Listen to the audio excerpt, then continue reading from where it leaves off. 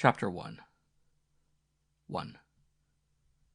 The aggressive determination on his long, bony face was in sharp contrast to the short, small-boned body which he used as a wedge to shoulder his way slowly through the hurrying crowd of stragglers rushing through the wide doors to the grandstand. Marvin Unger was only vaguely aware of the emotionally pitched voice coming over the public address system. He was very alert to everything taking place around him, but he didn't need to hear that voice to know what was happening. The sudden roar of the thousands out there in the hot yellow afternoon sunlight made it quite clear. They were off in the fourth race. Unconsciously, his right hand tightened around the thick packet of tickets he had buried in the side pocket of his linen jacket. The tension was purely automatic. Of the 100,000 and more persons at the track that afternoon, he alone felt no thrill as the 12 thoroughbreds left the post for the big race of the day. Turning into the abruptly deserted lobby of the clubhouse, his tight mouth relaxed in a wry smile. He would, in any case, cash a winning ticket. He had a $10 win bet on every horse in the race. In the course of his 37 years, Unger had been at a track less than a half a dozen times. He was totally disinterested in horse racing. In fact, he had never gambled at all. He had a neat, orderly mind, a very clear sense of logic, and an inbred aversion to all sporting events. He considered gambling not only stupid, but strictly a losing proposition. 15 years as a court stenographer had given him frequent opportunity to see what usually happened when men placed their faith in luck in opposition to definitely established mathematical odds. He didn't look up at the large electric tote board over the soft drink stand, the board which showed the final change in odds as the horses broke from the starting gate and raced down the long straight stretch in front of the clubhouse on the first lap of the mile-and-a-half classic. Passing down the almost endless line of deserted payoff windows, waiting like silent sentinels for the impatient queues of holders of the lucky tickets, Unger continued toward the open bar at the end of the clubhouse. He walked at a normal pace and kept his sharp, observant eyes straight ahead. He didn't want to appear conspicuous. Although Clay had told him the Pinkerton men would be out in the stands during the running of each race, he took no chances. One could never tell.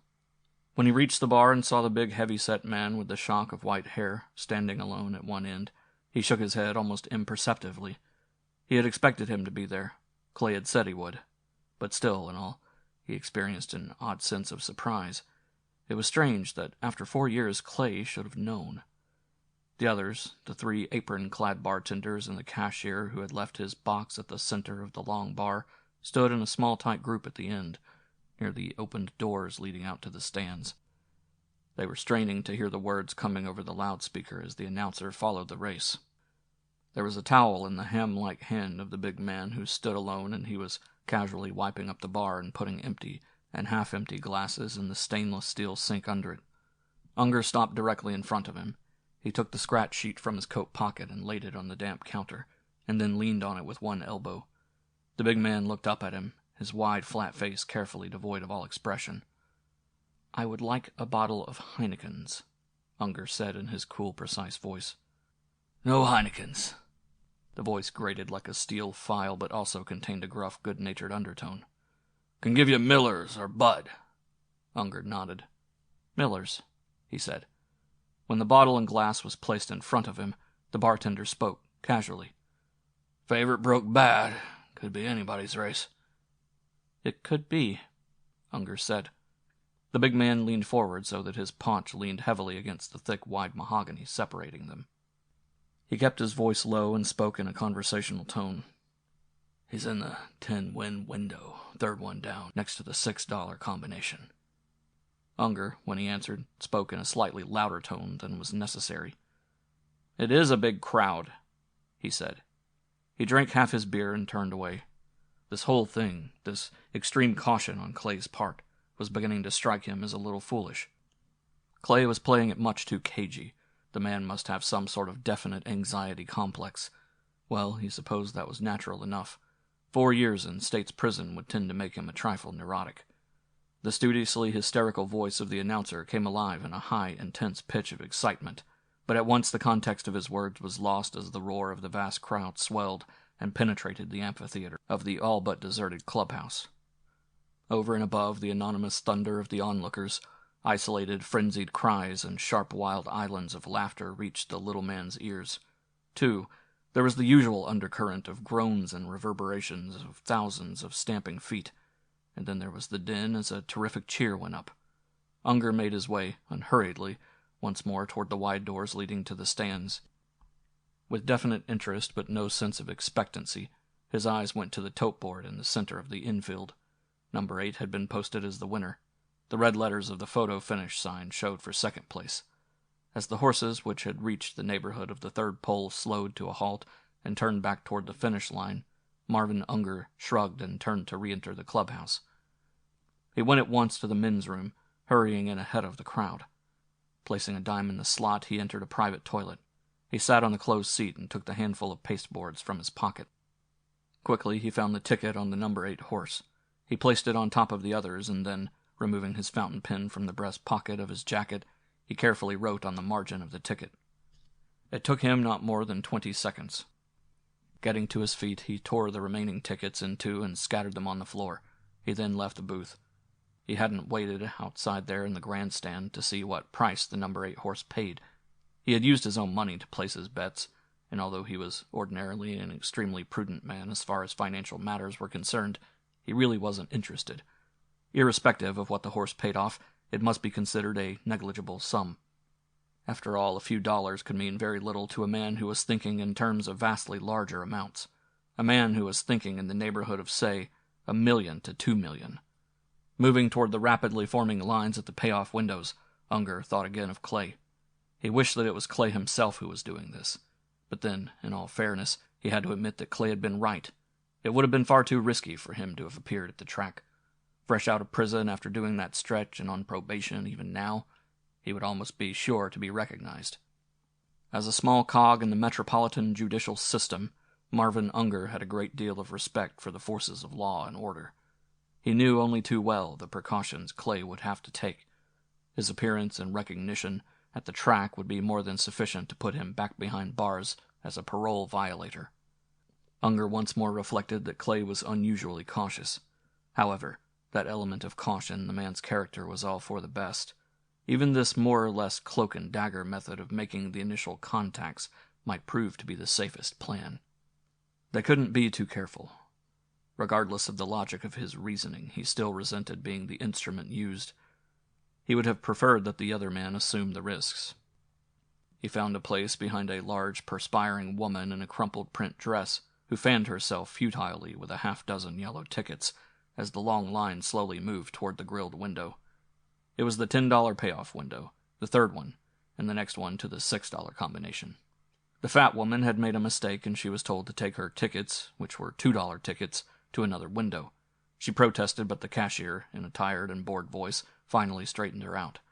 The annoyance of having to start all over at the end of another long line, however, failed to wipe the good-natured expression from her heavy face. She was still very happy that she had picked the winner. Unger looked up at the face of the man behind the iron grillwork as he pushed his single-win ticket across the counter. The ticket was face down. Without apparently observing him, the man's hand reached for the ticket, and he turned it over and looked at it for just a second. Expressionless, he tore off one corner, and then carefully compared it with the master ticket under the rubber at his right. As he did so, he memorized the writing which Unger had put on the ticket in the men's room. His face was still completely without expression as he read, 712 East 31st Street, room 411, 8 o'clock. A moment later he tossed the ticket into a wicker basket under the counter, and his lean, agile fingers leafed through several bills. 58.20, he said in a monotonous voice, shoving the money under the grill. For the first time he looked up at Unger, and he was unable to completely conceal the glint of curiosity in his faded gray-blue eyes, but he gave no other sign. Unger took the money and carefully put it in his trouser pocket before turning away from the window. Clay is being overcautious, he thought, as he went out through the clubhouse and into the stands. It would have been safe enough for that bloated, red-faced Irishman back of the bar to have given the man the address. However, Clay had insisted that he knew what he was doing. He wanted to take no chances at all. Marvin Unger remembered Clay's words when he, Marvin, had protested that the whole thing had seemed far too complicated. "You don't know the racetracks," he had said. "Everybody is watched. The bartenders, the waiters, the cleanup men, everybody. Particularly the cashiers. It will be dangerous enough to have us all get together in town. We can't take any chances of arousing suspicion by having Big Mike and Petey seen talking together at the track. Well, at least it was arranged. Petey had the address now, and Big Mike also had it. It had been written on the edge of the scratch sheet which Unger had left on the bar when he had finished his beer. Unconsciously, he belched, and the thin corners of his mouth tightened at once in annoyance. He didn't like beer. In fact, he rarely drank at all.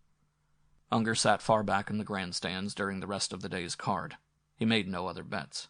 A quick mental calculation informed him that he was already out approximately $60 or more as a result of his activities. It bothered him, and he couldn't help resenting the expenditure. It was a lot of money to throw away for a man who made slightly less than $5,000 a year.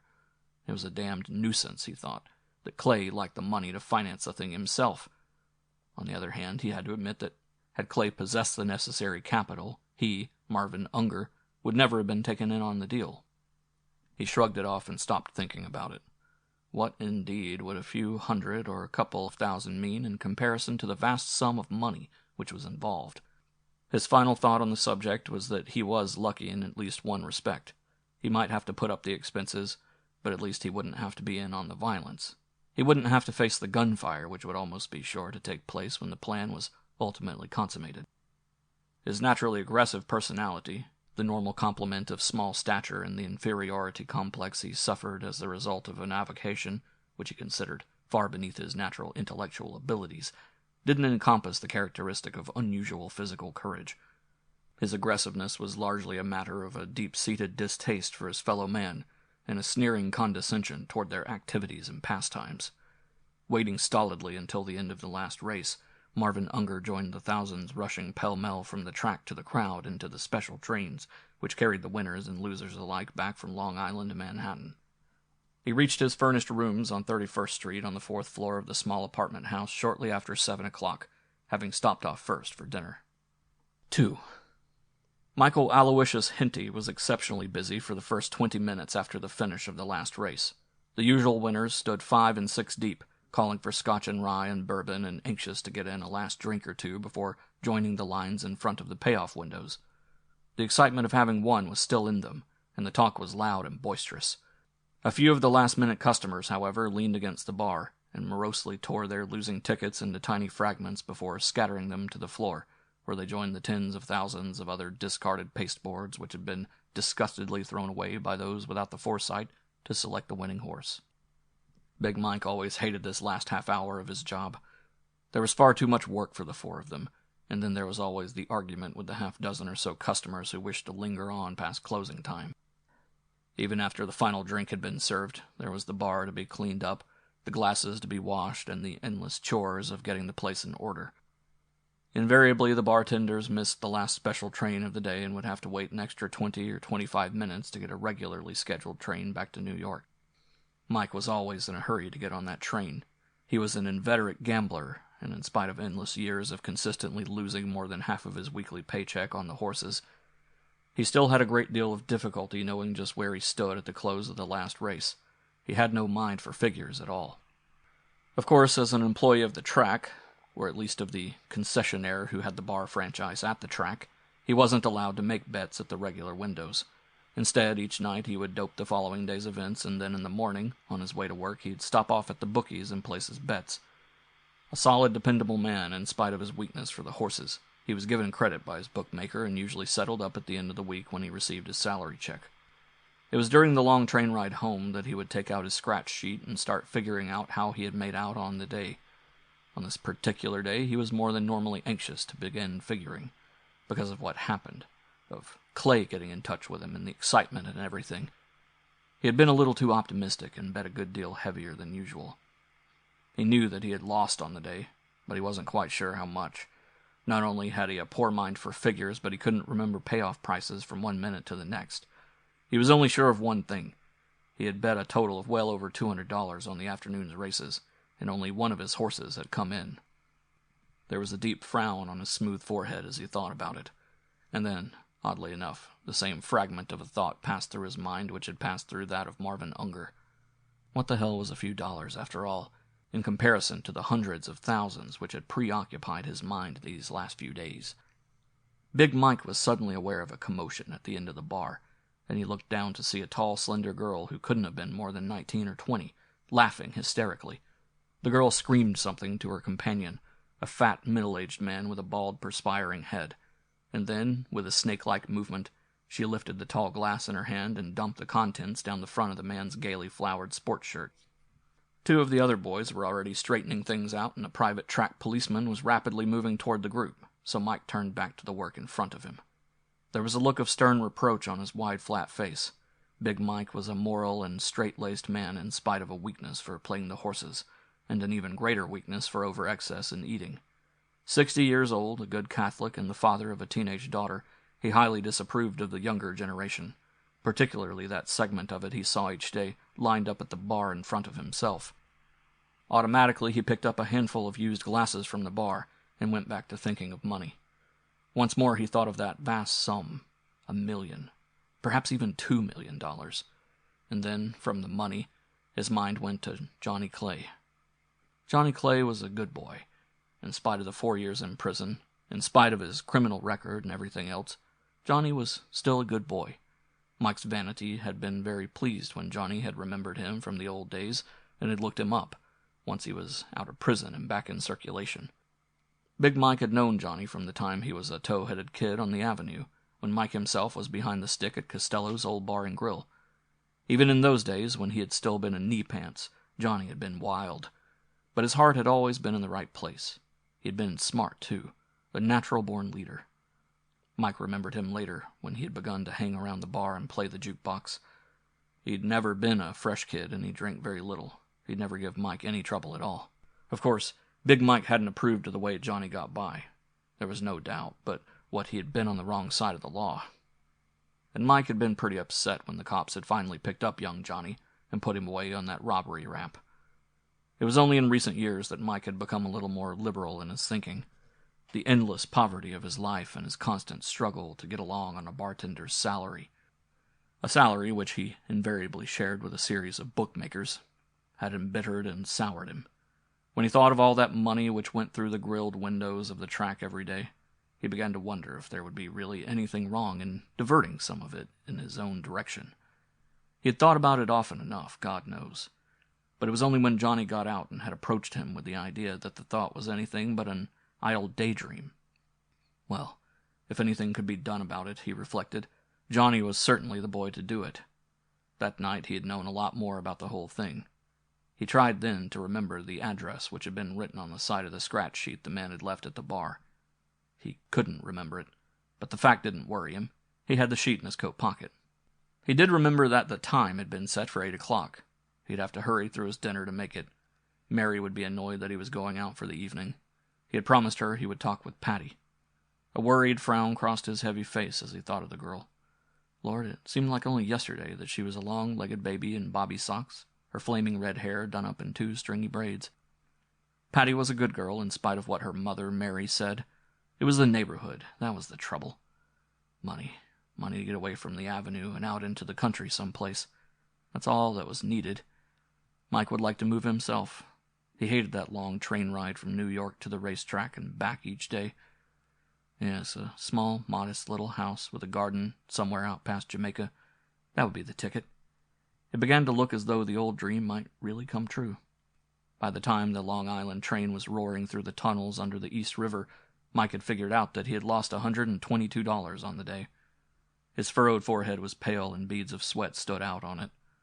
$122. Jesus, it was a lot of money. Almost half of what he had promised to get together for Patty so that she could take that stenographic course at the business college. Big Mike got to his feet while the train ground to a stop at Penn Station. What the hell, he thought. Another month and he could be giving that kind of money away for tips. He was one of the first ones out of the car. He was in a hurry. He had a lot to do before 8 o'clock that night, and he didn't want to be late. 3. George Peedy caught the same train which had taken Big Mike back to Manhattan. He had even seen Mike, ahead of him in the small crowd at the station, but he had made no effort to reach the bartender's side. He had known the other man for a number of years, but they were only acquaintances, not friends. This in spite of the fact that Mike had been responsible in a way for getting him his job at the track. It wasn't that they didn't like each other. It was merely that they had nothing in common. Nothing, that is, except George's mother, who had been a girlhood friend of Mary McManus, who later became Mary Hinty, Mike's wife. But George's mother was dead, and it had been all of 10 years since she had induced her friend Mary to intercede with Big Mike in order to get her son an introduction to one of the track officials. George had, of course, been duly grateful, but it had ended there. George had always felt a sense of embarrassment with the older man. Big Mike had known a little too much about him, had known about the early days when George was pretty wild. He had a bad reputation for getting into scraps. But that had all been a long time ago, long before he had met Sherry and fallen in love with her. Watching Big Mike enter the train, George turned and walked down the side of the car until he came to a second car. He climbed aboard and found a seat well to the rear. At 38, George Patey was a gaunt, nervous man who looked his age. His brown eyes, beneath the receding line of thin, mouse-colored hair, had a tendency to bulge. His nose was large and aquiline, and he had a narrow upper lip which unfortunately failed to conceal his crooked, squirrel-like teeth. His chin was pointed and fell in an almost straight line to his overlarge Adam's apple. He had the long-fingered hands of a pianist and kept them scrupulously clean. His clothes were conservative, both as to line and price. The moment he was seated, he unfolded the evening paper which he had picked up at the station newsstand. He started to read the headlines, and his eyes remained on the page. But, in a second, his mind was far away. His mind was on Sherry. After 2 years of marriage, he still spent most of his idle time thinking of his wife. He was probably now more obsessed than he had ever been, even in the very beginning. George Petey's feeling toward his wife had never changed since the day when he had first met her, some 1.5 years before they were married. He loved her, and was in love with her. But even beyond that, he was still wildly infatuated with her. Marriage had served only to intensify the depth of his passion. He had never recovered from his utter sense of bewilderment when she had finally agreed to share his bed and his life. He still believed that he was the luckiest guy in the world, notwithstanding the fact that he fully realized that he was far from being happy. Luck and happiness were, for him, two completely different things, although he recognized that in his case they were the reverse sides of the same coin. Thinking of Sherry, he began, as he always did on the train ride back to his apartment on the Upper West Side, a silent prayer that Sherry would be there when he got home. As a man who had spent years unconsciously figuring odds, he knew automatically that the chances were about 1 in 10 that she would be. The heavy vein in the right side of his neck began to throb, and there was a nervous tick at the corner of his eye as he thought about it. As crazy as George Patey was about his wife, he was not completely blinded to her character or to her habits. He knew that she was bored and discontented.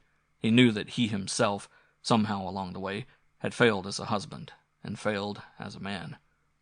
In the hard core of his mind, he blamed the thing not on himself, and certainly not on Sherry. He blamed it on luck and on fate. A fate which limited his earning capacity to what he could make as a cashier at the track. A fate which had made Sherry the sort of woman she was. A woman who wanted everything, and everything the best. Not, George thought, that she didn't deserve everything. Anyone as lovely as Sherry should be automatically entitled to the best that there was. Dropping the newspaper in his lap, he closed his eyes and leaned his head back. He was suddenly relaxed. It wouldn't be long. No, it wouldn't be long before he would be able to give her the things which she wanted and deserved. His lips moved slightly, but wordlessly as he said the words in his mind. Thank God for Johnny. At the moment he was only sorry about one thing. He would have liked to have told Sherry about the meeting he was going to at 8 o'clock that night. He would have liked to have told her about the entire thing. Even now he could see her smoldering eyes light up as he would outline it to her. But then, almost at once, he again began to worry about whether or not she'd be home. Getting off at the station in New York, he stopped at a florist shop in the Pennsylvania Arcade and bought a 6 pink roses before getting into the subway and taking the express up to 110th Street. 4.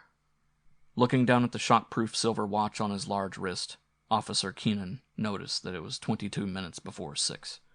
Carelessly, he swung the wheel of the green and white patrol car and turned into 8th Avenue. He would just have time to drop by Ed's for a minute before taking the car into the precinct garage and checking out for the day.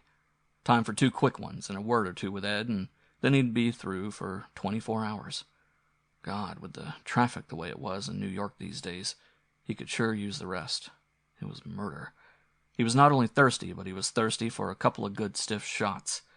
Thinking about Ed's, he began to worry about the chances of running into Leo. Christ, but he hoped that Leo wouldn't be around.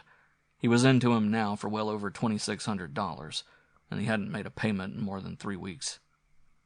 Not that Leo really worried him. He would be quick enough to tell the little bastard where to get off. The only thing was that Leo had connections. Important connections with some of the big brass in the department. That was one reason Leo had not hesitated to loan him money when he needed it.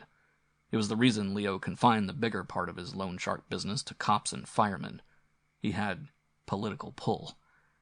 For a moment, Randy Keenan, patrolman first class, considered the possibility of passing up Ed's. But once more he shrugged. He wanted those 2 drinks. And Ed's was about the only place he knew where he could walk in and get them without trouble and without embarrassment. Also without money. He drove to 48th Street and turned east, and went a half a block, and then pulled over to the right-hand side of the street. There was a mounted patrolman leaning over the neck of his horse talking to a cab driver not far from the corner. The street was crowded with traffic and hurrying pedestrians, but Officer Keenan didn't bother to pay them much attention. He left the keys in the car and pulled up the brake as he opened the door. A moment later, he walked several hundred feet down the street and turned into a bar and grill. There were a couple of dozen customers lining the bar, but Randy Keenan walked directly through to the back room. Ed saw him as he passed opposite the cash register and looked up with a nod and a friendly smile. Randy winked at him. He liked Ed, and Ed liked him. It wasn't like shaking a bartender down for a couple of fast shots. They were friends. Had been friends now for a good many years. In fact, from the time they were kids together over at St. Christopher's. He was about to push through the swinging doors into the kitchen when he heard his name called. He didn't have to look. It was Leo, and Leo was sitting where he usually sat, in the very last booth at the left. He was alone. Randy hesitated a second and looked over at him. Then he sort of half nodded his head toward the kitchen door. He didn't want to go to the booth even if Leo was alone. It would be bad enough if some passing lieutenant or captain wandered in, finding him there at all. It would never do to be found sitting in a booth in uniform. There were 2 Italian chefs and a dishwasher in the kitchen, but Randy gave them not the slightest attention. He walked over to a counter and picked up a slice of cheese from a plate. He was munching it a minute later when the swinging doors opened and Ed came in. He was carrying a bottle of rye in one hand and a glass in the other. "Hot day, kid," he said as he sat them on the table next to Randy. "I see your pal Leo outside. He wants to talk to you." Randy smiled at his friend sourly. "Tell the son of a bitch to come in here and talk," he said. "He knows damn well I can't." "I'll tell him, Randy," Ed said. "How about joining me in this one?" Keenan said, looking up from the drink he was already pouring. "Hell, boy," Ed said. "I'm just coming on. You're going off, aren't you?" Randy nodded. "Yeah." Ed left a half-minute later to get back to the rush of customers. Leo passed him in the doorway. Everything about Leo Steiner was bland. His soft brown eyes were almost childlike in their innocence. The large, unwrinkled face was heavy with good nature and friendliness. He always spoke as though he were half laughing. Leo wore a nylon sports shirt with the top button fastened and no tie. He affected sports jackets and flannel trousers. There wasn't a thing about him which wasn't completely deceptive. "Randy, boy," he said, "how's tricks?" Officer Keenan nodded in a noncommittal way. He indicated the bottle of whiskey with a nod of his head. "Drink?" he asked. "You know I never touch the stuff," Leo said, and laughed as though it were a joke. "My nerves. It gets my nerves." Randy smiled wryly. Nerves? Hell, Leo Steiner had about as many nerves as a hippopotamus. Leo leaned back against the table so that he half-faced the other man. "You know, kid," he said, "I'm in a little trouble. Maybe you can help me out." Randy nodded again. Here it comes, he thought. "Yeah," Leo said, looking anything but like a man in trouble. "It's money. Gotta raise some quick dough. What do you—" "Look, Leo," Randy said, "you don't have to beat about the bush. I know I'm late, and I know just what I owe you. But I gotta have a little more time. Things have been breaking bad lately. I need time." "Boy," Leo said, "I know just how it is. I sure want to give you all the time in the world. But the trouble is, I just can't do it. I need to get up some cash, and right away. Guess I'll have to say around 5 notes from you this week." Randy reached for a second drink and swallowed it hurriedly. He turned to the other man and spoke quickly. "Leo," he said. "I can't do it. I just can't make it this week." "You get paid this week," Leo said. Yeah, I get paid, but I'm in hock to the pension fund for a loan when they take out theirs. I got just about nothing left at all. I gotta have a little more time." Leo shook his head sadly. "How much time, Randy?" Randy looked directly at the other man and spoke slowly. "Listen," he said. "I got something good coming up. Real good. But it takes time." "What is it?" Leo asked. "Not another horse, Randy." Keenan shook his head. No, not a horse. This is sort of a private deal. All I can tell you is just give me, say, another 30 days, and I think I can take care of everything." Leo nodded slowly. "It's $2,600 now, Randy," he said. "All right, suppose we say another 30 days. Let's say I can do that, and we'll call it an even $3,000. 30 days from now." Randy Keenan's eyes narrowed, and there was a mean line around the corners of his mouth. $3,000, Jesus Christ! What kind of goddamned interest is that to ask a man? "It's your idea, Randy," Leo said, his voice soft and almost sympathetic. "You want the 30 days, not me. I just want my money. In fact, Randy, I gotta go out now, on account you're not paying me anything, and borrow the dough. I gotta probably borrow it from my friend, the inspector, and you know how tight he is." Keenan caught the full significance of the threat. He would have liked to grab the fat man by his lapels and slap him until he was silly, but he didn't dare. He knew what Leo could do. He knew Leo's connections. Okay, he said. "Okay, Shylock, $3,000 in 30 days. Leo reached over and patted the big man on the shoulder. "Good boy," he said. "I know I can count on you, pal." He turned and went back into the barroom. Randy Keenan took a third drink. His hand was shaking, and he gritted his teeth in anger as he poured from the bottle. "The bastard. The fat bastard," he said under his breath. Well, in 30 days he'd pay him. He'd pay the son of a bitch his $3,000. He began to dream of the future. He'd stay on the force for another 6 months, he figured, once it was all over and done with. Yeah, that would be the safest bet. But then, when things quieted down, he'd get out and get out fast. Someday in the next few years, he'd catch up with Leo. He'd smile grimly when he thought of what he'd do to Leo Steiner. He set his glass down and looked again at his wristwatch. It was getting on, and he'd have to hurry.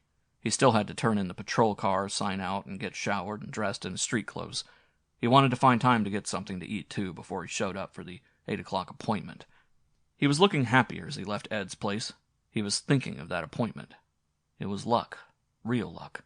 Running into Johnny like that, the very day he'd been sprung upstate, was the best thing that had ever happened to him. Yeah, that was the break he'd been waiting for a long, long time now. End of Chapter 1.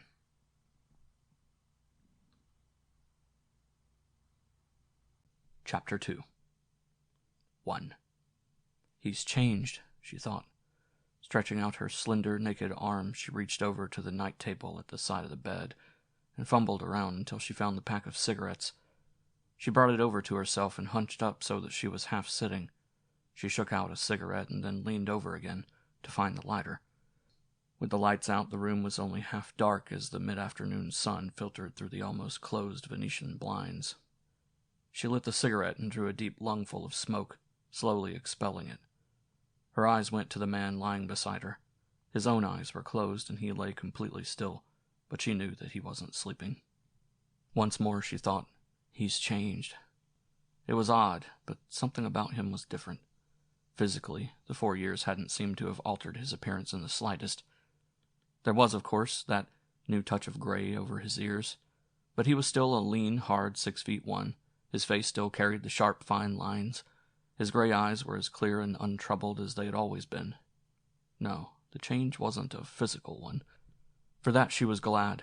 She wouldn't have been able to stand it if those 4 years had done to him what they do to most men who go to jail and come out shattered and embittered. Johnny had been right about one thing. He had done it on his ear. He had taken the rap and put it away, and he hadn't let it hurt him. No, it wasn't a physical change. It was something far more subtle. Not that the time behind bars had soured him.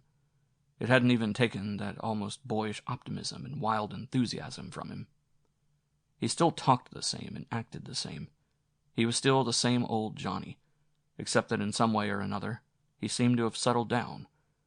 Now there was a new, deep, serious undercurrent to him which hadn't been there before. A sort of grim purposefulness which he had always lacked. It was as though he had finally grown up. Her hand went across to him, and she softly rubbed the side of his head.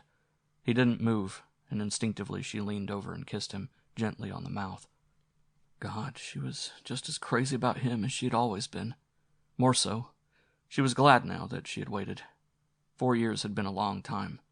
A hell of a long time. For a moment she wondered what those years might have done to her. But at once she dismissed the thought. Whatever they had done, it hadn't seemed to bother Johnny at all. He was just as much in love with her as he had always been. Just as impetuous and just as demanding.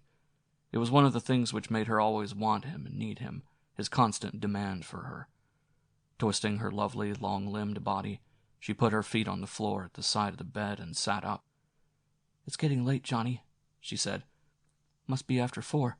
I'll get dressed and make us a cup of coffee. You suppose this man has any coffee around the place?"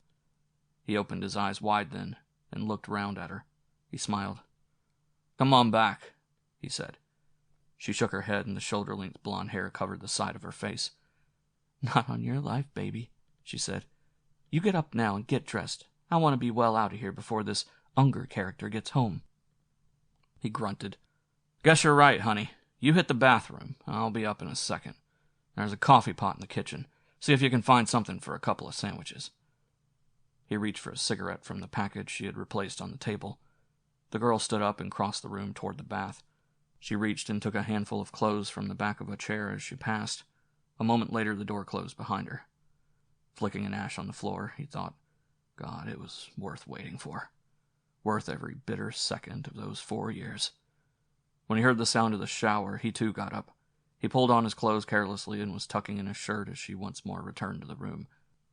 "Honey," he said, looking at her with the admiration still deep on his face. "Honey, listen. The hell with the coffee. Run down to the corner and pick up a bottle of scotch. Jesus, I feel like a drink. I want to celebrate. After 4 years, I feel like something a little stronger than coffee." She looked at him silently for a second and then spoke. "You sure it's a good idea, drinking?" she asked. He smiled. "You don't have to worry," he said. "Nobody ever had to worry about my drinking. It's just that I feel like celebrating." "Well," she said slowly. "All right, Johnny. You know what you want. The only thing is, remember, it's been 4 years and it's likely to hit you awful fast. You want to be wide awake for tonight." He nodded, at once serious. "I'll be wide awake," he said. "Don't worry. I'll be plenty wide awake." She smiled then, and pulling on the little cardinal's hat, she sort of half shook her head to brush the hair back and turned toward the door. "Be right back," she said. "Wait," he said. "I'll get you some money." "I've got money," she said, and quickly opened the door and closed it behind her. Johnny Clay frowned and sat in the straight-backed chair next to the window. He thought of the single $5 bill which Marvin Unger had left them that morning, just in case. He laughed, not pleasantly. "Type bastard," he said under his breath. But at once his mind went back to Faye. Jesus, there was a million things he wanted to ask her. They hadn't hardly talked at all. There were so many things they had to tell each other. 4 years is a long time to cover in a few minutes. Of course, he knew that she still had the job, that she still lived with her family out in Brooklyn. She hadn't had to tell him that she had waited for him, and only him, all these years. That he knew, unasked. Her actions alone had told him. And he had had damned little opportunity to tell her much. He had only just briefly outlined his plans, told her what he had in mind. He knew she wouldn't like the idea. Certainly she had felt bad enough about it that time, more than 4 years ago when the court had passed sentence on him, and he'd started up the river. And she'd always been after him to get an honest job, to settle down. Yes, he'd been surprised when she hadn't started right in to make objections. After he told her about it, she'd been quiet for a long time, and then at last she had said, "Well, Johnny, I Guess you know what you're doing." "I know," he told her. "I know all right. After all, I've had 4 years. 4 damn long years to think about it. To plan it." She nodded, looking at him with that melting look which always got him. "Just be sure you're right about it, Johnny," she said. "Be awful sure you're right. It's robbery, Johnny. It's criminal. But you know that." "I'm right." There had been no questions about the right or wrong of it. That part she understood. Right now she was too happy in being with him, in loving him, to go into it. "The only mistake I've made before," he told her, "was shooting for peanuts. 4 years taught me one thing, if nothing else. Any time you take a chance on going to jail, you gotta be sure that the rewards are worth the risk. They can send you away for a $10 heist just as quick as they can for a $1 million job." But then they hadn't talked anymore. They'd had other things to do, more important things. He had the ice cubes out and a couple of glasses on the table when she returned. She tossed her tiny hat on the bed and then sat on the edge of it as he fixed 2 highballs with whiskey, soda, and ice. Silently, they touched rims and then sipped the drinks. Looking at him with a serious expression in her turquoise eyes, she said, "Johnny, why don't you get out of this place? It's depressing here, dingy." He shook his head. "It's the safest place," he said. "I have to stay here. Everything now depends on it." She half shook her head. "This man Unger," she said, "just how—" He interrupted her before she could finish the question. "Unger isn't exactly a friend," he said. "He's a court stenographer down in special sessions. I've known him for a number of years, but not well. Then, at the time my case came up and I was sentenced, he looked me up while I was waiting to be transferred to Sing Sing. He wanted me to get a message through to a man who was doing time up there, in case I had a chance to do so. It turned out I did. When I got out, I figured he sort of owed me a favor. I looked up his name in the phone book and called him. We got together and had dinner. I was looking around for a guy like him, a guy who'd be a respectable front, who had a little larceny in his heart and who might back the play. I felt him out. It didn't take long." Faye looked at him, her eyes serious. "Are you sure, Johnny," she asked, "that he isn't just playing you along for a sucker? A court stenographer—" Johnny shook his head. "No, I know just where he stands. The man isn't a crook in the normal sense of the word, but he's greedy and he's got larceny. I was careful with him and played him along gradually. He's all right. He went for the deal hook, line, and sinker. He's letting me lay low here. He's making my contacts, arranging a lot of the details. He's going to cut in for a good chunk of the dough once we get it. He won't, of course, be in on the actual caper itself, but he's valuable. Very valuable." Faye still looked a little doubtful. "The others," she said, "they all seem sort of queer. That's the beauty of this thing," Johnny told her. "I'm avoiding the one mistake most thieves make. They always tie up with other thieves. These men's the one who are in on the deal with me. None of them are professional crooks. They all have jobs. They all live seemingly decent, normal lives. But they all have money problems, and they all have larceny in them. No, you don't have to worry. This thing is going to be foolproof." Faye nodded her blonde head. "I wish there was something I could do, Johnny," she said. Johnny Clay looked at her sharply and shook his head. "Not for $1 million," he said. "You're staying strictly out of this. It was even risky, dangerous, for me to let you come up here today. I don't want you tied in any possible way." "Yes, but—" He stood up and went to her and put his arms around her slender waist. He kissed the soft spot just under her chin. "Honey," he said, "when it's over and done with, you'll be in it up to your neck. We'll be lambing together, baby, after all. But until it's done, until I have the dough, I want you out. It's the only way." "If there was only something—" "There's plenty you can do," he again interrupted. "Get that birth certificate of your brother's. Get a reservation for those plane tickets. Begin to spread the story around your office about planning to get married and give them notice. You got plenty to do." He looked over at the cheap alarm clock on the dresser. "And in the meantime," he said, "you better get moving. I don't want to take any chances on Unger walking in and finding you here."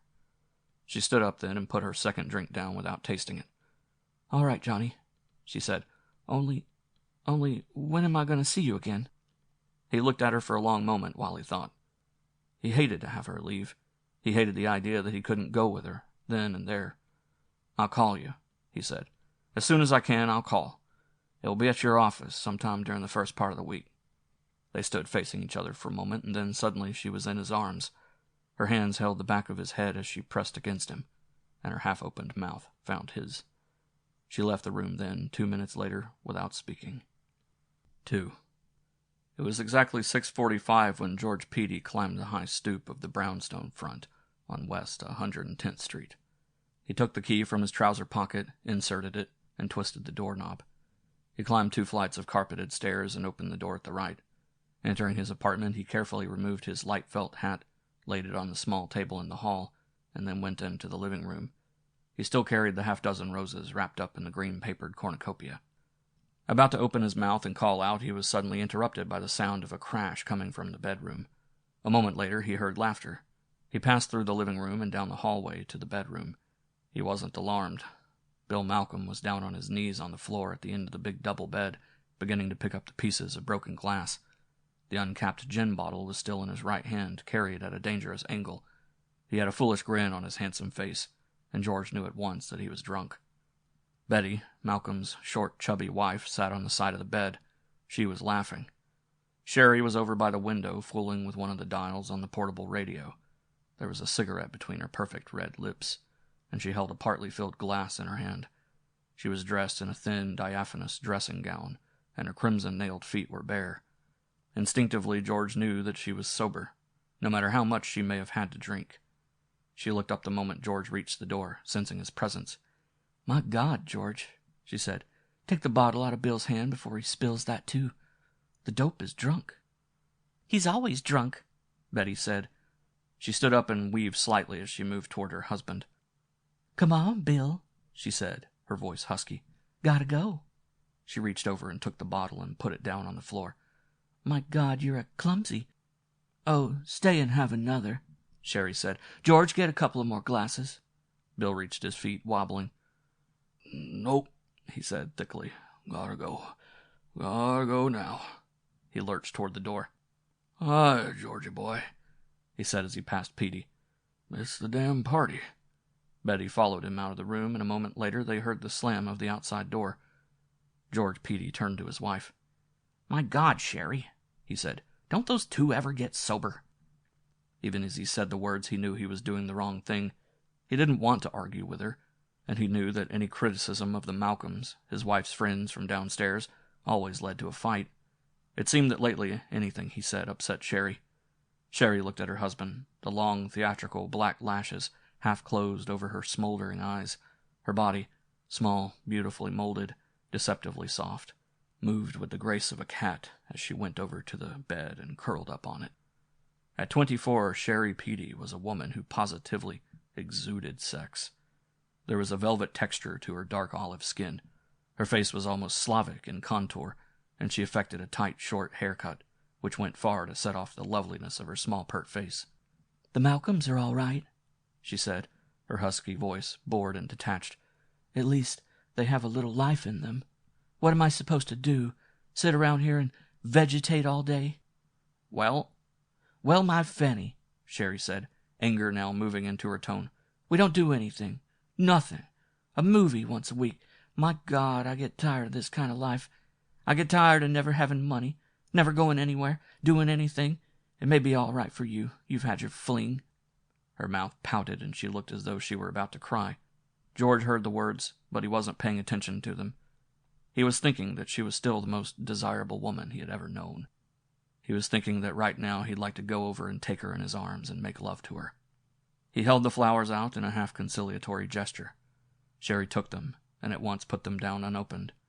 She looked up at her husband. Her eyes were cold now and wide with resentment. "This dump," she said. "I'm damn tired of it. I'm tired of not having things, not having the money to do things." He went over and sat on the side of the bed and started to put his arm around her. Quickly she brushed it away. "Sherry," he said. "Listen, Sherry, in another week or so I'm going to have money. Real money. Thousands of dollars." She looked at him then with sudden interest, but a second later she turned away. "Yeah." Her voice was heavy with sarcasm. "What, you got another sure thing at the track? Last time you had one, it cost us 2 weeks' pay."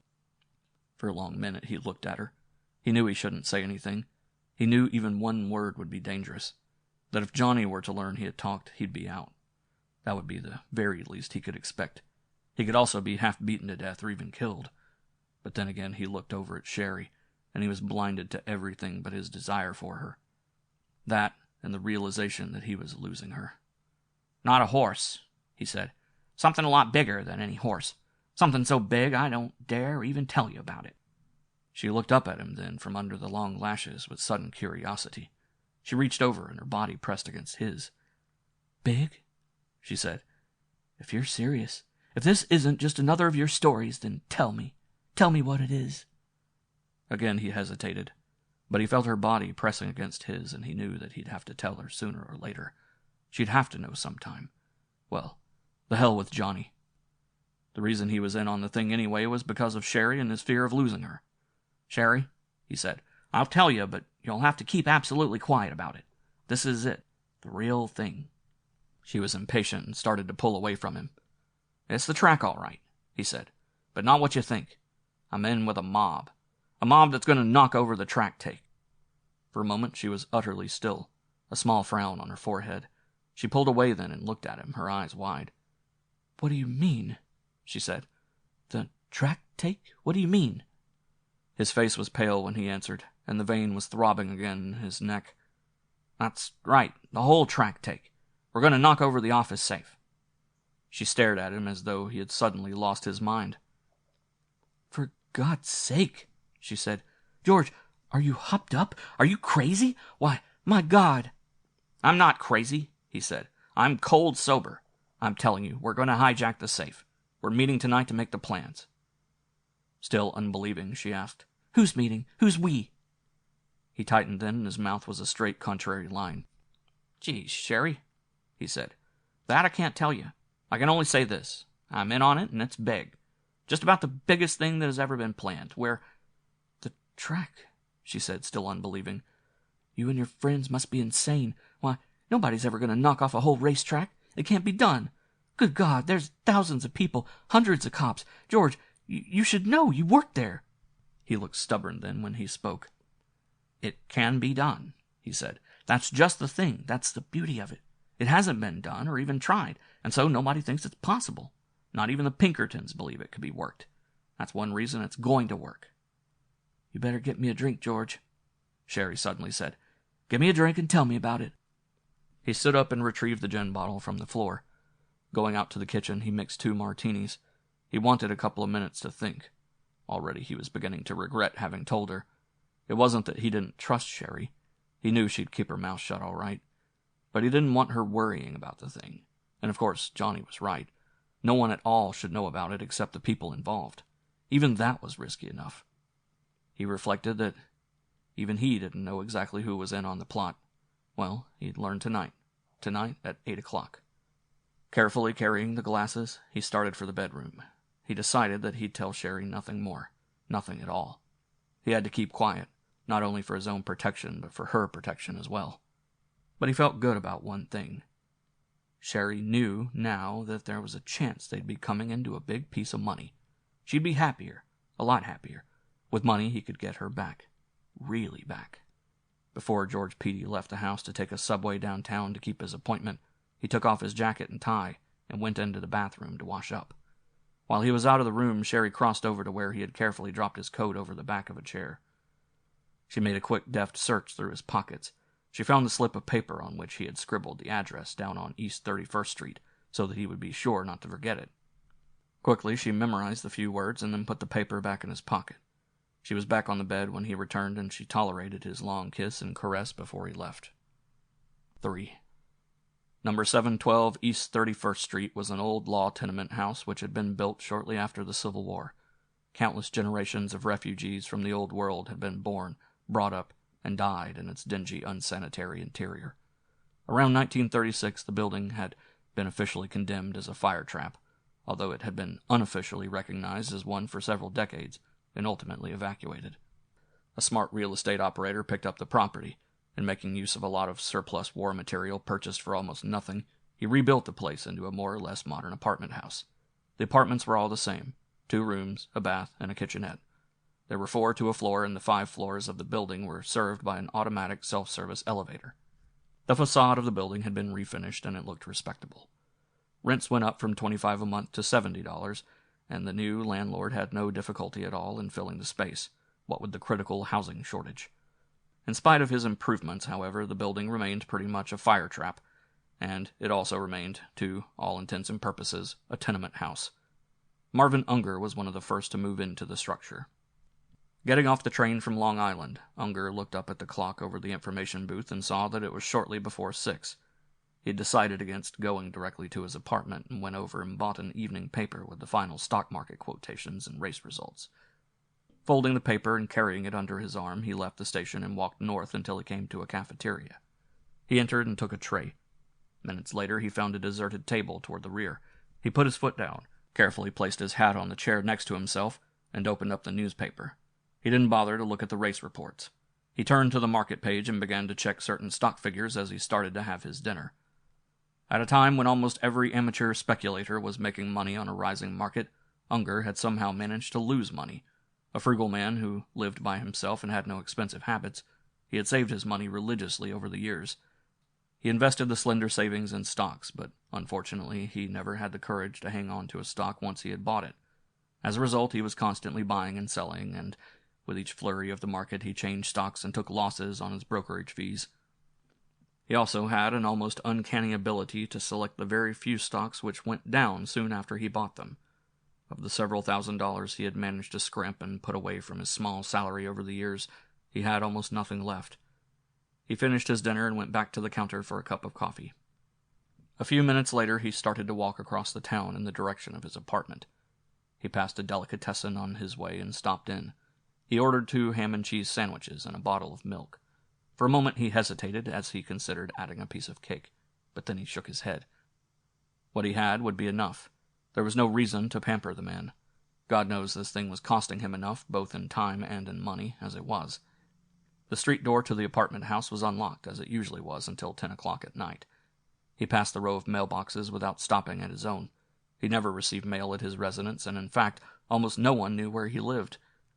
He had not bothered to change the records down at the office, giving his latest address the last time he had moved. He had an almost psychological tendency toward secrecy, even in things where it was completely unimportant. He took the self-service elevator to the 4th floor and got out. A moment later, he knocked gently on his own door. Johnny Clay had a half-filled glass in his hand when he opened the door. Unger entered the dingy, sparsely furnished apartment, and the first thing he noticed was the partly emptied bottle of scotch sitting on the table in the small, square living room. He looked up at the other man sourly. "Where'd you get the bottle?" he added. At the same time he walked over and picked it up, reading the label. Johnny frowned. The faint dislike he had felt for the other man from the very first was rapidly developing into a near hatred.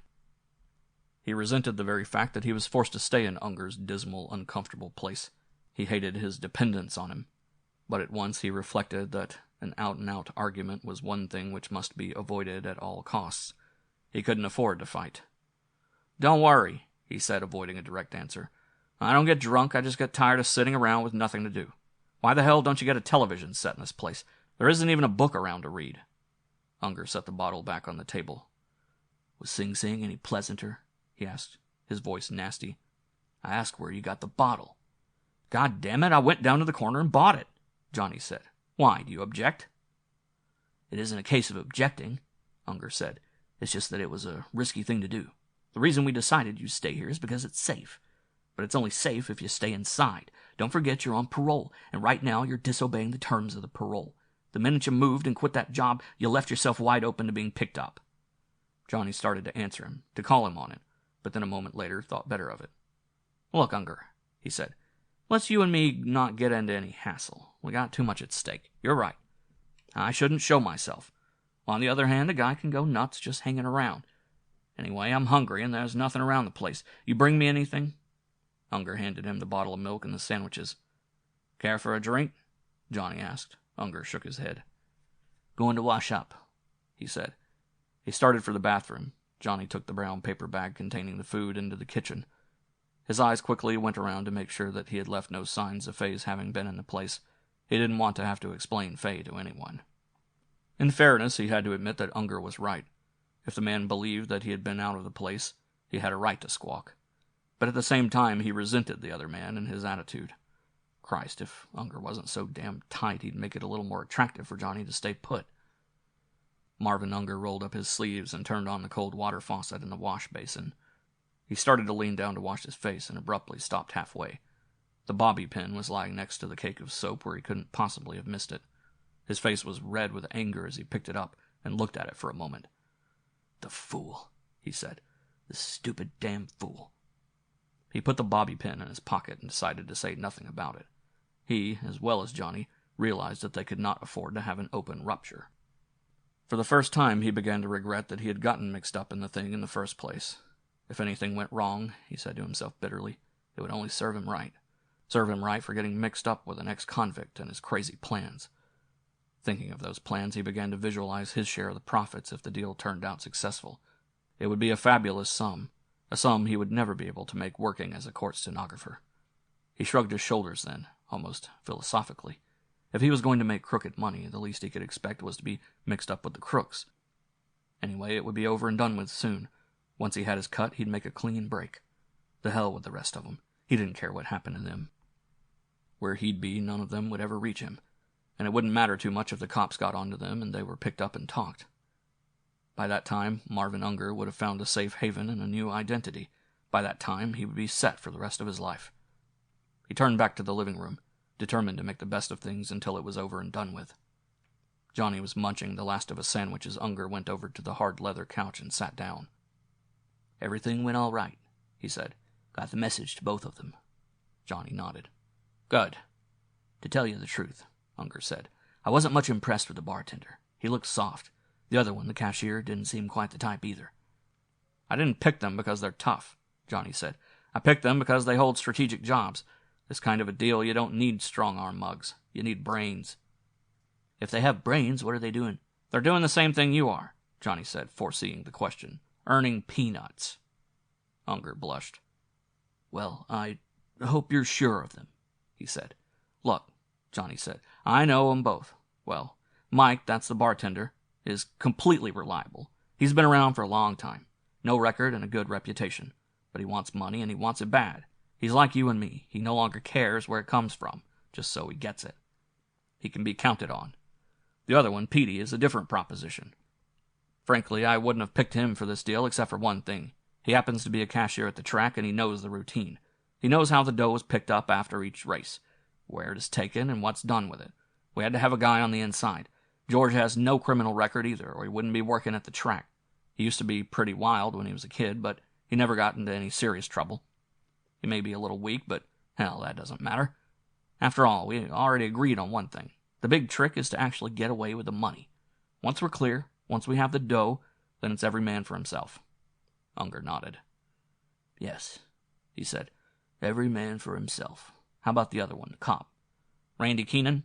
Randy's one guy we don't have to worry about at all. He's not too smart, but you can count on him. He's a horse player and a skirt chaser. He puts away plenty of liquor, but he's no lush. His record in the department is all right, but he needs money to keep up his vices. I've known Randy for a long time. We were brought up together. In spite of the rap I took, we're still friends. No, Randy's okay. You won't have to give him a second thought." Unger looked thoughtful. "But a cop," he said. "Jesus Christ. You're sure there's no chance he's just playing along with some idea of turning rat and getting himself a nice promotion?" "Not a chance in the world," Johnny said. "I know him too well." He thought for a moment, then added, "It's possible, of course, the same as it's possible you could do the same thing. But it doesn't make sense. You wouldn't throw over a few $100,000 to get a $400 a year raise, would you?" Unger didn't say anything. "One thing," Johnny said, "I learned in prison is this. There isn't a professional criminal who isn't a rat. They all are. They'd turn in their best friend for a pack of butts, if they needed a cigarette. Get mixed up with real criminals and you're bound to mess up a deal. That's the main reason I think this caper has a good chance of working. Everybody involved, with the exception of myself, is a working stiff without a record and a fairly good rep. On this kind of a heist, the first thing the cops are going to look for is a gang of professionals. The only one with a record is myself, and I'm in it because it was my idea." He looked over at the other man, his eyes cynical. "There is another thing, too," he added, "that I'll say about myself. I never hung out with crooks. I never got mixed up with them. I've never been tied in with a job, anything like this one. I'd be the last guy on the books the law would think of after this thing is pulled." I hope so, Unger said. I certainly hope so. You want to remember also, Johnny said, any one of us crosses us up, he's in just as deep as the rest of us. It won't be a case of the testimony of a bunch of criminals which will involve him. It'll be the testimony of honest working stiffs. You can rest easy about the boys. The only chances we take in the whole thing is the actual execution of the job itself. Marvin Unger nodded, his eyes thoughtful. He took a cigar out of his breast pocket and neatly clipped off the end and put it between his thin lips. He was striking the match when the knock came on the door. Instinctively, both men looked over at the alarm clock. The hands pointed to 8 exactly. End of Chapter 2.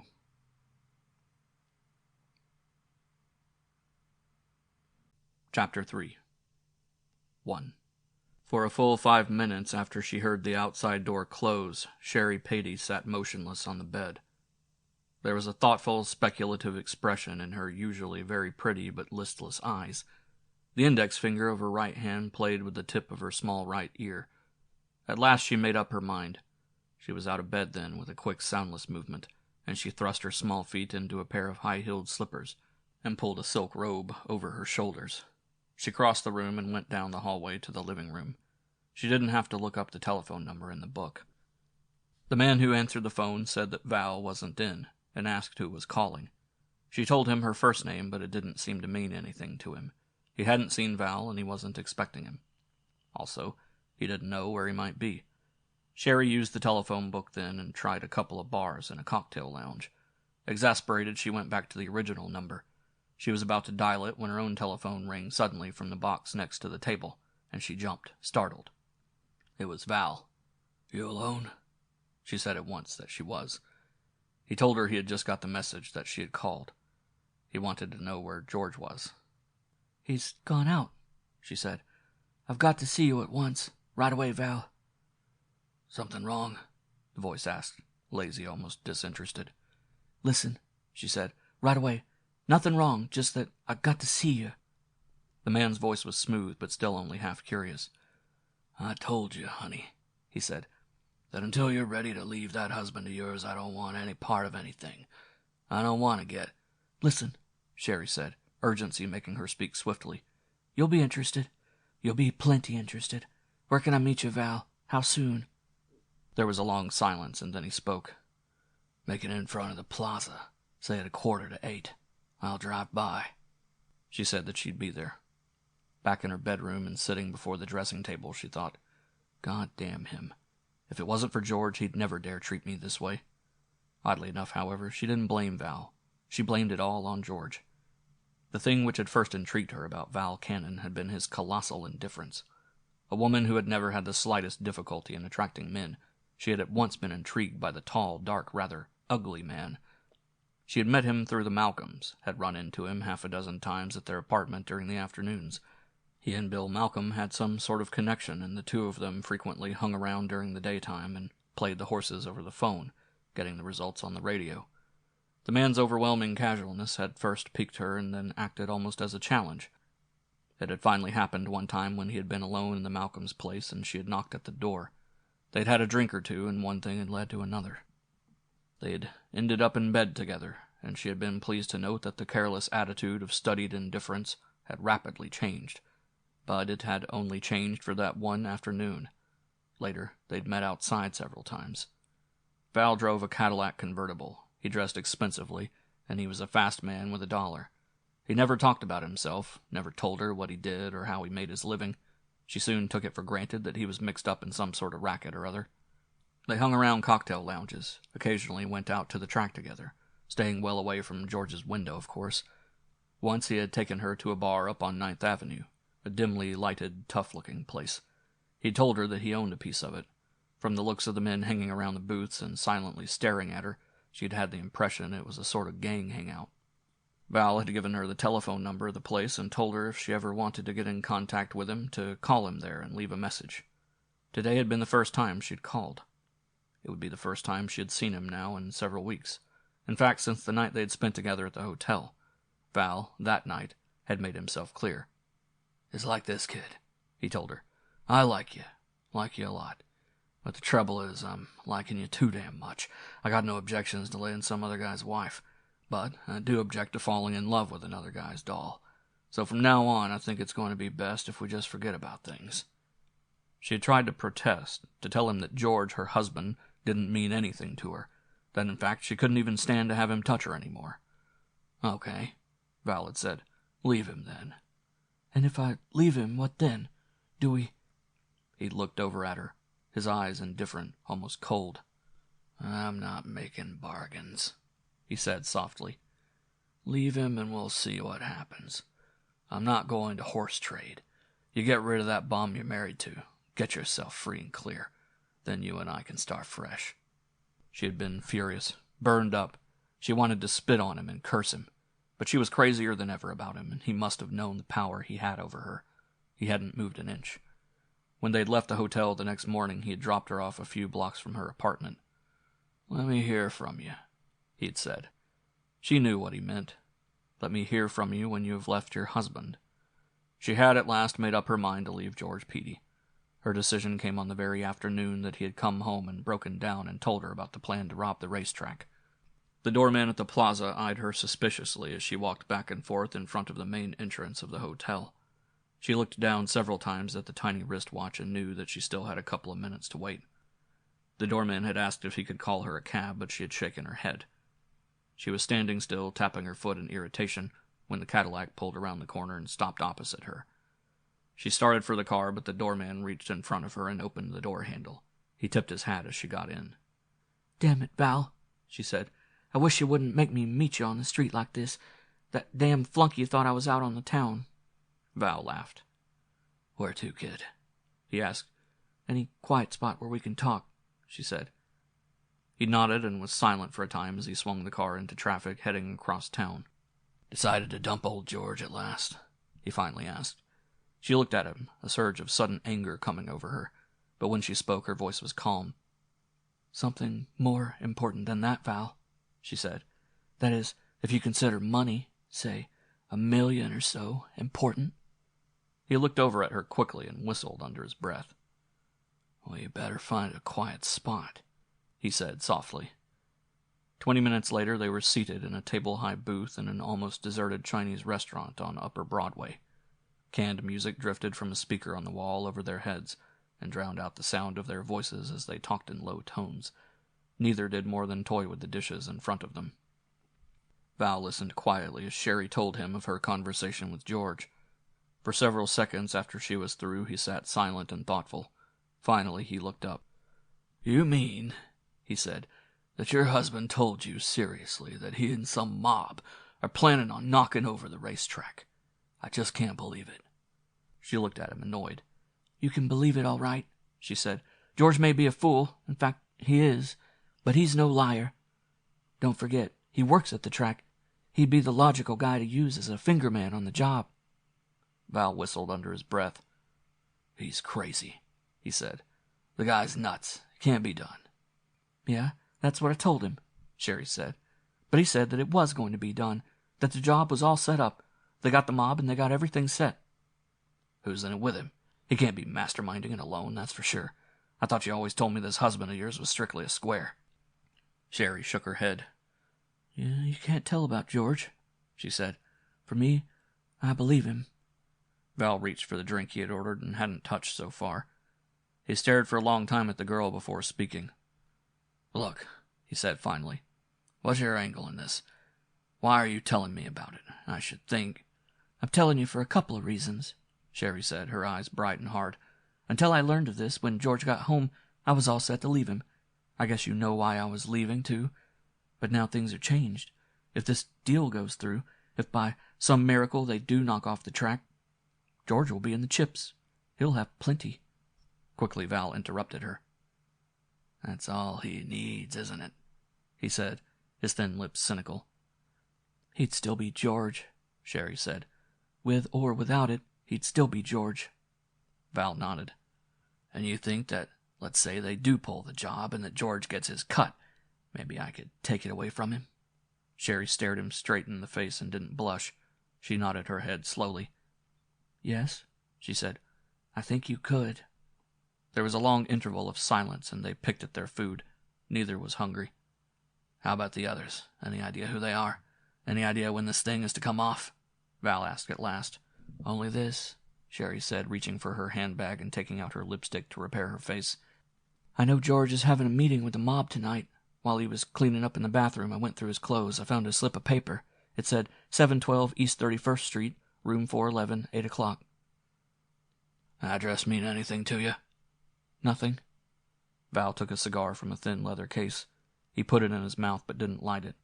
For a long time he thought before speaking. Kid, he said at last, I think we got something. If they're having a meeting tonight, the chances are they'll be making final plans. Most of the mob will be there, and they'll take plenty of time. This thing, if it's true, is a lot bigger than you think.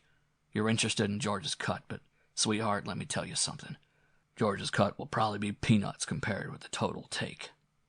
Sherry looked up at him then, sudden surprise on her face. What we gotta know, Val continued, is a little more about the overall plan. You think George will tell you anything? Not a chance, Sherry interrupted. I could see that he was scared stiff that he'd talked as much as he did. I don't think I'll find out any more until it's all over and done with. George is smart enough to know that my interest isn't in what he's going to pull, but only in the dough that it brings in. Val smiled thinly and nodded. Probably right, he said. He watched her closely as he continued to speak. What we gotta know, he said, is who's at that meeting on 31st Street and what goes on during it. You mean? I mean that one of us wants to get up there and get outside the door of that room and case the place. Sherry nodded, hesitantly. You're the baby to do it, Val said. If by any chance your husband does run into you, that he leaves early or something, why, tell him you just didn't believe his story in the first place. Tell him the address fell out of his pocket when he took his coat off, that you read it and thought he might be two-timing you. Sherry laughed. George knows damn well I wouldn't care if he was, she said. So what if he does know? You're smart, you can handle it. A half hour later they left the restaurant and Val drove downtown. He dropped Sherry at 34th Street. Take a cab and get out a half block from the place, he said. I got a couple of things to do, but I'll be in the neighborhood a little later. George comes out, and if he's got anyone with him, I want to tell them. You see what you can find out, but be careful as hell. Don't be seen if you can help it. I won't plan to see you again tonight, but I'll stop by tomorrow around noon as soon as George leaves for the track. Sherry was stepping into a taxi as he pulled the caddy away from the curb and turned back uptown. 2. Only Marvin Unger looked up at him, sharp and startled when he finished speaking. Big Mike sat solidly on the couch, his legs spread and staring at a spot of floor between his large feet. Randy Keenan stretched out in a chair, fingers interlaced in back of his neck and his eyes closed. Petey paced back and forth at one end of the room, nervously dropping ashes on the floor. You mean to say, Unger said, that there are going to be 3 more guys in this? 3 more guys, and that we're not to even know who they are? He sounded incredulous. That's right, Johnny Clay said. Unger almost snorted. The hell is this, anyway? He snapped. I don't get it. First, why 3 more? Secondly, why don't we know who they are? Don't you trust... Johnny stood up suddenly, and his face was hard. His voice was tense with anger as he answered. Listen, he said. Let's get something straight, right now. I'm running this show, all the way through. And to answer your last question first, yeah, I trust you fine. But I don't trust the 3 men I'm bringing in on the deal. If you guys don't know who they are, then you can be sure they won't know who you are. That makes sense to you? He stopped for a moment then and looked at the others. No one said anything. These guys we gotta have, he said then. One of them I need for the job with the rifle. Somebody's got to handle that, and I don't think any of you want to do it. Once more he looked at them one after the other. Once more, no one answered him. I need a second guy for the rumble in the lobby, he said. The third one runs interference for me when I leave that office. These men are not going to be in on the basic scheme. They're getting paid to perform certain definite duties at a certain definite time. They're not cutting in on the take. They will be paid a flat price to do a straight job. Keenan opened his eyes and looked at Johnny. He winked imperceptibly, and so that the others didn't see it. Johnny's right, Unger, he said. They don't know who we are or what the deal is, so much the better. And if we don't know who they are, what's the difference? If you don't know something, you can't talk about it. Big Mike grunted. We can trust Johnny to handle that end all right, he said. Unger still didn't seem satisfied. If they don't know anything about the basic plan, about the job, he asked, then why are they doing it? How do they know they're going to get paid if they don't know where the dough's coming from? Simple, Johnny said. These boys are straight hoods. They get paid in advance. $5,000 for the guy with the rifle, $2,500 piece for each of the others. This time they all looked up at Johnny, startled. It was Marvin Unger, however, who spoke. $10,000, he said, aghast. Where in the hell are you? Johnny cut in quick. Yeah, $10,000, he said, and cheap. For Christ's sake, we're shooting for between $1.5 million and $2 million. What the hell are you doing screaming about a lousy $10,000? For the first time, George Petey spoke up. It isn't that, Johnny, he said. It's just that where are we going to get the $10,000 from? Johnny looked at him coldly. What the hell do I care where you get it from? He said caustically. There are 4 of you. That's $2,500 apiece. You'll just have to get it up. Unger interrupted angrily. Fine, he said. Just get it up. So what about you? You going to get your share up too? Johnny went over to the couch and sat down before answering. Listen, he said, at last his voice unhurried. Let's get one thing straight. This is my caper. I'm setting it up. I'm doing the brain work and the planning. I'm the one who figured it out and got you guys together. I've worked 4 damned long years perfecting this thing. Also, I'm the guy who's taking the big chance when we pull the job. I'm the guy who goes in with the chopper under his arm. Each one of you is working. Each one has a job. You got some sort of income, some sort of legit connections. So go to the banks if you got any dough. Borrow from them if you haven't. Go to the loan sharks if you can't get it from the banks. It's the least you can do. We're shooting for real money. You can't be pikers if you want in on this deal. He turned suddenly to Marvin Unger. You, he said. What about you? You're supposed to be financing this thing. What the hell do you think you're in for? A few lousy sandwiches, a flop for a couple of weeks, and a messenger service that any kid could handle? You're too goddamn yellow to waltz in on the caper itself. The least you can do is get up some dough. Unger reddened and for a moment looked sheepish. Keenan stood up and stretched. I'm not at all sure, Johnny, he said, that I can get any dough. I'm head over... Big Mike and Petey both started to talk at once, but Johnny interrupted them. All right, he said. Let's settle it this way. We'll bring in 3 more boys. Cut 'em in on the total take that you guys are splitting. It's simple enough. They began to protest all at once, and Johnny suddenly pounded the table in front of him. For Christ's sake, quiet down, he said. You want everyone on the block to hear you? Unger spoke then as the others suddenly stopped talking. All right, he said. I guess it's up to me. I'll raise the $10,000. Only thing is, he added petulantly, I feel I should be reimbursed. Randy Keenan guffawed. Ha, he said. Reimbursed? Brother, you're being reimbursed several $100,000 worth. However, once we pull this job and get the dough, I'm perfectly willing to see you get an extra 10 off the top. The others agreed, and Johnny turned back to the rolled-up drawing lying on the table. Well, that's that then, he said. I'll see that the contacts are made and the 3 boys are arranged for. Just be sure I got the money to operate on. I'll need half of it by the first of this next week, the other half the day before the big race. He reached down and picked up the roll of paper and carefully spread it out. This is rough, he said. It's a drawing of the clubhouse and track as I remember it. Randy, he turned toward the cop, you got to get me a damn good street map of the whole district. And you, George, I want you and Mike to go over this drawing with me careful as hell. I want to bring it completely up to date. Add or subtract even the slightest change which may have been made, even if it's something as unimportant as the placing of a soda stand. The 4 men in the room crowded around him, looking down at the 2-foot square of paper he spread out. Randy Keenan pulled a tall piano lamp over and took the shade off so that they could see better.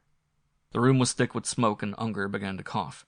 He left the table and walked to the window and started to raise it. Johnny turned toward him at once. God damn it, he said. Keep that window closed. You want... It only opens on a court, Unger said. I don't care. Keep it closed. He turned back to the table. He reached down with the yellow pencil in his right hand so that it traced a line from the section marked off Clubhouse to the main entrance gate. This, he began, and then his voice went suddenly silent. He lifted his head and listened intently. In a moment he looked up at the others who were staring at him. He started to speak again, but quickly whirled and took 3 swift steps across the room. His hand reached out and he turned the snap lock on the front door of the apartment and jerked it open. There was a quick, short cry and the sound of a sudden scuffle. A minute later and he was back in the room. He held the girl by both arms as he pulled her in with him. She started to scream again, and one of his hands reached up and covered her mouth. Close that door!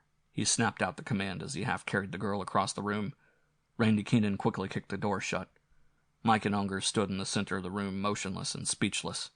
George Peedy was completely white, and he weaved on his feet. He looked as though he were about to faint. Johnny took his right hand from over the girl's mouth, and simultaneously his left hand shot out and his fist caught her flush on the chin. She sank back on the couch unconscious. 3. "Oh my God, Sherry!" The four men took their eyes from the girl and stared at George Peedy as the words left his mouth. Randy Keenan was the first to recover. He was across the room in a flash. He spoke as he pulled the blackjack from his hip pocket.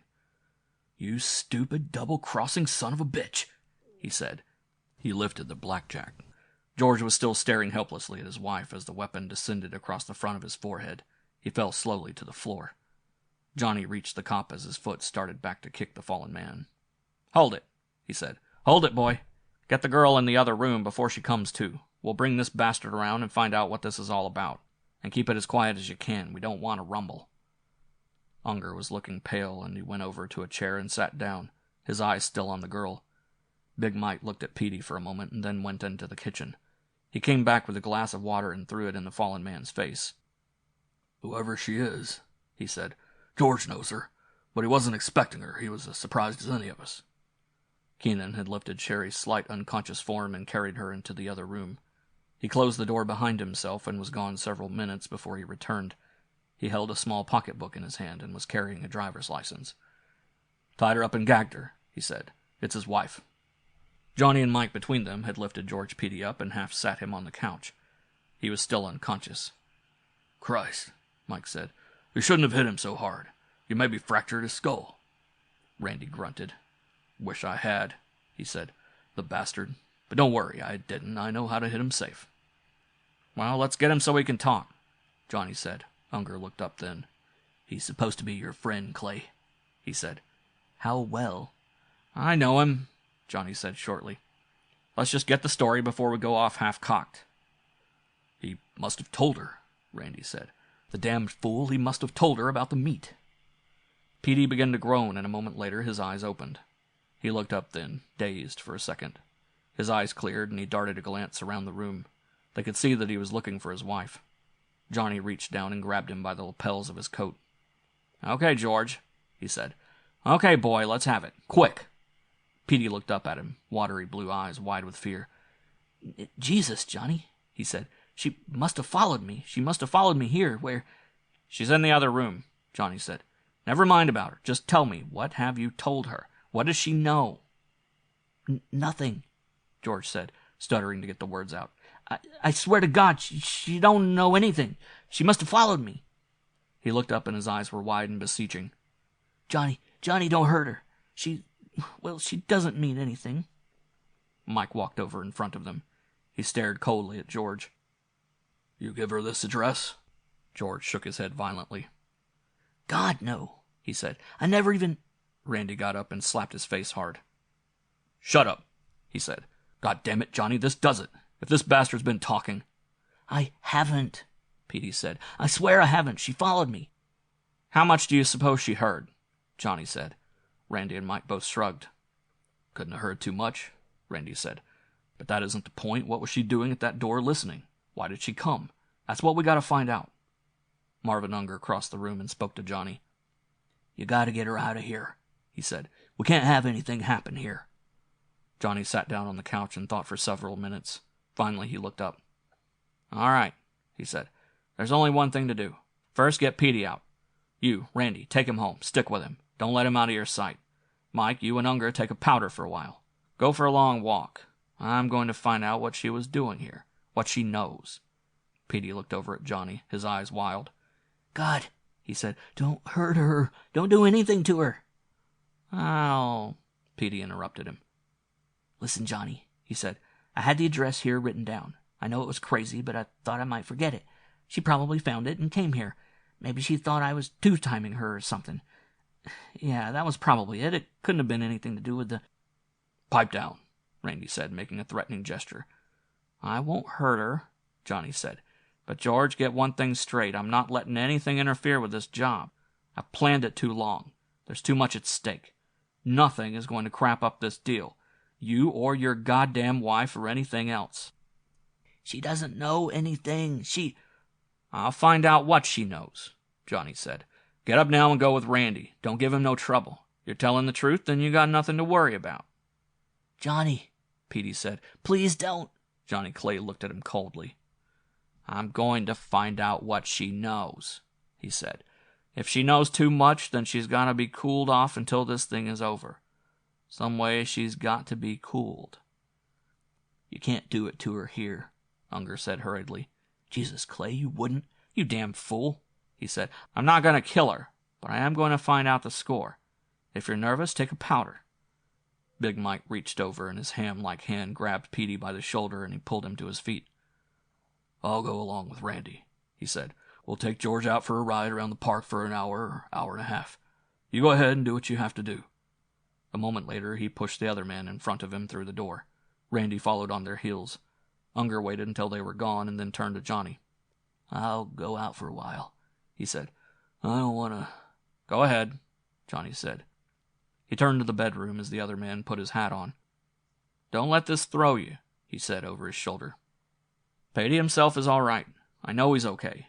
About the dame, well, we'll soon find out. When you're shooting for this kind of dough, he added, you have to expect trouble. It never comes easy. And I'd just as soon have the trouble now as later. Unger didn't answer. He didn't look happy as he left the apartment.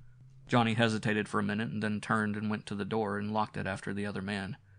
He looked over toward the bedroom door then for a minute, but instead of going in that direction, turned and went into the kitchen. He poured a stiff shot of scotch in a water glass and downed it without a chaser. Then he went to the bedroom. She lay in a crumpled heap on the bed, her hands bound with a necktie at her back. Her feet were also tied, and her short skirt was hitched up almost to her waist. Johnny tried to keep his eyes from the soft bare flesh of her thighs as he approached. He leaned down and with one hand turned her over so that she lay on her back facing up at him. Her huge midnight eyes were wide open and they stared into his own. He reached under her head and untied the handkerchief gagging her mouth. There was a single drop of blood on her chin. He felt around and behind her and found the knot binding her wrists. Untying it, he said, "One goddamn peep out of you and I'll knock your teeth down your pretty throat." As he released her hands, he looked once more into her face. He looked for the fear that he knew he would find there. She was looking right at him. She was laughing. End of chapter 3.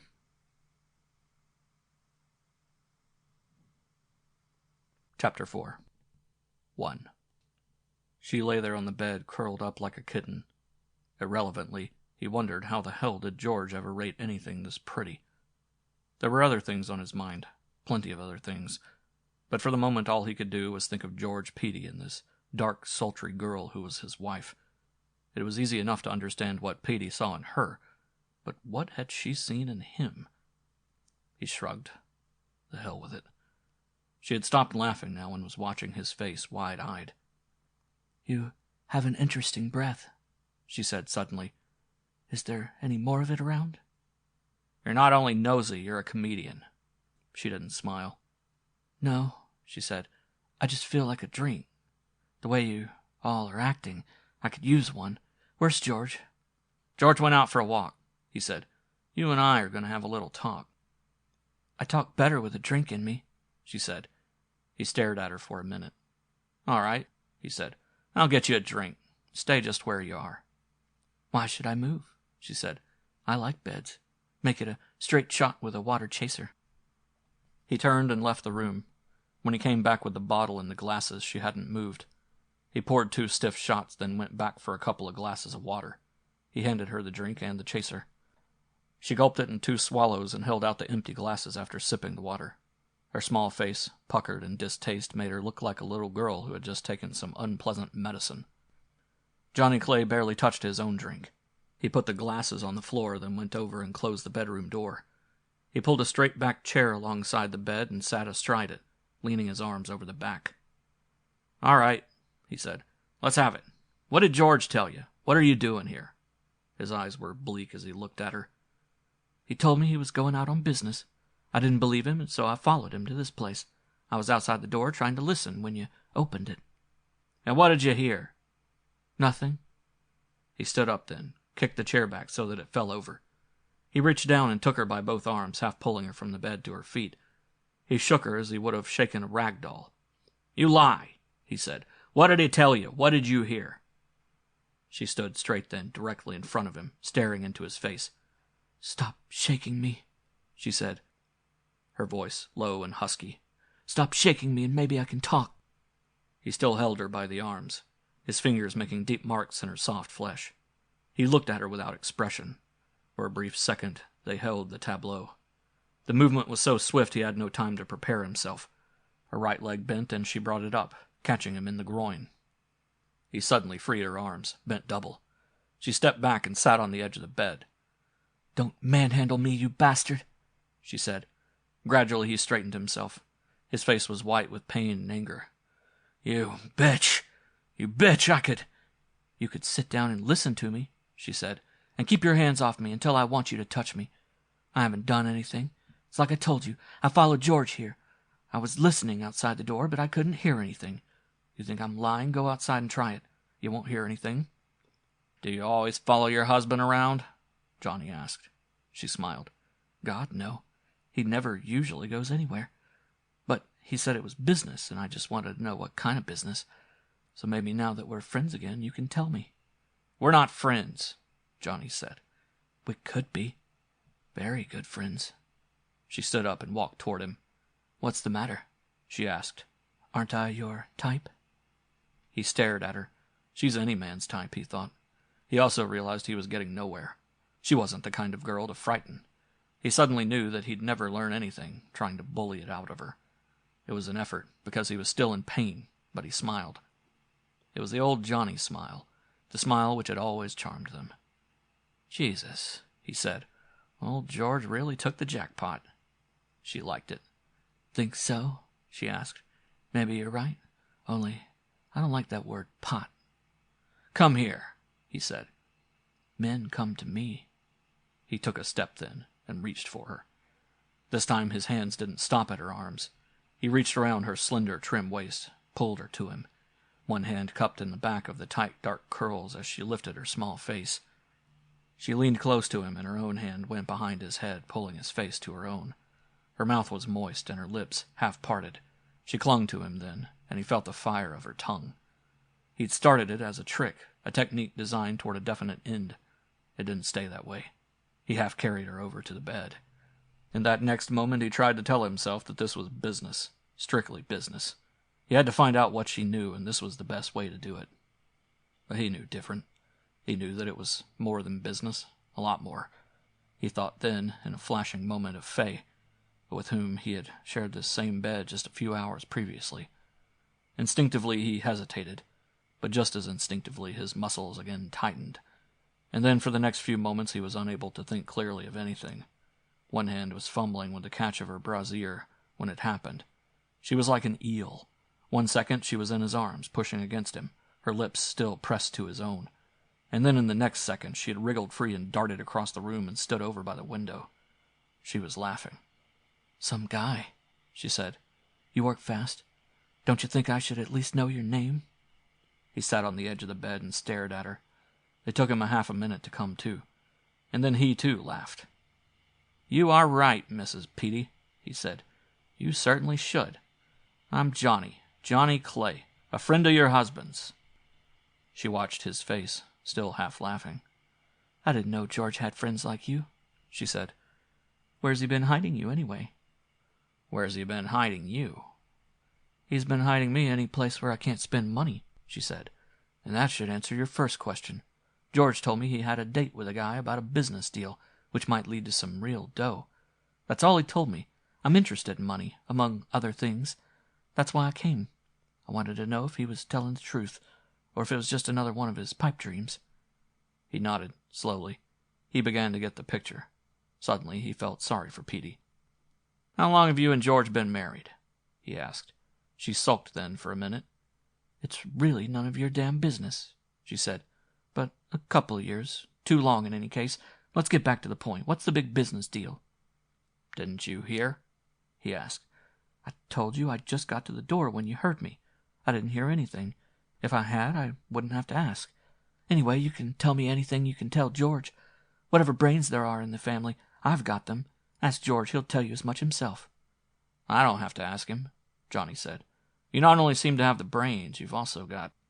She looked down at her slender, perfectly shaped legs. There was a coy smile around her mouth. I know what I've got, she said. I still want to know about the business deal. The idea of telling her never crossed his mind. That she was smart, he was well aware.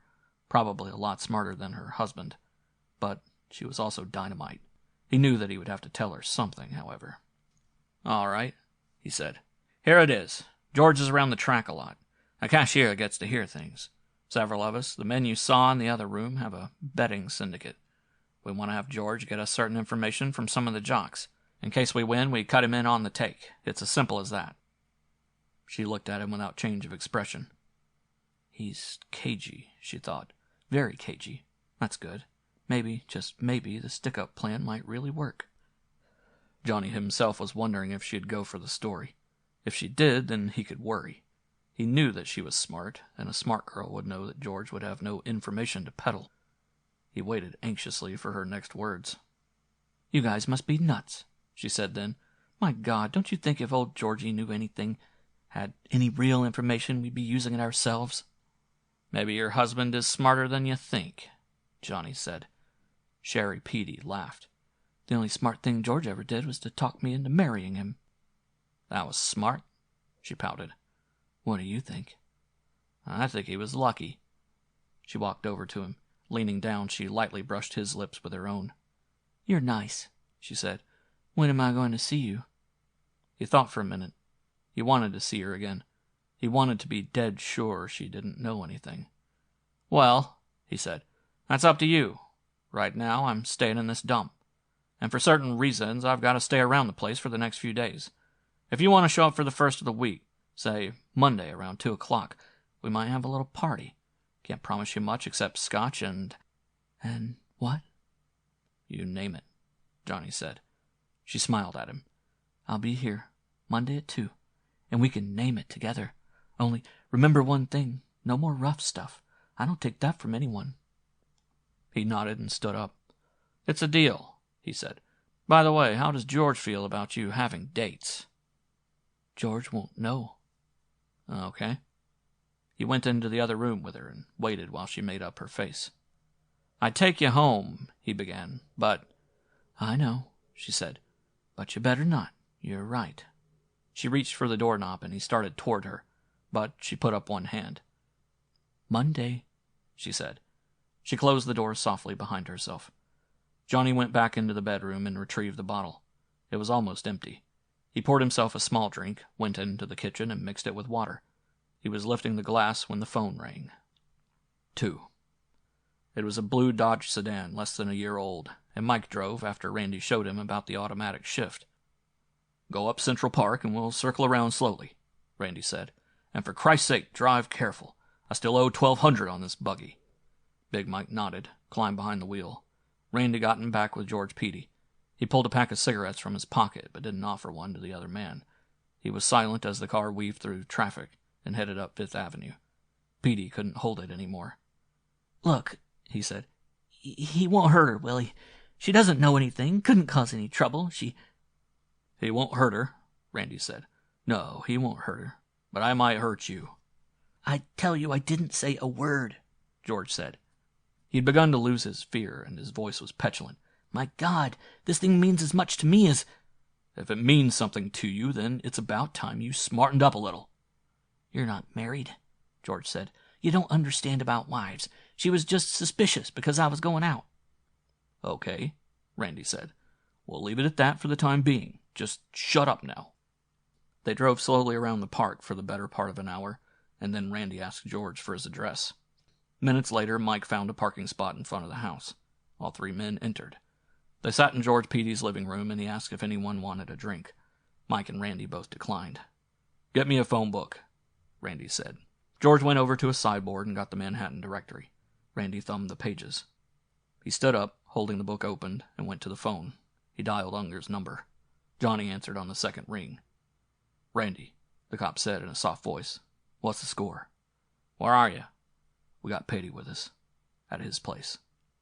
Good, Johnny said. I think everything is okay. You can leave him now. The girl's on her way home. You and Mike get back here. We'll decide what to do then. And Petey? Just tell him to keep his mouth shut. Tell him to call this number tomorrow night after he gets off work. When you and Mike get back, we can decide things. Randy grunted and hung up the receiver. You're to call Unger's place tomorrow as soon as you get off work, he said, turning to Petey. Come on, Mike. Mike stood up. He looked over at George. How about? Sorry we got rough, Randy cut in. But it certainly didn't look right, your wife showing up. Anyway, Johnny says everything is okay. Just be sure to keep your lips buttoned and control that wife of yours. Call Johnny tomorrow. He walked out of the room, followed by Big Mike. They arrived back at 31st Street apartment house as Unger was ringing his own downstairs doorbell. It was just after 11 o'clock. The dark, saturnine man sitting behind the wheel of the Cadillac convertible reached forward and switched off the car radio as the Dodge pulled up across the street. He turned to his companion and spoke softly. Those are the two that left with their husband, he said. A shake of his head indicated Mike and Randy as they reached the door of the apartment. Wonder what happened to the other guy? Val Kennan laughed softly. Petey? Hell, they probably took him home and put him to bed. Maybe we should have stopped the girl when she came out. No. Someone could have been watching from upstairs. I'll see her tomorrow, and hope she found out something. Incidentally, I got news for you. The short, heavy-set man at his side looked up at him with sudden curiosity. Yeah? Yeah. The tall guy with the broad shoulders is a cop. Works a patrol car in the upper Midtown district, named Keenan. His companion whistled softly. A cop, he says. No, I wonder. I wonder, too. Cannon pushed the starter button, and a moment later the caddy pulled silently and smoothly away from the curb. He was nodding his head, and his words were almost inaudible. It could be, he said. It certainly could be. 3. Marvin Unger's observant eyes quickly darted around the apartment when he entered. He walked through the living room into the bedroom, took off his hat, and put it on the dresser. Unconsciously, he straightened the chair, which had fallen into one corner. He noticed at once the mussed-up bed, and his thin lips twisted in an unpleasant grin. The others were seated around the table when he came out. What'd you do, have a wrestling match? He asked, his voice nasty. Johnny ignored the remark. He continued to talk to the others. And so, he said, I really don't think she heard anything. I can't be sure, but I don't think so. It was probably like both she and George said. He got careless, and she found the address. Being a dame, she was curious, and she followed him here. Randy grunted something under his breath. Big Mike nodded. So, what do we do now? Unger asked. We go right ahead, Johnny said. In the first place, George knows too much to drop him out at this stage. Also, we need him. Without him, it's too risky. He's got the plans for the inside work. He knows the details. We couldn't drop him anyway, Randy said. Not with what he knows. There's no need to drop him. He's a weak sister, but that part doesn't matter. All his work will be done before we pull the job. Yeah, but how about afterward? Randy asked. How about when the law starts questioning him? And you can bet your bottom buck he'll be questioned. Everybody will. Everybody who works around the track or who could possibly know anything. You can be sure of that. Johnny nodded thoughtfully. I know, he said. On the other hand, I had that part figured all along. Yes, he'll be questioned, and he is a weak sister. But I don't think he'll crack. After all, he won't get too much pressure. And another thing, I think his main weakness involves that wife of his. Outside of where she's concerned, George is all right. A woman like that, Unger began. A woman like that, Johnny said, likes dough. Likes it more than anything else in the world. She may have her own ideas after everything is over and done with. In fact, she's sure to figure the pitch. But remember one thing. George is in this for only one reason. To get money for her. He knows it, and she will know it, once he's got his cut. And she's tough. A hell of a lot tougher than he is. You can bet that she'll protect his end of it. Unger stopped pacing and sat down. Well, I don't know, he said. I can't say I like it. That kind of people. They don't seem very reliable. No stamina. Hardly the type to be in on a thing like this. Johnny turned to him, frowning. Jesus, he said. Be sensible. That's why this thing's going to work. We don't want a lot of hoodlums in on it. Take yourself. You're not tough, certainly. But I think you're right for this. It's what I've been telling you guys from the beginning. We aren't a bunch of dumb stick-up artists. We aren't tough guys. We're supposed to have brains. Well, George Peedy may not burn the world up, but he's bright enough, and he's reliable too. The thing is not to give him something to do which is over his head." He stopped for a minute and took a breath. "That's the beauty of this deal. George is doing the planning on the caper, the blueprint work. For that he's good.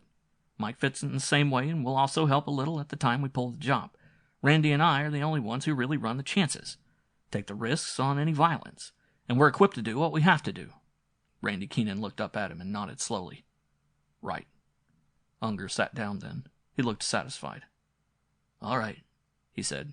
"Let's get down to business." Johnny took a notebook from his pocket, opened it, and began reading. 4. It wasn't that she was afraid to go home. Afraid of what George would say. No. Nothing he might say or do could possibly worry her. The fact that she might have been responsible for getting him beaten up didn't bother her in the slightest. But one thing did worry her. Would the gang still play along with him? Thinking about it, she realized that they couldn't very well afford to get rid of him at this late date. But then there was the other factor. How about George himself? She knew him like a book, knew his strengths and knew his weaknesses. Would George himself be scared and back off? It was more than possible. Sherry was sorry that she had listened to Val Cannon. Not sorry that she'd told him about the plot, but sorry that she'd gone up to the apartment. It had been foolish. She had, she realized, put the entire operation in jeopardy. She thought of Johnny Clay. He interested her. He was a man like Val, a man who appealed to her. She liked men with strength, and he had been strong. Thinking of him, she began to feel optimistic about the robbery. He would be the boy to handle it all right. She felt hungry, and so she stopped off at a Broadway chop house and took a small table. The place wasn't crowded, and she ordered a Manhattan and a club steak. She wanted to think over how she'd handle George when she got home. It would be tricky, but she didn't worry. There was one way she could always handle him, one thing he always wanted, and which it was within her power to either give or withhold. She drank her Manhattan, and then, while she waited for the food to come, searched in her bag and found a dime. She got up and went to a phone booth at the rear. George answered immediately, and she breathed a little easier. She was glad he was home. "You alone, George?" she asked, before he had a chance to say more than hello. He started at once to ask where she was and if she was all right. She cut in on him. "Listen," she said. "Just stay there until I get home. I'm all right. I'm fine. Don't worry about me. But just stay there. I'll be along in less than an hour." He started again to ask questions, but she hung up. Waiting would give him a chance to cool off. By the time she had finished eating, she was feeling fine. She ordered a B&B and lingered over it. Then she called for a check, paid it, and went out. She found a cruising cab within a block and climbed in, giving the driver her address. George was sitting in his undershirt in the living room with all the lights on, staring at the door when she entered. There was a dark purple bruise under one eye, and he looked sick. His hands began to shake as he got up. "Sherry," he said. Oh, Jesus, Sherry, did they hurt you? Did they—" "Relax, George," she said, closing the door behind her and tossing her bag on the table. "Relax and get me a drink." "Sherry," he said, walking toward her. "My God, Sherry, you could have got us both killed." "I said get me a drink, George. And get yourself one, too. You look like you need it. And don't start in with recriminations. We have important things to talk about." He hunched his narrow shoulders and turned toward the kitchen. He was mumbling as he went. She went over to the upholstered chair in which he had been sitting and slumped down in it and sighed. It would be just like handling a child. Get him to do what she wanted him to do, and then give him his reward. George returned with the drinks and handed her one. He started to sit on the edge of her chair, but she told him to go over to the couch. "Whatever made you come up there, Sherry?" he asked.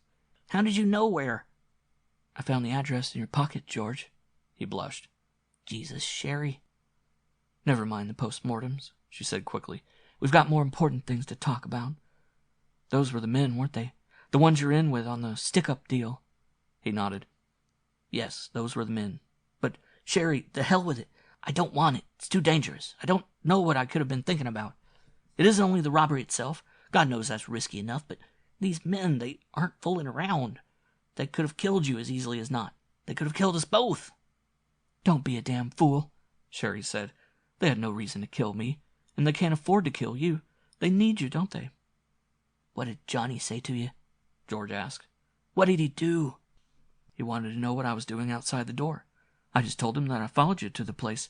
I told him I didn't hear a thing, and in fact, I didn't. And he believed you? Of course he believed me. You don't realize it, Sherry, but although Johnny is a nice enough guy, he's plenty tough. Why, he just got done doing 4 years in Sing Sing. He did? She laughed lightly. He isn't tough, George. Did he try to? I can handle guys like him with my hands tied behind me, she said. Duck soup. He stared at her, worry in his eyes. She got up, went over to the couch. She didn't want to be questioned anymore, and so she sat down, half on his lap, and carelessly touched the bruise over his eye. Listen, George, she said. I want you to go through with it. There's nothing to worry about. It's all over now. I'll admit I was foolish to go there, but in a way it serves you right. You got to take me into your confidence. Let me know what you're planning to do. Somebody's got to look out for you. She smuggled deeper into his lap and caressed his face with her hands. But, Sherry, he said, I'm going to quit. Give it up. She stiffened, started to say something, then as quickly relaxed. She stood up and pulled gently at his arm. Right now, she said, you're coming to bed. You still have to work tomorrow, and you must be dead on your feet. Undressing in the bathroom with the door partly closed, she smiled wryly. She could hear George in the other room carefully removing his own clothes. He'd be folding his trousers, putting them over the back of a chair, hanging up the rest of his garments neatly. He'd be hurrying, but still neat and orderly. George's pattern of behavior, his mentality, never varied. After 2 years of marriage, she knew him like a book. He was ABC. She knew. They'd gone through the same act 100 times. His stubbornness was one of the basic contradictions to his character. She knew that once he had made up his mind to something, it was almost impossible to move him. Almost, but not quite. She knew just what would happen. He was determined to give up, quit the whole thing. He was equally determined not to tell her any more details of the plan. She shrugged, looked at herself in the mirror, standing there completely naked and lovely. She cocked her head, saucily, smiled at her own image. It would be like taking candy from a child. He was in bed when she came in. The lights were off except for the small table lamp which threw a shaded glow at one side of the double bed. Half-consciously she noticed that George hadn't opened the window for the night. Once more she smiled, this time inwardly. George was about as subtle as a fractured pelvis. She hesitated for just a moment, knew that he was watching her covertly. Then she lifted back the sheet and crawled in next to him. She knew better than to begin questioning him. It was the same as it always was when she wanted something. She'd tantalize him, then draw away. Carefully lead him on, but every time at the last moment deny him. It had to end up as it always did. George finally asserted himself. Later he was completely convinced that he had raped her. It always ended up the same way. His exhaustion, his subtle conviction that he had found his manhood, his sentimentality, and then his fumbling apologies and his pleas for forgiveness. She handled the scene with all the artistry and finesse of a first-class dramatic actress, which, in a sense, she was. An hour after they had retired, George agreed to stick with the others and see the thing through. He'd do it for her, Sherry, to whom he owed so much and from whom he had taken so much. But that was as far as he would go. He refused to tell her any more about it, refused to discuss details, or when it was to happen, or how it was to happen. She didn't push him. She knew that sooner or later they'd repeat the matrimonial travesty, and she'd find out what she had to find out. He had turned over on his side and was snoring lightly as she got out of bed and crossed the room and lifted the window several inches. Much later, lying on her back and smoking a cigarette in the dark, she thought of Val Cannon. She felt an almost unbearable desire for him. The strange part of it was, after she had butted the cigarette in the ashtray at the side of the bed, and was finally lost in that strange semi-consciousness between wakefulness and sleep, the image of Val Cannon and that of Johnny Clay kept blending together and becoming one. She finally fell completely asleep, and the expression on her tired, pretty face was one of discontent. End of Chapter 4.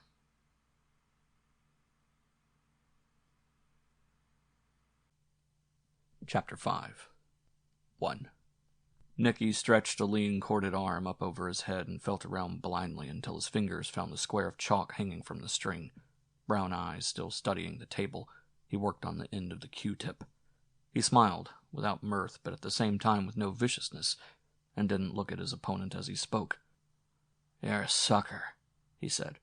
"A real first-class sucker. So I'll give you $1 even on the 6 in the side pocket, and I'll play it off the 10 ball." "You got it."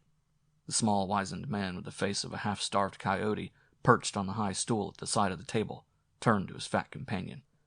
"Can't be done," he said. "Willie Hop himself couldn't do it." Nicky heard him. "For you," he said over his shoulder, "I'll give you $10 to 5. It can be done. 10 to 5, I do it." "Take him," the fat man said. "Take him, hell," said the other. "I just said it can't be done. I didn't say Nicky couldn't do it." Nicky finished chalking his cue, released the chalk, and walked over to the side of the pool table. He leaned over, carefully studying the lay, and then he leveled the stick and, sighting along its straight surface, made his shot. The cue ball rolled straight and true and barely grazed the 10, swerved at an oblique angle to strike the 6. The green ball rolled with infinite slowness and plucked into the side pocket. Johnny Clay walked into the billiard parlor as Nicky raised the cue from his follow-up position, his face expressionless. "That boy's got an eye like a bomb sight," the fat man said. Johnny didn't approach the table but stopped at the bar and ordered a beer. Nicky saw him at once. Johnny waited until Nick had racked his cue, collected his bets, and reached for his coat. Then he downed the beer and went back outside. Nicky followed him out, caught up with him a few yards from the entrance. He fell in step and spoke out of the side of his mouth, his lips barely moving. "Jesus, Johnny," he said. "When did they spring you?" "Tell you later," Johnny said, looking straight ahead. "Grab off a cab." 5 minutes later, they were in the back of a yellow taxi. The window closed between themselves and the driver, who had been given the address of a midtown hotel. Johnny waited until they were in Nicky's room before he spoke. "You got the letter?" Nicky stripped off his jacket, tossed it on the bed, and shrugged as it slipped off to the floor. He didn't move the gray felt hat, cocked over one eye. He leaned against the dresser. "I got it, Johnny," he said. "And you could have knocked me over with a damn feather when the 5 bills rolled out. What's the pitch? I thought you were still in the house." "I've been out for a little while," Johnny said. "Probation. I was still in when the letter was sent you." Nicky nodded. "I figured when there was no signature, but I knew where it came from." He paused a moment, watching Johnny closely. "You're looking good, boy." "Feeling good," Johnny said. "What's with you?" "Taking it easy," Nicky said. 3 up and 1 to go. So I'm taking it easy. Got a policy job nights. But about the 5 bills, Johnny, I suppose..." His voice drifted off. "Right," Johnny said. "I want it. The chopper." "That's what I figured, Johnny, when the dough dropped out. I got it all ready for you." He pulled a cheap imitation leather suitcase from under the bed, inserted a key from a ring he carried in his side pocket. A moment later, he tossed open the top and took out a long, heavy bundle wrapped in a Turkish towel. He carried it over to the bed and unwrapped it. It was a broken-down Thompson submachine gun. "Pretty baby," he said. He began to assemble it. "These things are hard to come by today," he went on, working steadily, his lean, strong fingers finding the parts automatically. "Very hard to come by. Know anything about them?" Johnny half shook his head. "I only know what they're for," he said. Nicky nodded. "Well, they're really simple enough. This is an old-timer, probably left over from Prohibition days, but it speaks with just as much authority as the new ones. It's simple. I'll show you how it's done." He reached for a clip. "This thing holds exactly 25 shots. You want to remember that. 25. Most jobs shouldn't take that much. I'm giving you 3 extra clips just in case. But remember one thing. The chances are pretty much against you having time to reload, in case Baby has to talk." Johnny nodded, watching him intently. "If you do use her, remember to touch her just lightly. Very lightly. 1 burst will release 5 or 6 shots a lot faster than you can count them. Don't throw them away. You're likely to end up holding a piece of dead iron in your mittens while someone's taking pot shots at you. Also, watch the accuracy. Don't stand too far away. Don't try to use this as a sporting rifle. It's designed for close quarters. And don't shoot it at all unless you're ready to kill. You hit him once and the chances are you hit him half a dozen times. Too much lead to be anything but fatal." Johnny reached over and touched the barrel. "Looks plenty lethal," he said. "It is. That's the beauty of it. They only have to see it and they behave right proper. Even the heroes don't give a typewriter an argument." For the next few minutes he explained the operation of the gun, showing Johnny the safety catch and the various mechanisms. He then went over breaking the gun down and putting it together. Finally, he rewrapped it and put it back in the suitcase. He closed the bag and took the small key off the ring and handed it to Johnny. "I'll throw in the keister for free," he said. Johnny reached for the bag, put it between his feet, and then sat down on the edge of the bed. "One more little thing," he said. Nicky looked at him sharply. "Yes?" "You say you're working policy, right? Can't be too much in it." "There isn't," Nicky said. "But also there isn't much trouble in it either." "That's right," Johnny said. "On the other hand, there isn't much trouble in $5,000. For a second, Nicky just stared at him. Then he walked slowly over to the exposed sink in the corner of the room, took a half-pint flask from the shelf above it, which also held his razor and his toothbrush. He took his time and poured a stiff shot into a plastic toothbrush glass and handed it to Johnny. He lifted the flask to his own lips wordlessly, his eyes on the other man. Johnny nodded, grinned, drank. Nicky took the bottleneck from his mouth, coughed, and tossed the empty flask into a half-filled trash basket, walked across the room and sat in a broken leather chair. He leaned forward, facing Johnny, his slender, long-fingered hands clasping each other between his bony knees. "Who do I have to kill?" Johnny looked him straight in the eye, unsmiling. "A horse," he said. Nicky blinked. "A horse? You mean a horse's—" "A horse," Johnny said. "A four-legged horse." For a minute, Nicky just stared at him. Then he slouched to his feet. "All right," he said. "So you're on the junk. Too bad." Johnny didn't get up. "I'm giving it to you straight, boy," he said. "I want you to shoot a horse. And for that, I get $5,000. For that, and? Yeah, and. I figured there had to be a gimmick." "Not a bad gimmick," Johnny said. "The and isn't as tough as it sounds. You shoot a horse, and, if by any chance you get picked up, you don't crack. Under no conditions do you crack. That's all." "You mean," Nicky said, still looking baffled, "all I gotta do is bump a horse?" "It's a special horse, Nicky." "So—" "I better give it to you," Johnny said. "For certain reasons, including your own protection in case anything happens. I'm not going to tell you the whole story. Just your part.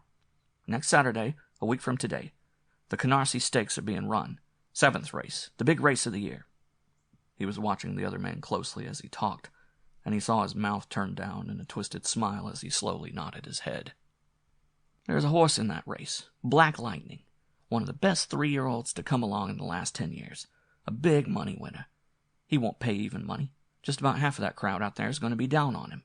Well, there's a parking lot less than 300 feet from the northwest end of the track. From a car sitting in the southeast corner of that lot, you get a perfect view of the horses as they come around the far corner and start into the stretch.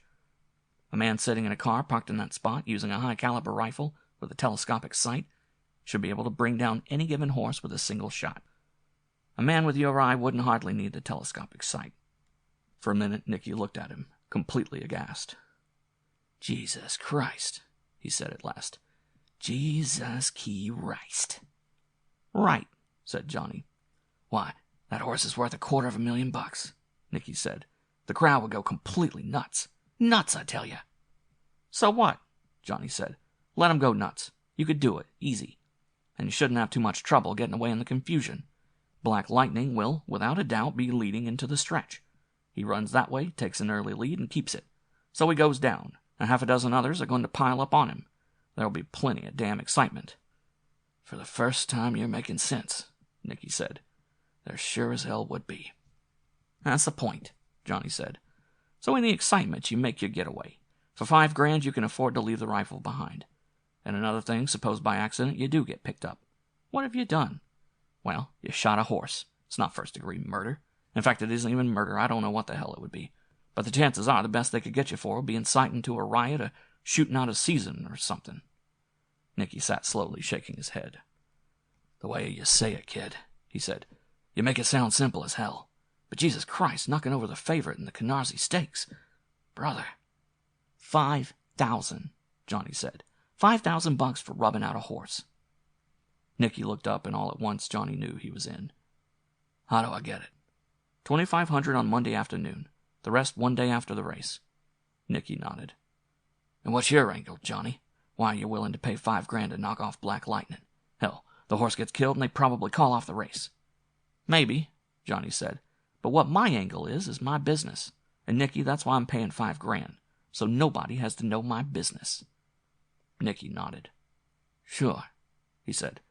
They talked over the details for another half hour, and finally Johnny stood up to leave. He reached down for the suitcase. So, I'll see you Monday, Nicky, he said. I'll have the map with me. 2. Maurice Cohen's mother answered the doorbell. A short, dumpy, nearsighted woman with gray streaks showing through the henna of her carefully marshalled hair. She held a tight dressing gown across her huge breast with one tightly clutched hand. She was careful to keep the door itself on the safety chain. These days you could never tell who was wandering around the Bronx, as likely as not ready to rob and murder you right in your own living room. Mr. Cohen? Johnny said. Mr. Cohen ain't home. He's at work. Where he should be in the afternoon, at work. She started to close the door. Mr. Maurice Cohen? Johnny said. Ah, Maurice, she said. He's in bed. Who shall I say? Mr. Clay, Johnny said. She closed the door without another word. Johnny waited in the hallway of the apartment house, leaning against the wall and lighting a cigarette. 5 minutes later, the door again opened. A tall, deceptively slender, dark boy who didn't look more than 21 or 22 slid out. He wore a sports shirt, a thin, well-creased suit, and tan, open-work shoes. He was smoking a cigar. His eyes lit up with surprise and recognition when he spotted Johnny. Johnny, he said. Well, for God's sake, Johnny. His mother was calling something after him as they entered the self-service elevator. He didn't pay any attention as he pushed the button for the main floor. They went to a bar and grill a half a block away and took a booth at the back. The place was empty except for an aproned bartender and a faded-looking blonde who sat at the end of the bar and stared at an empty highball glass. The bartender brought them 2 bottles of beer and 2 glasses, and Johnny got up and went to the jukebox. He dropped a quarter in the slot and pushed 5 buttons at random. The blonde looked up at him, vacant eyes, as he returned to the booth. I got your letter, Maurice said above the noise of the machine. Johnny nodded. What have you been doing with yourself since you got out, Maurice? The slender, almost effeminate youth looked at him and smiled without humor. You wrote you had something to tell me, not ask me, he said. Johnny laughed. Right, he said. I was just making talk. I want to tell you how you can make $2,500. That's different, Maurice said. All right, I've been doing nothing. I suppose to be working with my old man. As you know, I'm on pro. But I can't take the hours, so I stay in bed most of the day, and then I just wander around nights. I'm watching the corners until I get clear again. He watched Johnny closely as he talked and went on after stopping to take a sip of beer. I'm thinking about things, he said. No more rough stuff for me. 1 rap was one too many. 2,500 sounds very interesting according to what I got to do to get it. No guns, though. No guns, Johnny said. Maurice, you used to play football in high school, that right? Right, Maurice said. I was the lightest tackle old Washington Heights ever had. Good if I say so myself, but what the hell, you ain't running a football team, are you, Johnny? No, I am not. But I'm ready to pay you, or some other guy, 25 C's to run a little interference. With cops? With cops. Private cops. Start all over, Maurice said, and tell me about it. Tell me the whole story. For that kind of dough, it must be some interference. But remember one thing. I might go for the deal, but as I say, no guns. Also, I want nobody taking pot shots at me either. How tough are those private cops going to be? Here's the story, Johnny said. I'm only going to give you your end of it. That's why I'm willing to pay big dough. For what you do and for what you don't have to know. I want you out at the track during the running of the Canarsie Stakes a week from today. In the clubhouse, near the bar at the center door. I'll give you the details later. It so happens I know there's going to be quite a little riot going on. Say, just about at the end of the big race. You're going to be at the bar, and during the first part of that little riot, you are to do nothing. Nothing except keep your eye on the door leading into the main business office, about 30 feet from the bar where you will be standing. You are a casual bystander. Along about the middle of that little riot, the door is going to open, and I'm coming out of it. Fast. I'm slamming the door behind me, and I want to melt away into the crowd. What crowd? Maurice said. I thought you said this will be during the big race. The crowd will be all out in the stands. There will be a lot of people between the bar and that door, Johnny said. I told you there will be a small riot going on. Just take my word for it. Anyway, I'm coming out of that door. There is every chance no one will follow me, at least for about 15 seconds. But there is also a chance that someone might.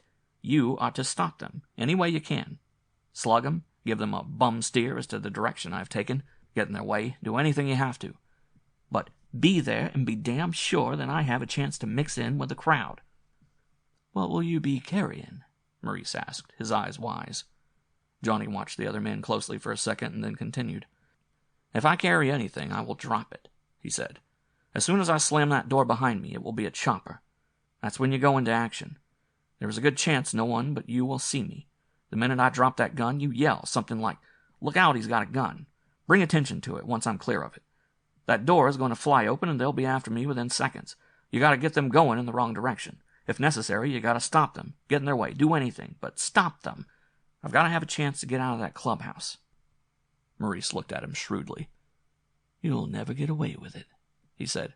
"Get away with what?" "Why, God damn it, you know." 2,500, Maurice, Johnny said. "It's so you won't know. I just told you. I'm dropping that gun at the door and I'm leaving clean. I'm not getting away with anything." Maurice again shrugged. "You gotta tell me more," he said. "No, I don't, kid. I'm offering you a lot of dough so I don't have to tell you." "Yeah, and suppose I get picked up?" "So what? What have you done? Nothing. You're at the track, a riot starts, you are as excited as everybody else. You see a guy run. That's no crime. Maybe you get in the way. There's one more thing. I come out of that door with a handkerchief over my face. I take it off the second I slam the door behind me. I also have on a yellow-checked sports jacket and a soft gray hat pulled over my eyes. Well, when I drop that handkerchief, and I hope it's before anyone but you see me, I also start stripping out of that coat and get rid of the hat. I'll have another hat with me, and I'll have a sports shirt on under the jacket. What they'll look like, you won't have to know. But if and when anyone starts asking questions, you just be sure about your description of me. That is, be sure it's all wrong." "You figure Pinkerton will be coming out that door after you?" "I know one will, unless the chopper's hot when I drop it, and I don't want it that way. You're to see that the detective gets mixed up before he has a chance to get anywhere. Trip him, fall into him, slug him if you have to. You can always say you didn't realize he was a cop and that he jostled you.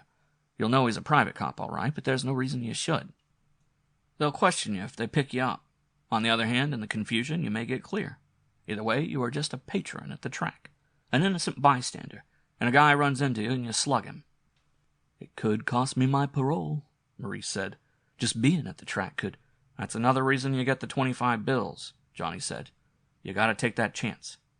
"And if I get picked up and they find out about my record, it can cost me one hell of a beating." "What kind of dough did you get the last time you were in the ring in that gold gloves fight?" Johnny asked softly. "The one where you got the broken ribs and the injury to your optic nerve." Maurice smiled thinly. "I got a bronze medal," he said. "All right, so they question you. You don't know nothing. They beat the hell out of you. You still don't know nothing. 2,500's a lot better than a bronze medal." "It is. But there is also the business about breaking parole."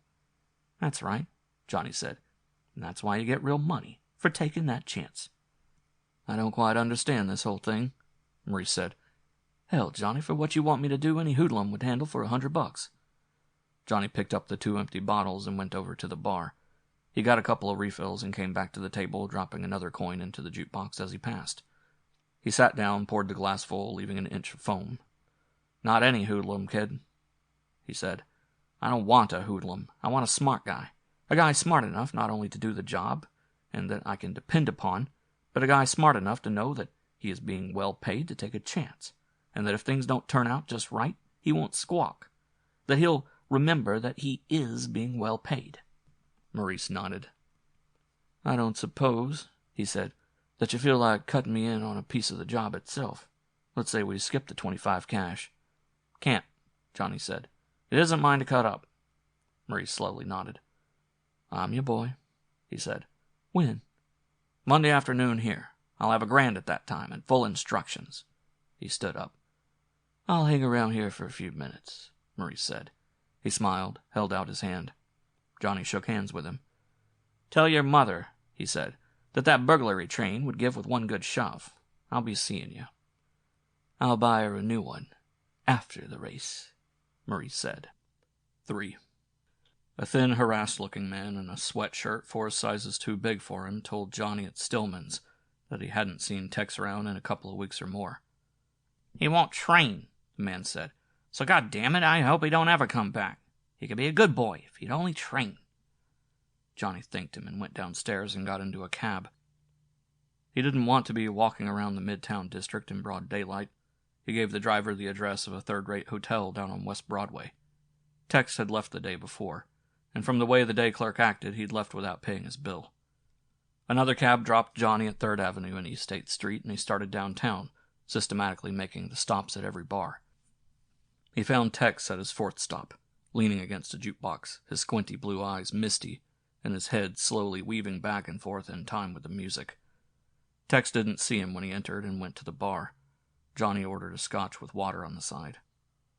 "That son of a bitch plays Danny Boy just one more time and I'd throw him out," the bartender said, sliding the glass across the bar. "Jesus." Johnny swallowed his drink, washed it down. He left a quarter for the bartender and went to the jukebox. He put a quarter in the machine and carefully selected Danny Boy and punched the button 5 times. He winked at Tex, turned, and went out. Tex came up to him at the corner a minute later. "Laddie," he said, "you're a sight for sore eyes. I've been waiting for you to show, Johnny, me boy. Waiting." "Waiting's over," Johnny said. "Where's a quiet place?" Tex turned, taking him gently by the arm. "Any cemetery," he said. "But we'll hit a gin mill instead. Come on, boy." Turning into a bar and grill 10 minutes later, Johnny thought, hell's bells. I might just as well be a businessman. Everybody I talk to, it's got to be in a bar room. He switched back to beer after they'd found a deserted booth. "I see you broke training," Johnny said. "Training broke me," Tex answered and smiled widely. "Boy, am I glad to see you. And I'm broke. What have we got, Johnny?" "A fight," Johnny said. $2,500 purse. Win, lose, or draw. Tex took a long breath and slowly expelled it. "Who do I hit, Johnny?" "A bartender." "I'd rather it be a bookie or a loan shark," Tex said. "What's the pitch, laddie?" Johnny leaned close and spoke in a low voice. He talked very slowly and carefully, making sure that the big man followed him. "It will be out at the racetrack a week from today," he said. "Up in the clubhouse. You're going to slug a bartender. I'll tell you which one later. Get in a fight over your change or something. Only, you don't slug him hard. You got to be very damn careful. Not hard. I want him conscious, and I don't want him hurt. He's a friend of mine." Tex looked at him blankly but didn't say anything. "The bartender is going to call a cop. A private track dick. When he comes, you slug him too. I want to be sure that you get arrested." The big man nodded dumbly. "Pinched." "Right," Johnny said. "For certain reasons of my own, you got to be pinched. And I want you to make it good. If it takes 2 cops to get you out of the place, so much the better." "It can take half a dozen," Tex said. "Private cops. Hell, Johnny, I can make it a full dozen. "'Twill be fine," Johnny said and smiled. "I don't want you hurt either." "Do I ask any questions, Johnny?" "No, not now or later. Here's what you have to know, and all I want you to know." He talked then for the better part of a half hour, going over much of the same material he had discussed with the 2 other men he had seen that day. Tex, however, differed from the others in that he showed not the slightest curiosity. It was good enough for him the way Johnny put it. He was being given a job to do. He was getting paid for it. He would do it. "There's just one thing," Johnny said. "Timing. You got to time it exactly right. On the button." "I got no watch," Tex said. "You won't need one," Johnny told him. "There's a big clock right over the center of the bar. One thing you got to be sure of. Keep the fight going long enough so the cops show. And then get them to rush you out of there as quick as you can." "Hell," Tex said. "I can keep 'em busy for half an hour. You want I should." "I don't," Johnny told him. "Getting out, that is, getting the cops out, is the whole deal. You have to time it perfectly." The big man nodded. "And for that I get $2,500. "For that, Tex, and for taking the rap, which you will be sure to get. Probably about 90 days. Also, there will be a lot of questions thrown at you. Why you did it, who you know, and all the rest of it." "I did it because the goddamn bartender tried to cheat me. I don't know nobody, right?" "You got it perfect," Johnny said. "I wish there were more like you." He hesitated a second, then went on. "I can get you about half the dough by Monday, the rest after it's all over." "Your word's good with me, laddie," Tex said. "You can make it all after, if you want to. In fact, you can wait till I get out of the clink. That's if they got enough guys there to get me that far." "They got enough, Tex," Johnny said. "No, we'll do it my way. Say $1,000 on Monday and $15 as soon as I can get it to you after Saturday. Tex nodded, satisfied. I hate to ask it, he said, but I could use something like a 20 in cash right now. Johnny reached into his pocket and peeled a 20 from the money Marvin Unger had left him with that morning. Monday, Tex, he said. Here, and for Christ's sakes, keep out of trouble until after this is over. Hell, Johnny, the big man said. You don't have to worry about me. I'm your boy. Johnny stood up and patted him on the back, then left, wordlessly. 4. The suitcase was in the corner of the double parcel locker on the upper left at Grand Central when Johnny stopped back for it. Carrying it made him nervous, but there was nothing much he could do about that. He took the Uptown IRT subway to 96th Street and got off. Walking uptown to 103rd, he turned toward the East River. He found the place he was looking for just west of 2nd Avenue. It was an old law tenement with its face lifted. He rang the bell on the ground floor, and a moment later a sallow, hard-faced man stood outside the iron grill. "Looking for Joe Piano," Johnny said. "Who's looking for Joe?" "Patsy sent me." "Patsy who?" "Patsy Gianelli." The man made no move to open the door. "And where did you see Patsy?" he asked. "Ossining. We roomed together. Don't tell me who you are," the man said. He twisted the knob and the lock clicked and he opened the gate. Wordlessly, he turned and let Johnny pass him in the narrow hallway, then locked the gate and the heavy door after him. He led the way down the long hallway and turned into a small dark kitchen. A fat girl who looked Polish got up without a word and left the room, closing the door behind herself. The man reached over the sink and took down a half-filled gallon jug of wine. He poured out 2 teacups full and handed one to Johnny. "How's the boy?" he asked. "He's fine. Doing it on his ear. Told me to tell you not to worry." The man looked sour. "Doing the book on his ear. Not to worry. I worry plenty," he said. "God damn it, I worry plenty." "He's tough," Johnny said. "Plenty tough, and he's hoping to get a break." "I'm hoping he gets a break, too," the man said. "Anyway, what can I do for you?" "I want a room," Johnny said. "For about 2 weeks. Just a room. No bath. I won't be in much. Don't want to need to have it cleaned. Don't want anyone but myself in it. I won't be having any visitors." "You leaving anything in the room?" "This," Johnny indicated the suitcase. "Another bag sometime next week." The man nodded. "Won't nobody disturb them?" he said, without curiosity. Johnny took out his wallet. "Won't be no charge," Piano said. "You said Patsy sent you?" Johnny nodded. "Yeah, he sent me," he said. "But we're friends, and I'd feel better if you let me pay you for the room. This is a sort of business arrangement, and I can afford it." The man grunted. "Okay," he said. $10 a week. I'll send the money in butts to the boy." He stood up and beckoned Johnny to follow him. It was a small rectangular room on the 2nd floor at the end of the hallway. The door was padlocked from the outside. There was a single heavily curtained window, and the furnishings were sparse. "That'll do fine," Johnny said. The man handed him a key. "I got the only other one," he said. "You don't have to worry about leaving anything here. It'll be safe. I don't give out keys to the front door. You have to ring. But I'm always here, and I don't care what time you come in. Doesn't matter. Only be careful." "No one will ever tell me here," Johnny said. Again the man grunted. He turned wordlessly and padded off down the hallway. Johnny went over to the dresser and pulled out the bottom drawer. The suitcase just fitted. A moment later and he closed the door of the room behind himself, turned and snapped the padlock. He put the key in his watch pocket before leaving the building. On the way back downtown he was tempted to stop off and have something to eat, but then he decided against it. He wanted to be back at Unger's in time to receive George Petey's phone call. He'd tell George that everything was okay, tell him to show up for the big meeting on Monday night, the meeting at which they'd make the final arrangements. He would be glad to get back to the East 31st Street apartment. He had had a busy day. End of Chapter 5.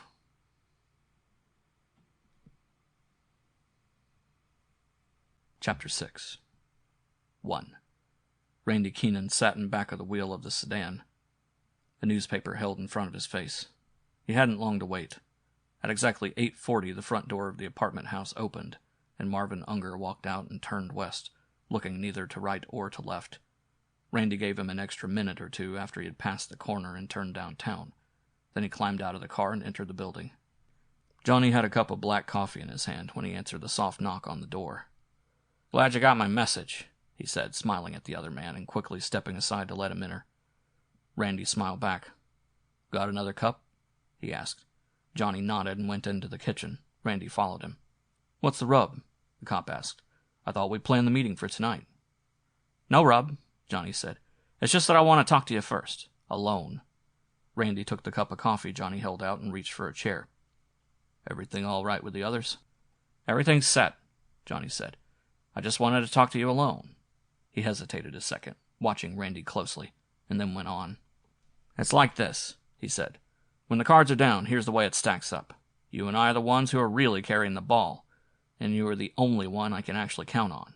Not, he added quickly, seeing the sudden startled look on the policeman's face, not that the others aren't all right as far as they go. The trouble is, they just don't go far enough. Right now, Unger's out getting the $5,000 I'm going to need today to tie up the boys who are helping me out at the track. That's fine. We need Unger, and that's why he's in.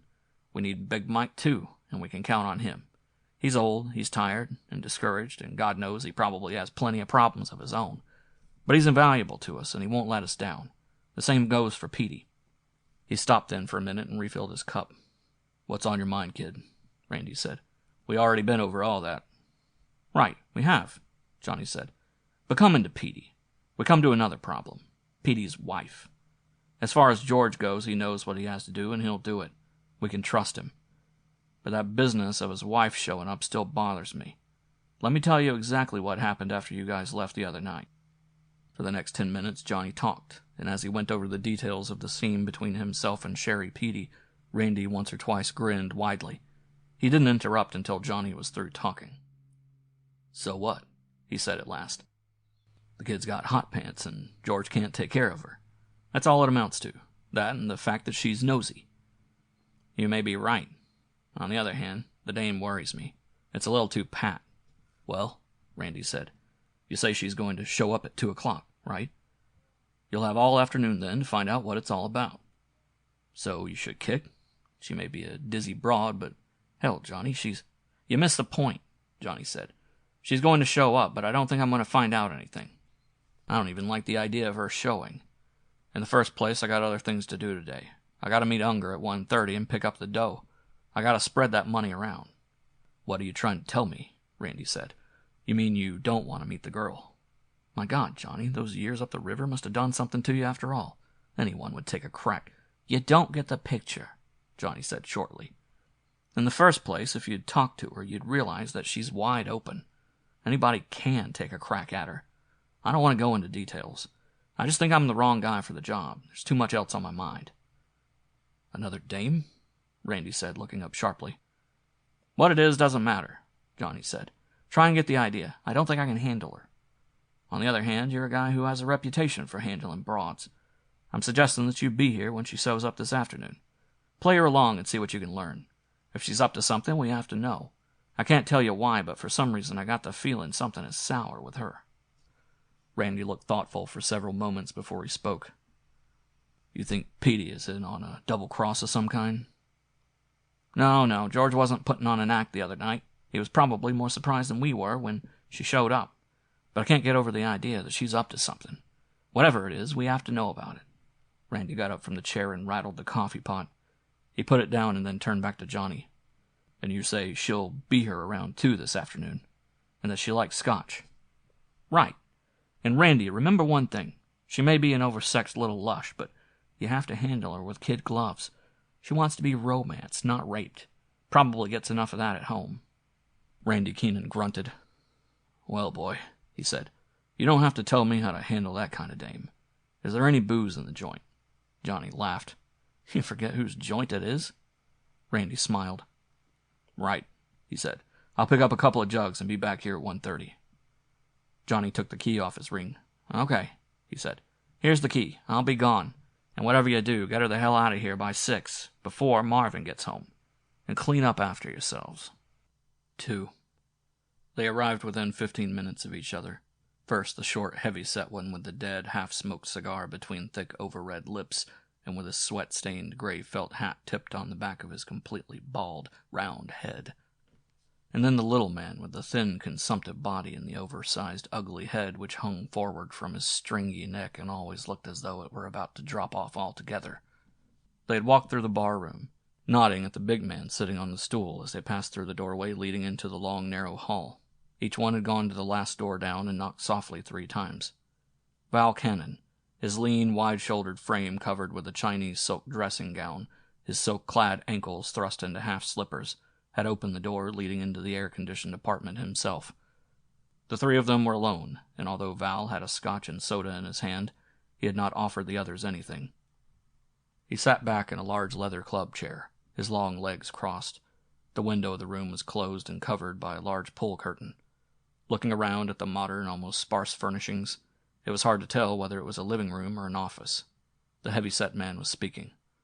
"So I talked with Steiner," he said. "Leo knew him, all right. In fact, like I figured, he owes Leo dough. Quite a chunk of dough." "It figures," Val said. "Go on." "Leo couldn't tell me how much, but he did give me this. This cop, this guy Keenan, told him, Leo, that he was expecting to come into a considerable chunk of dough by the end of the month. Well, I had Leo get a hold of him on the phone and put on the pressure. The way it ended up was the cop says he absolutely won't be able to pay off until the end of the week. He didn't make a flat promise, but Leo got the feeling that he would get his dough before Monday." Val nodded, thoughtfully. He lifted the glass to his thin lips and took a sip. He turned to the other man. "So?" The thin man tensed, seemed suddenly to stand at attention. It was easy," he said. "Easy. I got a hold of the janitor. The joint belongs to a guy named Marvin Unger. He's some kind of clerk down at the municipal building. Been living there since the place opened up several years back.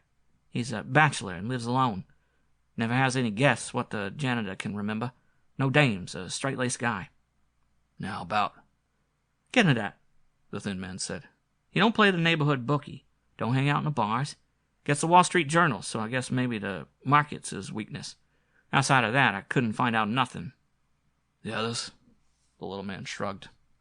"God only knows," he said. He walked over to a desk and took a cigarette from a box. The heavy-set man took a silver lighter from his pocket and held it to the half-smoked cigar. "How about you, Val?" Cannon leaned forward in his chair. "I got a little," he said. "Saw the girl yesterday.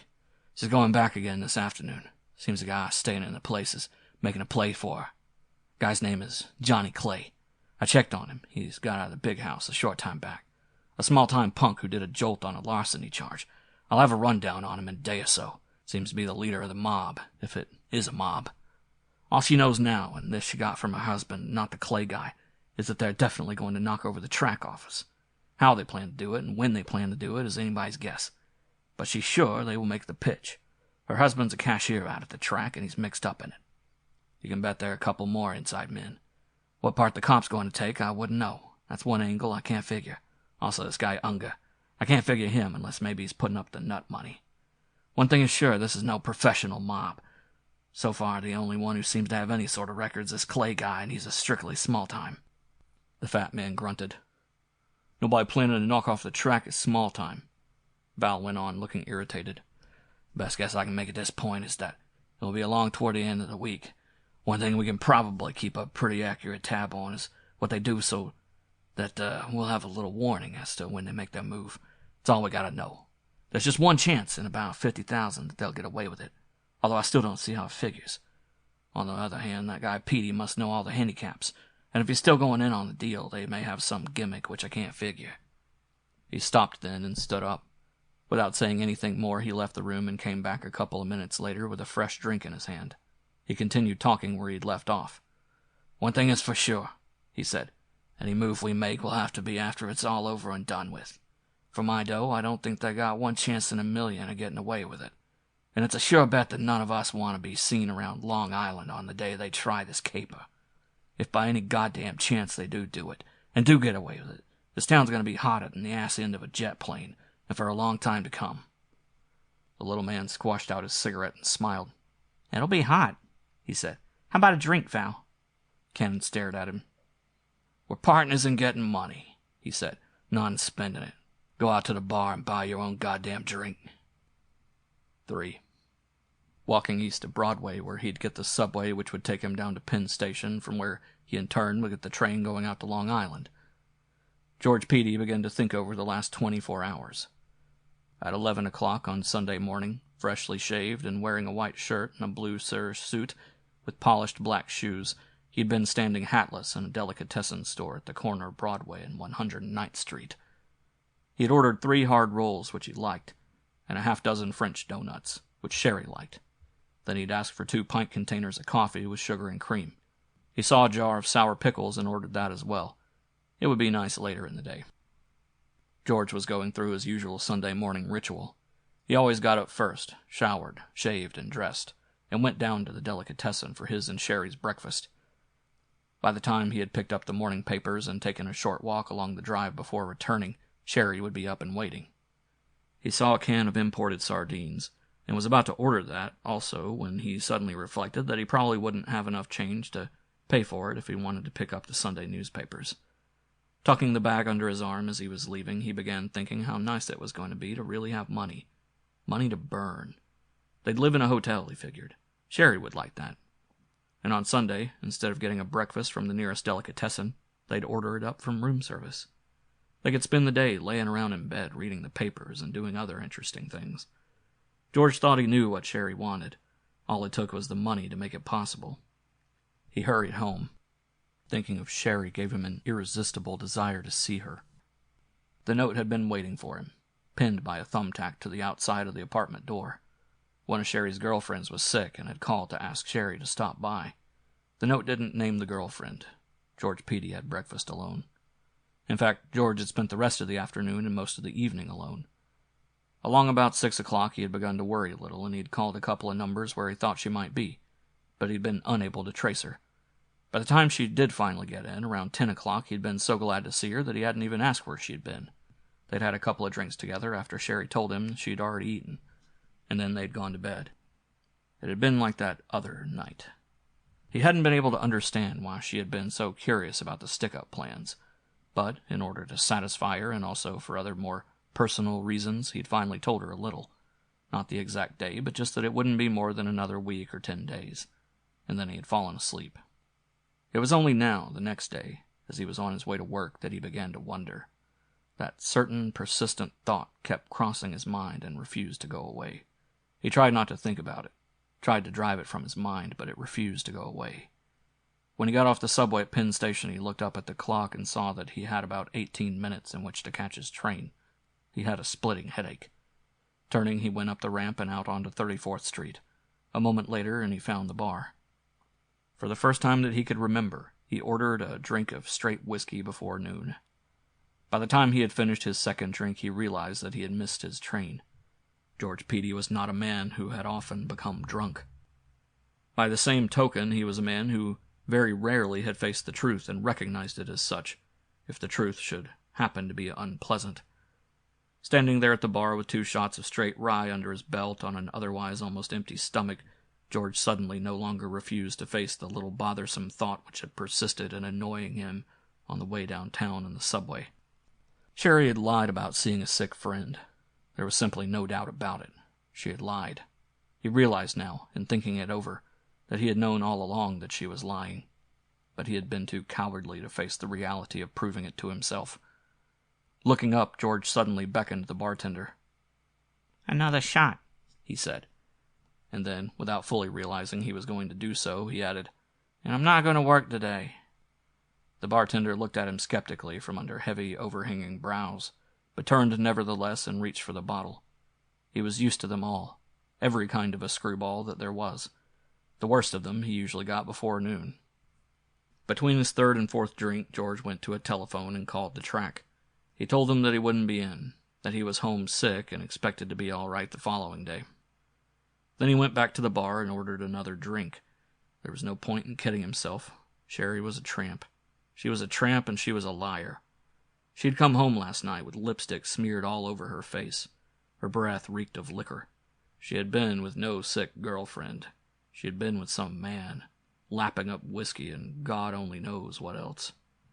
George ordered another drink. He wasn't, at the moment, curious as to who the man might be. It was enough to finally admit that Sherry was running around with other men. But the fact, once he was willing to accept the truth, was irrefutable. At once, George began to feel sorry for Sherry, and to blame himself. If she was running with other men, it could only mean that he had failed her. George felt a tear come to the corner of his eye. and he was about to beckon the waiter to refill his glass. It was then that he caught sight of his face in the mirror behind the stacks of pyramided bottles. In a split second, he sobered up completely. What kind of goddamned idiot was he? Good God. Here it was, the most important week in his life, and he was standing at a public bar getting drunk. He should have been at the track. The last thing in the world he should have done was to have failed to follow the usual routine of his days. Quickly, he turned from the bar, not bothering to pick up his change. Well, it was too late now to make the track, but at least he would go out and get some food in his stomach and some hot coffee. Then he would go to a movie and take it easy. He fully realized how essential it was that he be completely sober before evening. Tonight was the big meeting, and he, George, wanted to get there a little before the meeting. He wanted to talk to Johnny alone for a minute or two before the others arrived. He wanted to assure Johnny that they would have nothing to worry about as far as he, George, was concerned. 4. Watching her through half-closed eyes as she lay back on the bed, her arms spread wide, her breasts slowly rising and falling with her deep breathing, and the long lashes closed over her own eyes, he thought, "My God, she's really beautiful." It was a nice thought. He pulled deeply on the cigarette and then slowly exhaled, still looking at her through the veil of smoke. His next thought wasn't so nice. A tramp. A goddamn tramp. A pushover. Jesus, it hadn't taken an hour. Less than 60 minutes from the time she had walked through that door until they were in bed together. That was the trouble. She was beautiful. She was a bum. He was nuts about her. For a minute, he wondered if he was blowing his top. Anybody had told him, Randy Keenan, that he could run into a girl, especially some other guy's wife, talk to her for a few minutes, end up in bed with her, and then convince himself he was half in love with her, and he'd have said the guy was simply plain crazy. Randy was a cop, and he had the psychology of a cop. There were good women and bad women. This one there was no doubt at all about. She was bad. And by God, if he hadn't gone and fallen for her, hook, line, and sinker. Maybe it was because he was bad, too. Suddenly, he threw the cigarette into the far corner of the room without bothering to butt it. It landed in a shower of sparks. He leaned down across her and found her slightly parted lips. They felt like crushed grapes under the pressure of his hungry mouth. She didn't open her eyes, but in a moment she moaned slightly, and then her arms went up and over his shoulders. It was exactly 5:15 when Randy finally got back into his clothes. He poked his head into the bathroom as he finished pulling on his coat. "So, I'll call you tomorrow, honey," he said. "Sorry I can't wait now, but I just have to report in within the next 15 minutes. If I don't call in, there'll be hell to pay, and I don't want to call from here." "You run on," Sherry told him. "I'll be out of here in another 10 minutes myself. I want to be back home anyway by the time George gets in tonight." She looked up from where she was kneeling, pulling on a shoe, and blew him a kiss across the top of her overturned palm. Randy twisted his mouth in a smile, and then he was gone. Pulling on her second shoe, Sherry realized that she'd have to hurry if she was to keep her appointment with Val Cannon. She had arranged to meet him in a cocktail lounge on the Upper East Side at exactly 5:30. Val wouldn't be inclined to wait if she was late. Suddenly it occurred to her that she didn't really care whether he waited or not. There was a startled look on her face as the idea hit her. It was the first time in months that she had become even slightly indifferent to Val and to what Val might do. And then her mind went back to Randy. Randy Keenan, a cop. My God, what was wrong with her that she never seemed able to resist falling for heels? And there was no doubt about it. She had fallen for Randy. The thing had hit her as suddenly as it had hit him. Putting on her lipstick in front of the bathroom mirror, she made no effort to hurry. If Val waited for her, well and good. If he didn't, it wouldn't make the slightest difference. She then decided that even if he did wait, he would learn nothing further as far as the track stick-up was concerned. At the thought, she couldn't help smiling. She had, in fact, learned nothing herself. She and that handsome 6'2" Irishman had spent the afternoon discussing much more personal problems. Carefully, she wiped up after herself and dusted the powder off the wash basin. She threw several dirty pieces of Kleenex into the toilet bowl and then flushed it. She was careful to see that the door was left unlatched, as Randy had instructed her to do. The keys were lying on the table in the living room. She took the elevator down to the ground floor and hurried from the building. Looking neither to right nor left, she started east. George Peedy, stepping from the curb on the opposite side of the street, suddenly stopped with one foot in midair. His face became deathly pale, and for a moment he thought he might faint. And then, like a man in a slow-motion picture, his foot again found the ground, and he stepped back on the curb. As he slowly followed his wife from a half a block's distance, there was but a single thought in his shocked mind. So that was why Johnny didn't beat her up. He would have followed her into the subway, but he had to duck into a nearby doorway instead. The tears were running down his face, and people were beginning to look at him. Even George didn't know whether it was self-pity or hatred which caused those tears. End of chapter 6.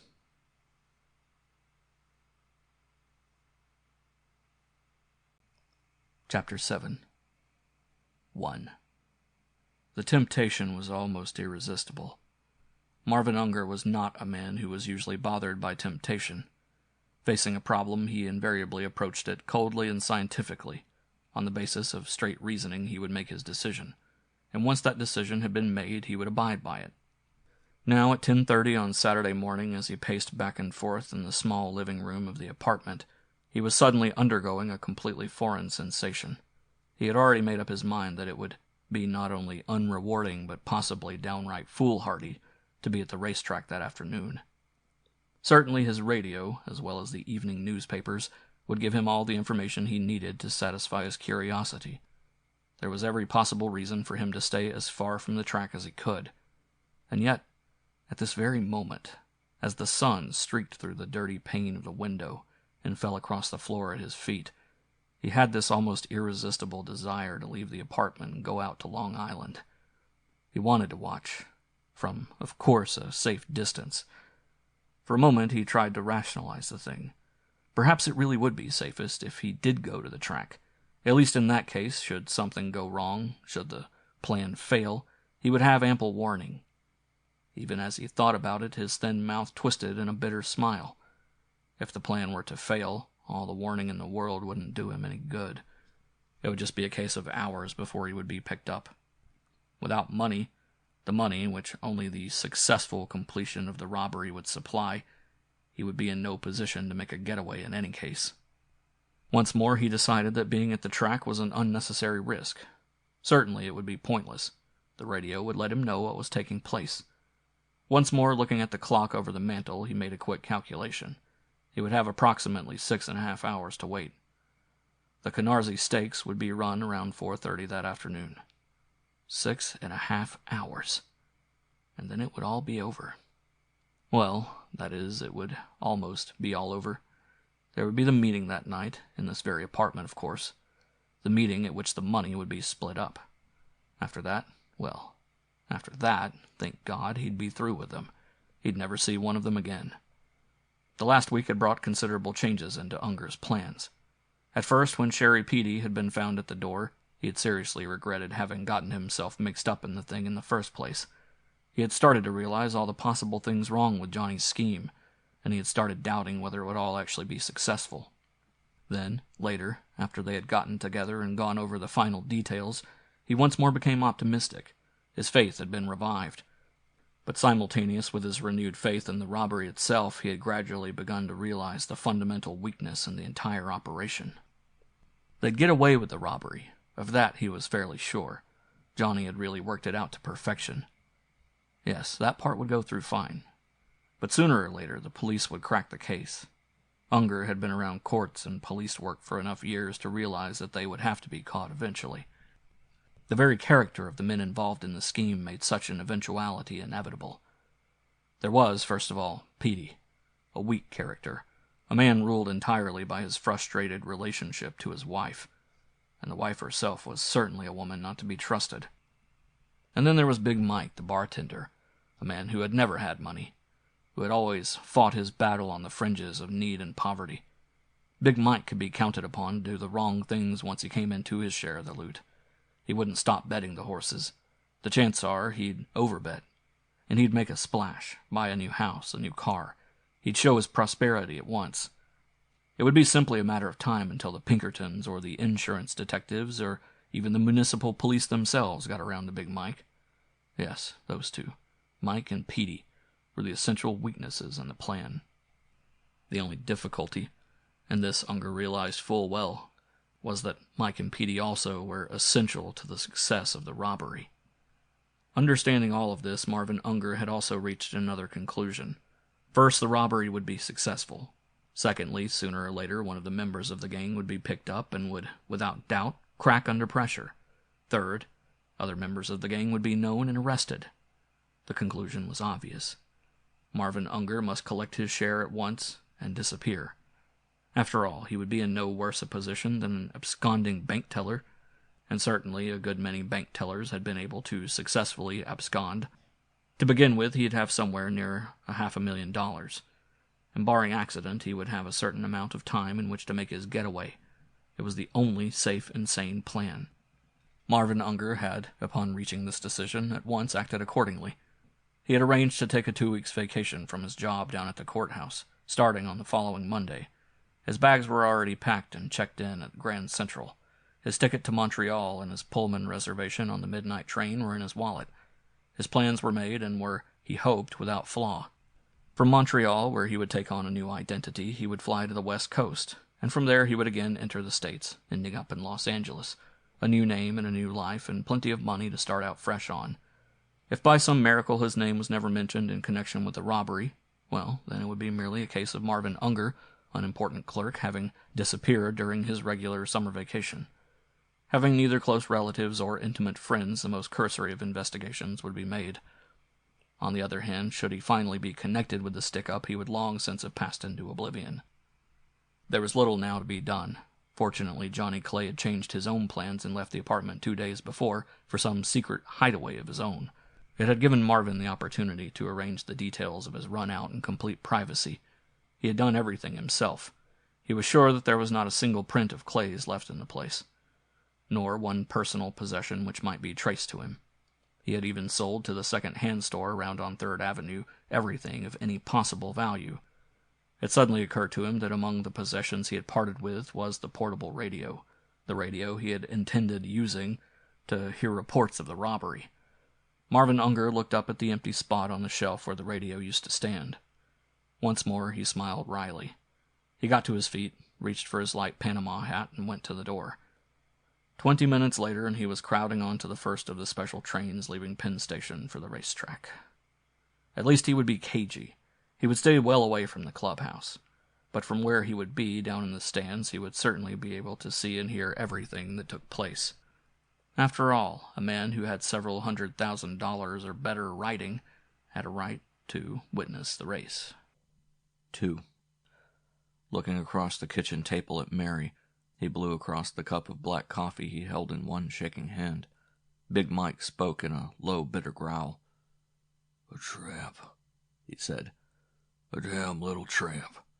4:30 it was when she came in, reeking of vomit and gin, and with her dress all torn down the front. My own daughter. I never thought I'd live to see the day." His wife lifted her faded blue eyes and stared at him. "And what do you expect the child to do of a Friday night if she don't have a date?" she asked. "A date?" For a moment, Big Mike felt like getting up and slapping her across the face, and then going into the bedroom and pulling Patty out and giving her the wailing that she deserved. "Can't she have a date with decent boys? Does she have to hang around every scum in this neighborhood? What's the matter with the child? God knows she's been brought up proper." "She's been brought up in this neighborhood," Mary said, "with the rest of the scum. What do you expect? What can you expect?" For a minute then, Mike stared at her before he dropped his eyes. She's right, he thought. Yes, God knows she's right. It wasn't the child's fault. Patty was a good girl. Remembering how she'd come in, her discontented mouth smeared with lipstick, her clothes torn and dirty, still sick from the swill she'd been drinking, he blamed himself. What could be expected of a child brought up in the slums, never meeting anyone but the boys from the neighborhood? She's 17, he thought, and she's never really had anything. This is all she's ever known. Mike took a deep breath, sighed, and drank from the cup. Well, after today it would be different. It still wasn't too late.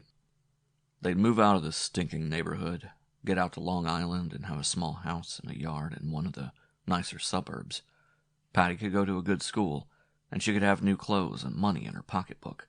She'd be able to meet nice boys from nice homes. It was just a case of money, and soon he'd have the money. Of course, the girl had been talking about quitting school and getting a job, but once he had the dough, he'd get her over that nonsense. Even if he had to get her a roadster and give her an allowance, he'd get her over that sort of talk. With money, she'd meet the right boys, and then she'd be a good girl, and they could stop worrying about her.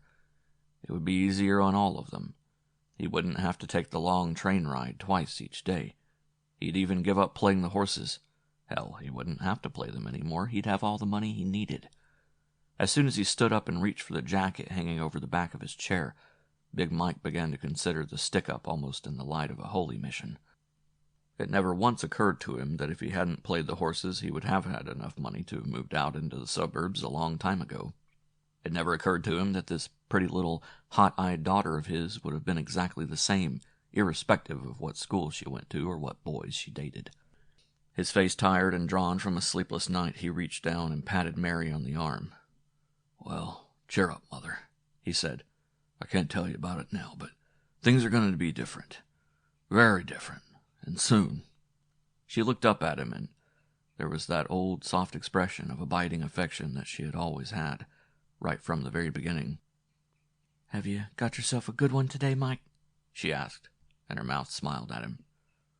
"'Tis no horse," he said, "that's changing our luck. Just you keep your chin up and wait. There'll be a change, all right." He leaned over and brushed her cheeks with his lips as he turned to leave. "Don't wait supper," he said. "I'll be late. Got an appointment. Won't be in until sometime near midnight. Don't you wait up and don't you worry." He slammed the door behind himself as he left the tenement. Already he was feeling better about Patty. The girl had good and decent stuff in her, underneath it all. After all, wasn't she his own flesh and blood? She just needed a chance. Looking up at the clock in the hardware store as he passed on his way toward the subway, he saw that it was 10:30.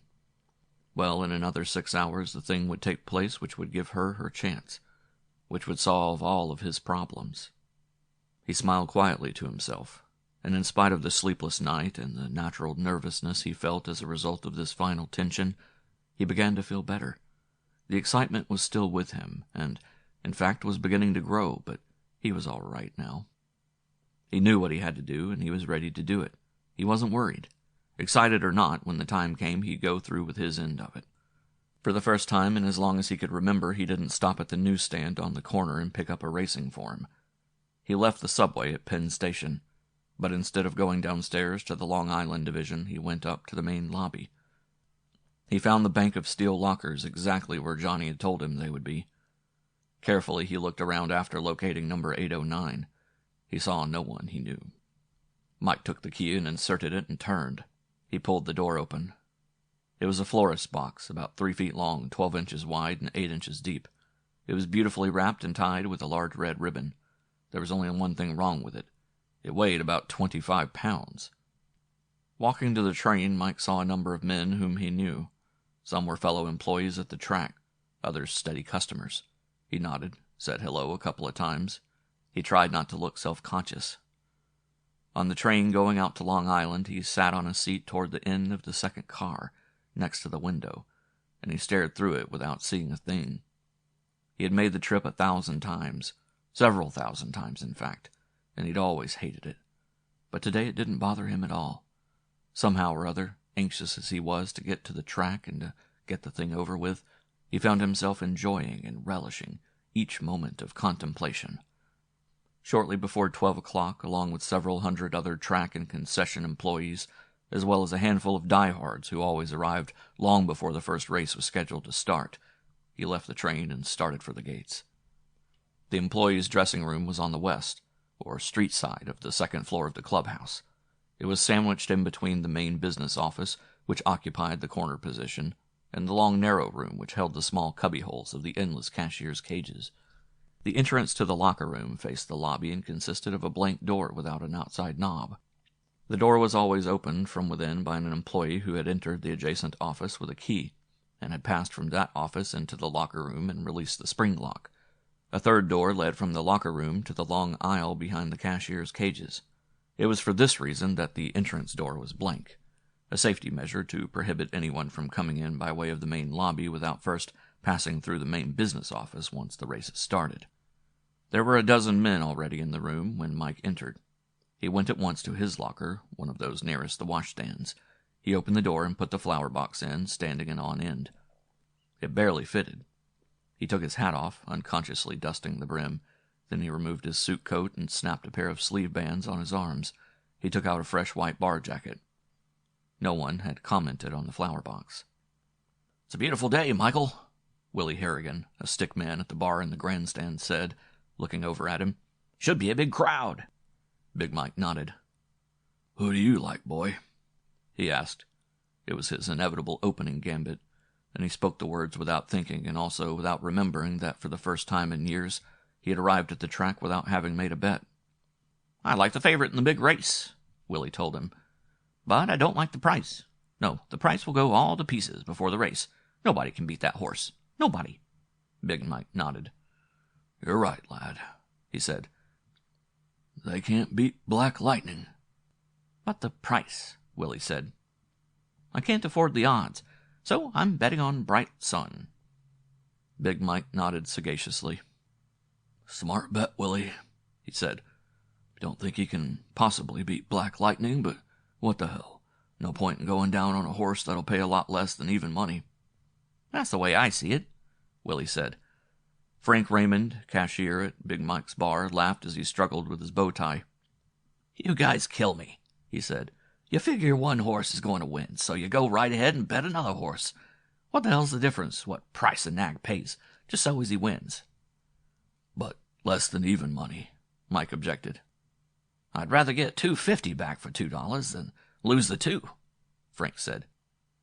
"You ain't ever going to get rich that way." "You ain't ever going to get rich any way you play 'em," Frank said. "Right you are, mister," Mike said. He smiled secretly to himself as he left the dressing room. No, none of them would get rich. None of them except himself, Big Mike. And before this day was over, he'd have it made. There was no doubt in Mike's mind about the success of the stick-up. No doubt about their getting away with it. Behind the bar, beginning to arrange the bottles and get the glassware out, he felt fresh as a daisy, in spite of his lack of sleep. He had completely lost his nervousness. He was ready and waiting, completely calm and under control. It was a peculiar thing, but for the first time in all the years he had been tending bar at the track, he failed to experience that odd sense of excitement which had never failed to affect him before the races started. It was going to be the biggest day in his life, and for the first time the strange, subtle undercurrent of tension and expectancy which the track and its crowds always gave him was missing. Today, Mike knew that he had the winner. 3. He hadn't told her. In spite of everything she had done, every trick and every subtle maneuver, George still hadn't told her. Everything else, yes. Who was in on the deal, how it was going to be pulled, but not when, not the day. Hours before dawn broke across the eastern sky and the sun slanted through the bedroom window to wake her up, Sherry Petey knew it was going to be this day. Finding the gun, probably more than anything else, was the tip-off. George had gone out Friday night and told her not to wait up, that he'd be late. But she'd still been up when he came in just before 12 o'clock. At once she had noticed his peculiarly furtive attitude. He had asked her to mix a drink, which in itself was unusual. She hadn't questioned him, but had gone at once into the kitchen. He had moved off to the bedroom. Instead of starting to mix the drink, she had given him only a minute or two and then followed him. He had been standing at the dresser, and he whirled quickly as she entered the room. The gun was still in his hand, and apparently he'd been about to put it into the top bureau drawer, where he kept his shirts. "What in the world have you got there?" she asked. He blushed, started to say something, but she went to him at once and reached for it. He brushed her hand away then, and told her not to touch it. "My God, George," she said then, "don't tell me you're going to actually be in on the stick-up yourself." She looked at him with wide eyes, unbelieving. It wasn't that at all, he told her, but he felt safer with the gun. The gun was for afterward, once they had divided the money up. "But I don't understand," she said. "Is it that you don't trust the others? You think someone's going to try?" "I trust 'em," he said, almost too quickly. "I trust 'em all right. Only it's going to be a lot of money, And it isn't only us that will be in it. Johnny's got 2 or 3 outside men, hoodlums, working on the thing. You trust Johnny, don't you? She asked. For a moment then, as she mentioned his name, he seemed to turn away and his neck grew red. As much as I trust anyone, he told her, shortly. She wanted to know where he got the gun, wanted to know why he brought it home, asked if it wasn't dangerous just having it around. But he was evasive. He told her he didn't want her worrying about it. Finally, she asked him outright if he brought it home because they were going to pull the job immediately. He protested then, protested too much, and she knew that the next day must be the day. As she had fallen asleep, she was still surprised, however, that George had gotten hold of a revolver. For a fleeting moment, she wondered if he could possibly have any suspicion of her relationship with Val Cannon, could possibly have guessed what she had told Val, but she brushed the idea aside. There was no doubt but what George had been acting strange the last few days, tense, even short and surly with her. She put it down to a bad case of nerves. She knew that as the time for the stick-up approached, he would, of necessity, be highly nervous and upset. Still and all, the gun didn't quite fit into the picture. George wasn't the type to carry a gun. In fact, she doubted very seriously if he had ever as much as shot off a gun in his entire life. George Peedy himself had slept badly. He had, in fact, been sleeping badly for about a week. It wasn't only the robbery which worried him. There was the business of Sherry. First, her showing up that night of the first meeting. Then, seeing her coming out of Unger's apartment that following Monday at dusk. Something was going on, and George didn't know what it was. He had as casually as possible mentioned Sherry to Johnny a couple of times lately, but Johnny had been noncommittal. Certainly in no way had he indicated that he had seen her that Monday afternoon. Just why he had picked up the gun, George couldn't even say to himself. He only knew that suddenly, around the middle of the week, he remembered a friend of his who had a collection of revolvers and rifles. He had never paid much attention to it, as he had no interest in either guns or the purposes for which they were used. But he remembered this friend, and then the next thing he had looked him up, called him on the telephone, and just about invited himself over for a visit. He had given the man a long cock-and-bull story about taking a vacation up in the Canadian woods. Wanted to take a gun along with him as he'd be sleeping out in the car nights. The man had offered to loan him a rifle or a shotgun, but George had asked for a revolver. Said he'd feel better with one in the glove compartment of his car. His friend had demurred, but finally he'd loaned George the revolver. He'd had to instruct George about how it worked. It was a small .32 automatic, and as his friend explained about it, George couldn't help but be secretly amused. Here he was, he thought, a member of a mob which was about to pull just about the most daring stick-up in the history of crime, and someone had to show him how to load and unload a gun. Sherry was up before George and half-dressed as he threw the sheet from his body and started to climb out of bed. "We're out of everything," she said, speaking over her shoulder as she started for the bathroom. "You get shaved and dressed, and I'll run downstairs and pick up some coffee and rolls. You want anything else besides?" "Might get a paper," George said. "Newspaper or a scratch sheet?" "Newspaper." George sat on the edge of his bed, a scrawny scarecrow in his faded striped shorts. He smoked a cigarette as he waited for Sherry to get through in the bathroom. He coughed several times and butted out the cigarette, mentally reminding himself that he was going to cut out smoking before he had had his morning coffee. At once he began to think of the plans for the day, of what would be happening out at the track this afternoon. Unconsciously, he reached for another cigarette and lit it. Sherry came out of the bathroom looking fresh and lovely even without makeup. She took a scarf from one of the bureau drawers and tied it around her neck. She didn't bother with a hat or a jacket. She was wearing light peach-colored slacks and a turtleneck sweater, her small feet thrust into huaraches. She looks, George thought, about 17. "Money?" she said. "On the dresser, baby." She took a couple of bills from George's wallet and blew him a casual kiss as she turned and left. "Back in a jiff?" George got up and went into the bathroom. He walked over to the mirror above the sink and leaned forward to stare at his face. He half opened his mouth and rubbed one hand down the side of his cheek, blinked his bloodshot, faded blue eyes several times. The stubble on his chin was very light, and he could have gotten away without shaving. But he reached over and unhooked the door to the medicine cabinet and took out his safety razor, the moth-eaten shaving brush, and a jar of shaving cream.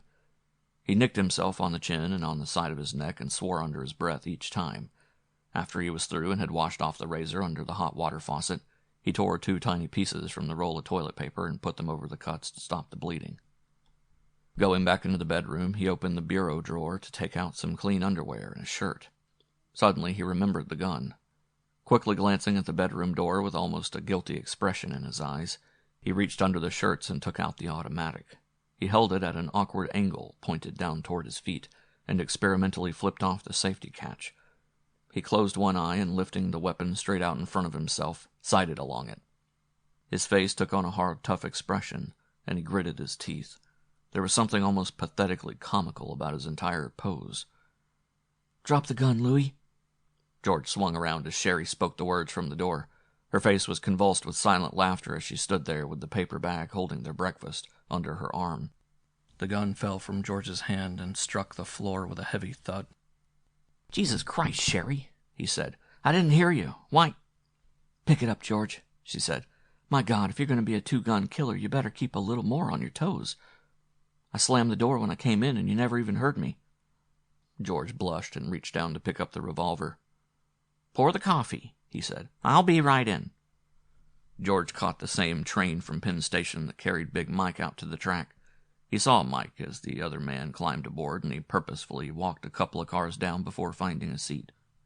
He had left the morning paper with Sherry and hadn't bothered to buy a second one to read during the trip out to the island. Instead, he sat thinking. He was thinking about figures.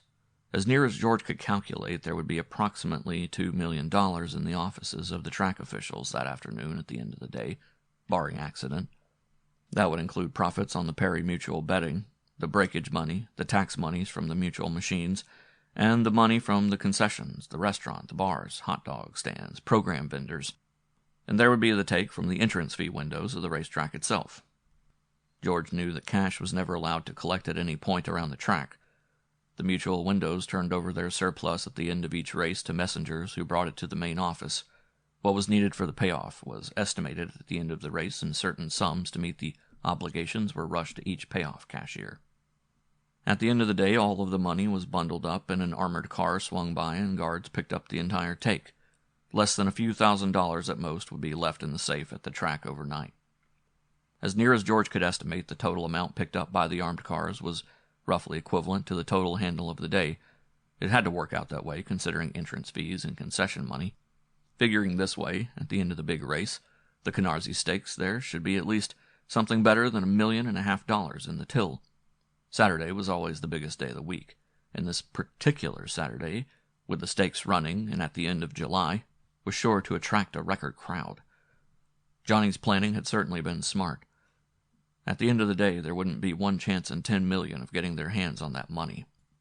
George knew that the armored car arrived around 5 o'clock and parked just opposite the main entrance to the clubhouse. 2 men stayed in that car, one at the wheel and the other handling a machine gun from a turret on top of the vehicle. 2 others entered the offices, each fully armed. There would be the Pinkertons lining the path from the office to the door. There would be the 2 detectives who were on constant duty in the main offices, where the money itself was collected. No, once that armored car showed, a stick-up would be impossible. Thinking about it, thinking of what Johnny was planning to do, George shuddered. Jesus, the guy had guts. He had to admit it. He not only had the brains to plan it, but he had the guts to carry it out. It was going to take a particularly rare breed of courage to walk into that office alone and face those armed Pinkertons. George looked at his wristwatch as the train pulled along the platform near the track. He unconsciously noted that the train, as always, was right on time. He spoke to no one as he made his way to the clubhouse. Another 4 hours. 4. Randy Keenan went on duty at 8 o'clock on Saturday morning. He was on for a straight 12-hour trick, patrolling first up one street and then down the next. Routine. Climbing into the black and white prowl car, he offered up a fervent prayer that it would stay routine. But no matter what happened, no matter if there were 6 murders and a race riot on his beat, he knew what he had to do and he was prepared to do it. Fortunately, things started out quiet, and they stayed that way during the morning hours. A couple of early morning drunks, a fight over on Columbus Avenue, a speeding ticket, and a woman who had lost her kid while she was in shopping. At 12:30, Randy called in and told the desk that he was going to have lunch. He'd be out of the car for not more than a half hour, and then at 1 o'clock back behind the wheel, he once more reported in. There was nothing stirring. At 2 o'clock, Randy pulled over in front of a drugstore on West 61st Street near Broadway. He left the engine running and got out of the car, leaving the radio on so that he'd be able to hear it. He went into the drugstore and entered a phone booth. He didn't have to look up the number. In a moment, he had the desk sergeant at the precinct house. He didn't even try to disguise his voice. He knew that it wouldn't be recognized. The sergeant was used to hearing him over the shortwave set. Quickly, he told the sergeant that he was Lieutenant O'Malley's brother-in-law out at Shirley, Long Island. "The lieutenant's wife, my sister, has suddenly been taken sick," he said. "We got no phone out here. Wish you'd try and get word to the lieutenant. I think he should come on out." And then he hung up. A moment later, he was back in the car and pulling away from the curb. He hoped that it would work. Lieutenant O'Malley was his direct superior, and he knew that they had no phone. He'd been a guest out at O'Malley's beach house several times himself. It might work, and it might not. There was always the chance that O'Malley would check back with the Suffolk police and try to find out what was the matter. On the other hand, there was an equally good chance that O'Malley, given the message, would ask to be excused from duty and would rush out to see for himself. If it happened that way, it would be just so much to the good. Then, in case there was a call for Randy between 3 and 5 o'clock, O'Malley wouldn't be on duty, and his replacement wouldn't be too sure when he failed to contact Randy Keenan's prowl car. Unless it was something really hot, they'd just assume that Randy's radio was broken and he didn't get the call, and they'd send someone else out on it. O'Malley, who made the rounds himself in another car and checked up on Randy and the rest of the men in his district, was about the only one who was sufficiently familiar with Randy's beat to know approximately where he would be at any given time. The worst that could happen, assuming something did break during that crucial period, would be that Randy Keenan couldn't be found. So he'd tell them that he'd taken a snooze on a side street and that the radio had broken down. He'd see that it was broken, too, before he turned in that night, and they might dock him a few days' salary or at the worst put him back to pounding a beat. It was the best that Randy could figure out. At 10 minutes to 3, he got a call to go to the corner of Broadway and 69th. Street fight. "The sons of bitches will just have to keep on fighting," he said to himself, and then swung the patrol car south and started downtown. At 59th Street, he turned east and headed for the Queensboro Bridge. It was a little longer than taking either the Triborough or the Midtown Tunnel, but he didn't want to pass through a toll gate. A patrol car in the heavy Saturday afternoon traffic between New York and Long Island would never be noticed.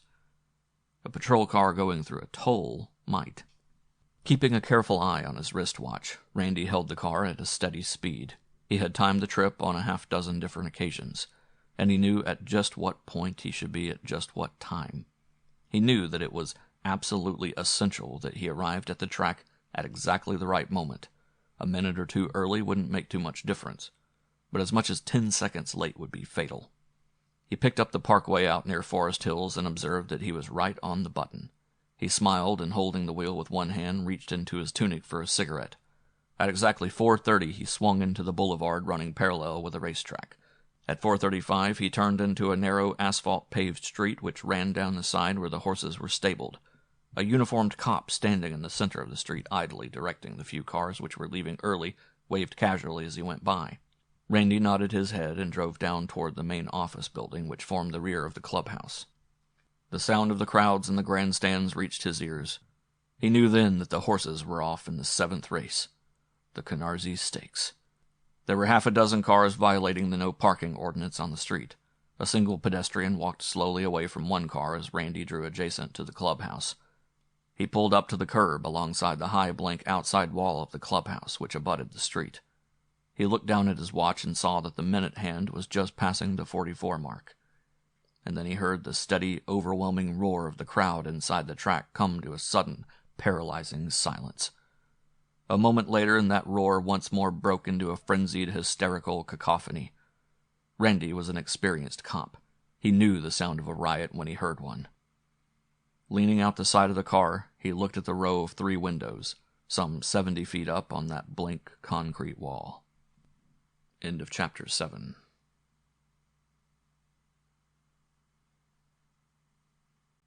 Chapter 8. 1. It was 8:30 in the morning when Maurice Cohen reached the corner of Southern Boulevard and 149th Street. He went to a newsstand and bought a scratch sheet, and then he found a crowded cafeteria. He ordered a cup of coffee and spread the sheet out on the table, taking a fountain pen from his inside breast pocket. He spent exactly 45 minutes marking up the sheet. Then he carefully folded it and put it in his sidecoat pocket. He paid for the coffee and left. Entering the bank on the corner near the subway steps, he strolled casually to the nearest teller's cage. He pushed a $5 bill under the grill and asked the girl for two $2 rolls of nickels. She smiled and gave them to him along with $1 change. Maurice dropped one roll in each side pocket. He was armed for his afternoon's work. Maurice knew that a roll of 40 nickels was just as effective as a blackjack, and there was no risk of facing a Sullivan law charge in case he had to use it. Riding downtown, he opened a morning tabloid and checked the train schedules and an ad on the sporting page. He decided to take the 12:30, which would get him out in plenty of time to get down on the daily double. He wanted to have tickets on every race, just in case. At least it would prove, should there be a rumble and he find himself arrested, that he had a legitimate reason for going to the track in the first place. Getting off the train at Grand Central Station, he climbed up to the street level and walked east on 42nd Street. He went into the lobby of a tall office building between Lexington and 3rd Avenues and waited for an elevator. He knew the room number without looking it up on the board. Mr. Soskin's secretary came out within a minute of the time he sent his name in. She knew him and smiled. "Busy right now," she said. "Is there anything I can do, or would you rather wait?" He told her he'd wait. 15 minutes later she returned and beckoned him into the lawyer's private office. Harry Soskin didn't bother to stand up. He waved a casual greeting and waited until the girl had left the room before saying anything. Maurice sat down and for the first time lighted the cigar he'd been carrying since he got up that morning. "Well, boy," Harry Soskin said, "what's the rumble? Don't tell me you've crapped up with the parole officer." Maurice shook his head. "No trouble there," he said. "I take care of him." He smiled thinly and reached into his inside coat pocket and took out his wallet. Carefully, he extracted a $100 bill and tossed it across the desk to the lawyer. "I'm going to be out on Long Island this afternoon," he said. "Queens County. I expect to be back here in town no later than 6:30 this afternoon.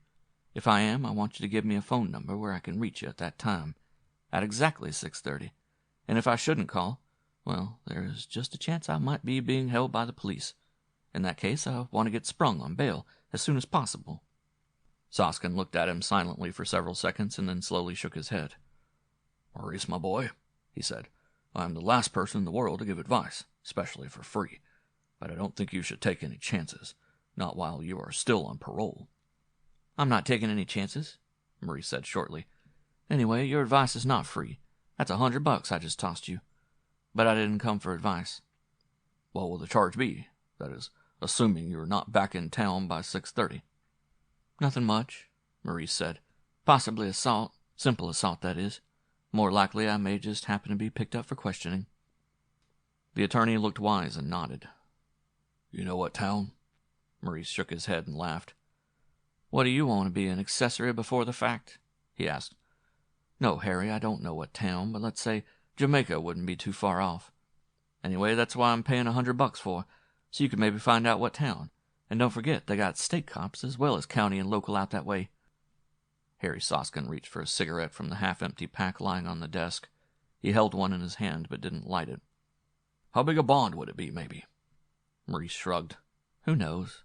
The lawyer carefully picked up the $100 bill, folded it twice, and stuffed it into his breast pocket. "Okay," he said. "Can do. You want to leave me some money for the bond, maybe?" "Use the 100. "The 100 is my fee." Maurice laughed without humor, reached back for his wallet. He took out another 100 and handed it over. "If that isn't enough," he said, "don't stop working. I got more, and I want it back," he added, "just in case I do make that call at 6:30. "Telephone me here," Soskin said. "I'll be waiting." Maurice stood up and started for the door. "Be seeing you," he said. The lawyer said nothing, but merely watched him with curious eyes. Having time to kill after he left the attorney's office, Maurice started walking across town to Penn Station.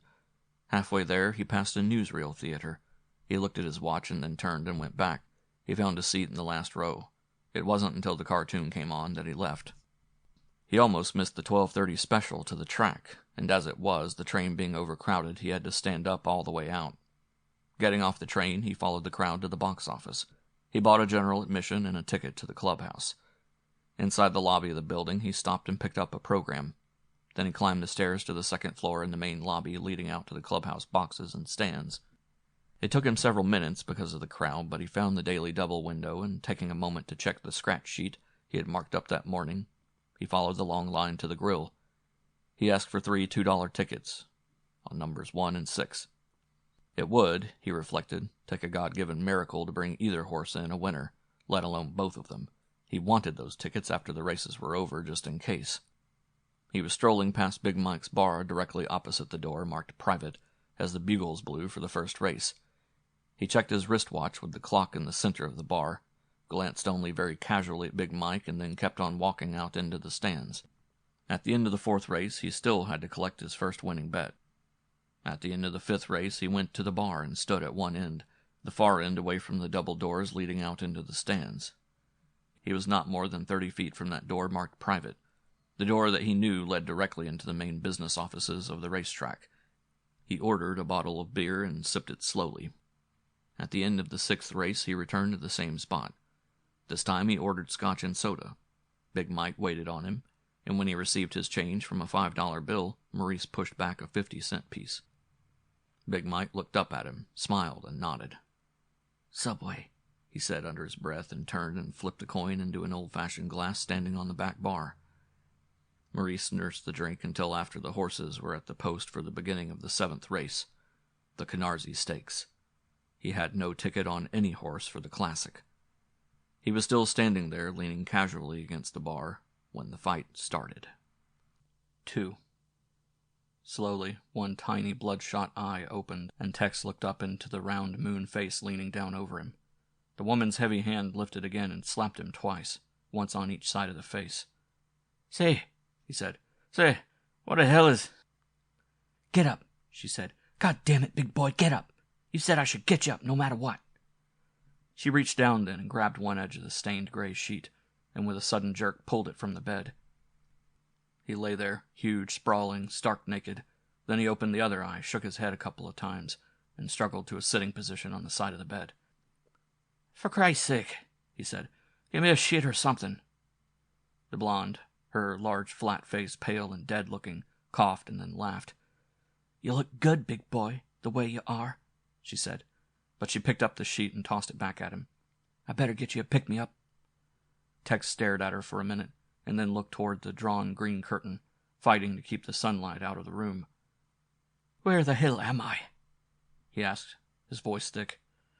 "You're in Hoboken, brother," the blonde said, "in the finest damn whorehouse in the state of New Jersey."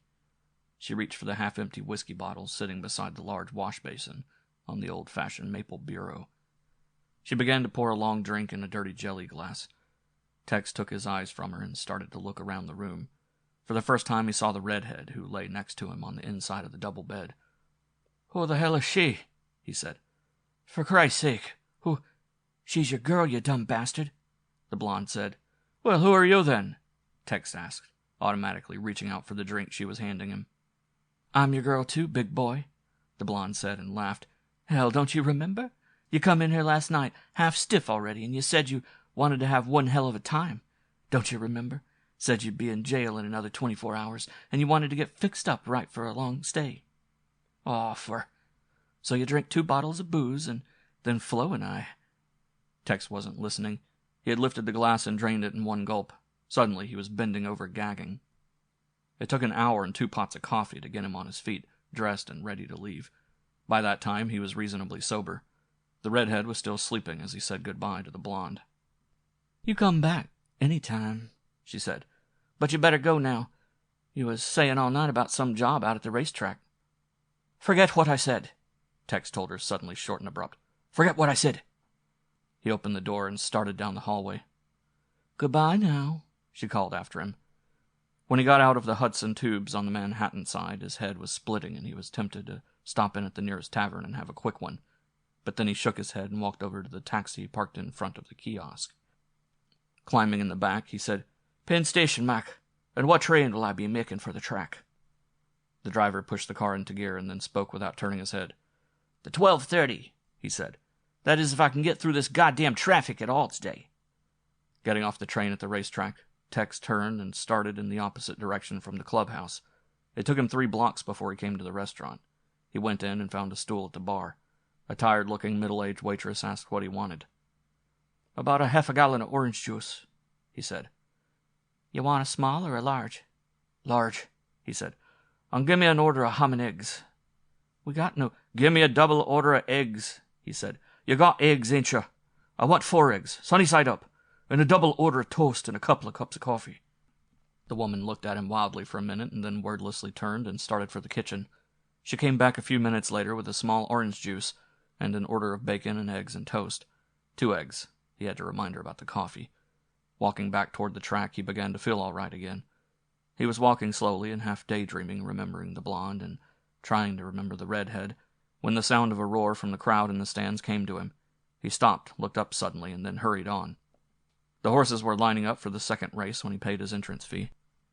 It took him until the beginning of the third race to find the bar in back of which Big Mike was mixing drinks. He went to the bar and stood at the end served by one of the other barkeeps. The crowd was already leaving to go out to the track. "What'll it be, sir?" Tex looked up at the white-aproned bartender and frowned. He thought for a moment, rubbing one dirty-nailed finger down the side of his unshaven chin. "A shot of whiskey, some hot sauce, and an ice cube in a beer glass," he added. For a moment the bartender looked perplexed. "You mean a shot of Worcestershire in the whiskey, right? Rye or bourbon?" "That's right," Tex said. "Hot sauce. Any kind of whiskey is okay." He nursed the drink during the running of the third race. When the horses came out for the fourth race, Tex went out to the stands. He stayed there for the running of that race as well as the fifth race. He neither bet nor showed the slightest interest in the tote board. After the prices had been posted on the fifth race, he once more returned to the clubhouse lobby. He went back to the bar, this time crowding himself into a spot directly in front of Big Mike. He waited patiently for several minutes while Mike served half a dozen other patrons. It wasn't until almost the start of the sixth race that Big Mike asked him what he wanted. "Service, you Irish slob," Tex said in a low voice. Big Mike stared at him for several seconds. "And what would yours be?" he said. "Bottle of beer," Tex said. He stood and drank slowly, stretching the bottle out until the end of the race. Then, before the crowd began to come in from the stands, he ordered another bottle of beer. It was 5 minutes after 4, according to the clock over the bar. At 25 minutes past 4, the bugle blew calling the horses out to the post for the Canarsie Stakes. The big race would be off within another 12 minutes. Already people were beginning to drift away from the bar. Big Mike had found time to rest for a second between pouring drinks, and he was standing in front of Tex, mopping up the wet mahogany with a bar rag. Tex looked directly at him and spoke in a loud voice. "You son of a bitch," he said. "What do you mean, taking my drink before I finished with it?" Out of the corner of his eye, he noticed 2 or 3 men who had started to leave the bar, turn, and hesitate. "I beg your pardon, sir," Mike said. "Don't tell me you didn't take it, you bastard," Tex said. By this time he had raised his voice to a yell. A dozen persons starting through the gate into the stands hesitated and turned back toward the bar. Almost at once a block began to form at the double doors. Tex hesitated a moment and then reached down with one hand and picked up his beer glass. He lifted it high and smashed it down on the bar, and the glass shattered and splintered into 1,000 pieces. "You stole my drink, you Irish bastard!" he screamed. "Now get me another before I knock your goddamn—" As he yelled the words, he was aware of the crowd rapidly forming around him. He also saw, out of the corner of his eye, a large, broad-shouldered man quickly edging his way through the crowd from over by the cashier's windows. Tex estimated it would take the man about half a minute to reach him. He leaned as far as he could across the bar and with his open hand slapped Big Mike across the face. Big Mike let out a roar, and putting one hand on the edge of the mahogany, he stepped up on the stainless steel sink under the bar and quickly vaulted across. He landed like a cat directly in front of Tex. Tex started yelling again, and his hand shot out and he slapped Big Mike again. By this time the place was in an uproar. The other bartenders were rushing down toward them, and the cashier was blowing a small whistle. The big man Tex had spotted coming through the crowd had not yet reached him. The door into the grandstands was completely blocked, and not one out of 100 in the crowd really knew what was taking place. Even as Tex pushed Big Mike away from himself, his eye went to the clock. They'd be off in the Canarsie Stakes within the next 3 minutes. Big Mike had his arm in a steel-like grip as the Pinkerton man reached Tex's side. Tex tore his arm free, and his fist shot out and caught the broad-shouldered man squarely between the eyes. The Pinkerton man had his blackjack out as Tex saw the door marked Private open quickly. It closed a second later behind another large, well-built man who had cop written all over him. Tex saw the blackjack descending, and he shifted so that he caught the blow on his shoulder. He slugged the private cop a second time, and this time he gave it everything he had. The man fell to the floor like a log as half a dozen onlookers struggled to get out of his way. Tex felt the thud of the billy on the back of his head. It didn't knock him out, but he started to slump to his knees. He felt hands grab each of his arms. As two detectives started to propel him toward a door marked Exit, which he guessed led to the staircase, he saw Mike helping the first Pinkerton man to his feet. He also heard a terrific wave of sound from the direction of the grandstand. He smiled. He felt fine. Johnny would be pleased. They were off in the big race of the day, the Canarsie Stakes. Nicky left Catskill, New York on the Greyhound bus at midnight Friday. He carried the .30-06 Winchester with the telescopic sight broken down in 3 parts, stock barrel and sight, carefully wrapped in rags. He had put it in an empty trombone case which he had picked up several days before in a hock shop down on 3rd Avenue. The gun came from Abercrombie & Fitch's, and it had cost him $210. After 3 days' practice up at the lodge in the hills back of Kingston, he had grown attached to the gun. He hoped that it might just barely be possible to hang on to it after it had done its work. He had sighted it perfectly, and he had been especially pleased to discover that the use of the silencer barely interfered with his aim. The bus arrived in New York around 3:30, and Nicky went at once to a small midtown hotel. He checked in and left word to be called at 8 o'clock. He was already dressed and shaved and ready to check out when the phone rang, and the desk clerk told him it was 8 a.m. He had slept badly, and he was tense and high-strung. He began to chain-smoke almost at once. This is the way he wanted it to be. He liked to be on edge when he had a job to do. After a quick breakfast, Nicky went to the garage on Upper Broadway which advertised rental cars, the ones which specialized in convertibles and foreign sports jobs. He showed them a Florida driver's license and false identification papers, and then left a $100 deposit on an MG. The phony papers had cost him $50, and he had paid another $20 for a stolen Florida plate. Nicky had contacts where almost anything could be bought for a price. Before he took the car out, he checked to see that it had canvas side curtains. They filled the tank with gas, and he put the trombone case behind the front seat, and then drove south on Broadway. He made only one stop before taking the East Side Drive up to the Triborough Bridge. He pulled up in front of an Army and Navy surplus store and went in and bought a gray Army blanket. He had a cup of coffee in Jamaica. It took him more than an hour to find a secluded spot at the end of a dirt road near Freeport. He pulled into the shade of a clump of bushes and got out of the car. The pliers and screwdriver were wrapped up in a small package with the Florida license bag. In less than 10 minutes, he had the New York plate off the car and had substituted the other one. Later, he found a seafood place in Freeport and had a good lunch. He was back, cruising slowly about a mile from the track at 12:30. At 12:40, he followed the route Johnny had marked on the map, and which he had memorized, and drove up to the northeast parking lot. The MG's top was up, but he had not used the side curtains.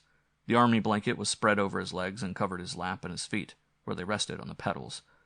The man at the entrance to the lot yelled at him as he drove across the double lane to the gate. "Use one of the other lots, buddy," the attendant told him as he pulled up to a stop. "This one ain't open yet."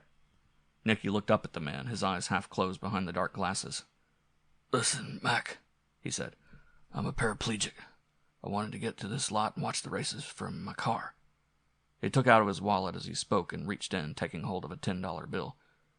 "Say, they can get you a chair." "I know," Nicky said, "but I just can't manage it, particularly in the crowds, and I have to leave before the races are over." The man hesitated for a second, and Nicky held out the 10. The attendant looked down and saw the blanket. "Oh, the hell with it," he said. "Go ahead on in. We ain't open yet, so you can skip." "Take it and get yourself a lucky bet," Nicky said. The man hesitated then, almost shyly, reached for the bill. "Go on in," he said gruffly, and lifted the chain barring the entranceway.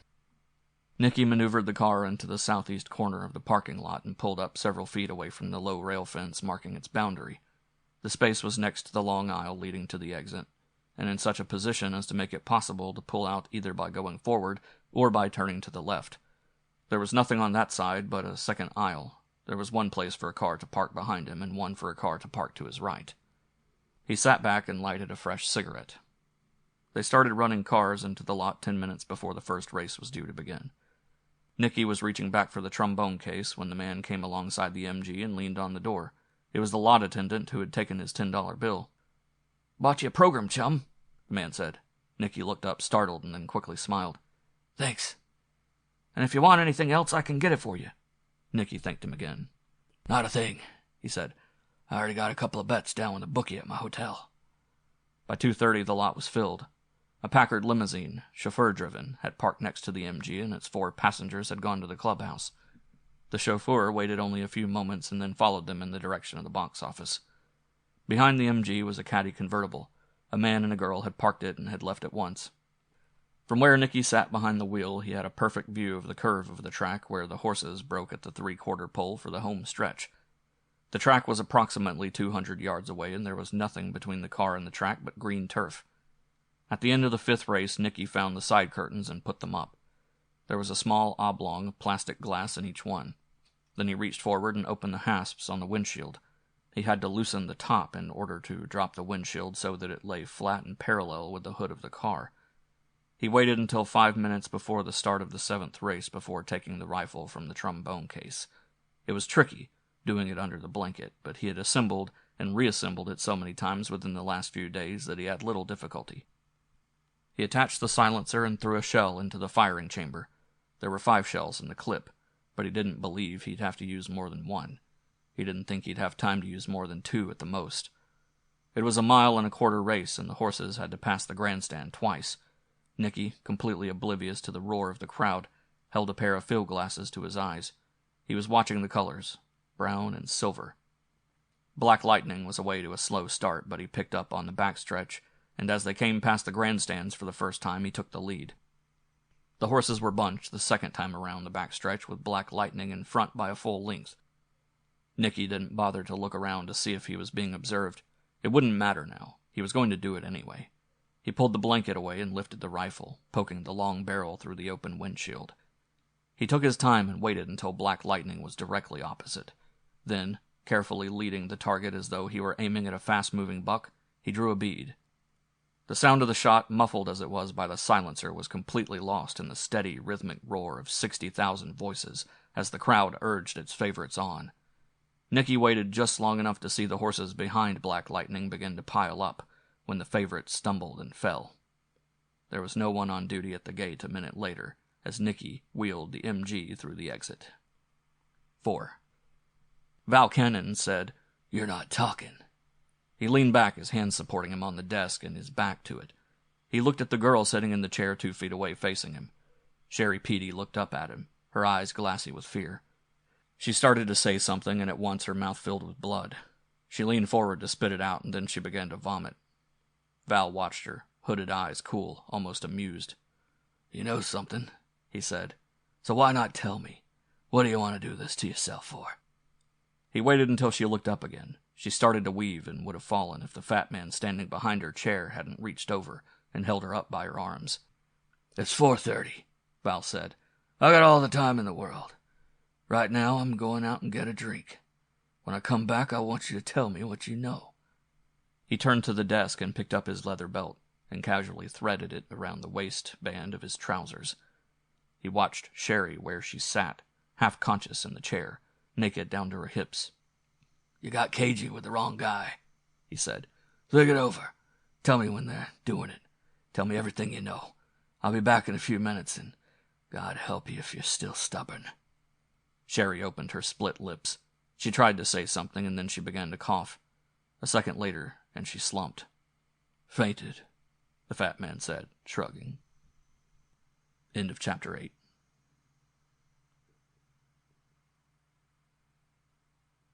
Chapter 9. 1. 4 years he had been waiting for it. Waiting for this day, this Saturday in the last week of July. There hadn't been a single day, not one of the 365 days in each one of those long, heartbreaking years, that he hadn't at some time or other thought of how he would be feeling at this exact moment. The moment that he would be waking up in a strange bed in a third-rate hotel, broke, in debt, a parole violator, and knowing that before sunset he'd be either dead or he'd have found the money which would bring him the escape he had always been seeking. The escape which, for him, only money could buy. It was the first thing that came to his mind as he opened his eyes. He reached over and took the pack of cigarettes from the night table. He knocked one out and then fumbled around until he found the lighter. Laying back on the pillow, he inhaled deeply, slowly letting the smoke escape from between thin, well-defined lips. He felt great. He took another puff, and he spoke in a clear, low voice, directing his words at the dirt-encrusted ceiling. "Brother, this is it." He laughed then, realizing that he was talking to himself. Turning his head, he was able to see the face of his wristwatch where it lay on the night table, beside the pack of cigarettes. It was exactly 8 o'clock. He had plenty of time. The telephone was over on the scarred writing desk next to the door leading into the bathroom. He got up, completely naked, and went over to the chair in front of the desk. The curtains covering the single opened window were pulled apart, and he could look directly into a room across the court. The window was closed and too dirty to see much through. He knew, however, that he himself could be seen. He laughed again. It didn't bother him in the slightest. Today, nothing bothered him. The clerk at the desk in the lobby told him over the phone that they didn't have room service. "Hell, we ain't even got a restaurant," the voice said. "I can send up a bottle and some ice and soda, though, with a bellhop," he added. "Too early," Johnny said. "But you tell that bellboy to go out and get me a container of coffee, some orange juice, and a couple of hard rolls, and it's worth a fast buck to him." "Will do," the clerk said. There was no shower in the old-fashioned bathroom, so Johnny ran a tub full of water. He waited, however, until his breakfast showed up before climbing in. The bellhop brought a paper along, and Johnny casually glanced at the headlines as he ate. He sat by the open window, stripped down to his shorts. His mind, however, was not on the news. He was carefully going over everything which he had done during the last couple of days since he had left Marvin Unger's apartment to take the hotel room. He wanted to be absolutely sure he hadn't overlooked anything. It had been a smart move checking into the hotel. He had found himself growing jittery hanging around Unger. Another day of it, and something would have had to give. The tension was too much. For a while he had considered staying at the room up on 103rd Street, but then he had decided against that. He wanted to keep that place for one purpose and one purpose only. He smiled to himself as he thought of Joe Piano. Joe hadn't liked the idea when Johnny had told him that Randy was going to stop by. Joe couldn't understand what he was doing playing around with a cop. It had taken a little explaining. At least there was one thing about Joe. He hadn't shown any unhealthy curiosity. Johnny had stopped by to pick up the suitcase which held the submachine gun. Joe, answering the doorbell, had asked him into the kitchen, wanted him to have a glass of wine. It had happened on Friday afternoon. Then they had gone up to Johnny's room. "Take this out now," Johnny told him, indicating the suitcase. "Tomorrow afternoon a friend of mine's stopping by. He'll leave a bundle for me. He's a cop." "A cop?" "Yeah, drives a prowl car." "Funny kind of friend to have," Joe said. "He's okay. A very special cop." Johnny winked at him. "He's leaving this bundle for me sometime around 6 to 6:30 at the latest. I'll be in early in the evening to pick it up, and that's the last you'll see of me." Joe nodded, non-committal. Johnny took a folded bill out of his watch pocket. It was a 50. "I'd like to see that Patsy gets this," he said. "That isn't necessary," Joel told him. "I can take care of Patsy all right." "I know," Johnny said, "but he's a good friend of mine." Joe said nothing, but he did reach out and take the bill. Johnny left soon afterward. "The idea of that cop leaves me cold," Joe told him as he walked down the long hallway to open the gate for him. "But any friend of the boys has got to be all right." Johnny found a cab on 2nd Avenue and told the driver to take him to Penn Station. He carried the suitcase into the lobby and found the bank of steel lockers. Checking the suitcase, he took the key and put it in an envelope. That night he had a messenger service drop it off at Big Mike's apartment. Buying the briefcase had been easy. He got the kind you carry under your arm and that you close with a zipper. The duffel bag had been harder to find.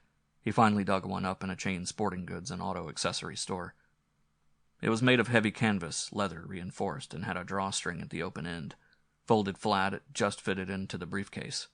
When he had called Faye around 9 o'clock at her home, she had quickly memorized the number he gave her, and then had gone out to a pay booth and called him back. She had wanted to see him, but he had told her it would be better if they didn't meet. "It'll only be another 24 hours, he said.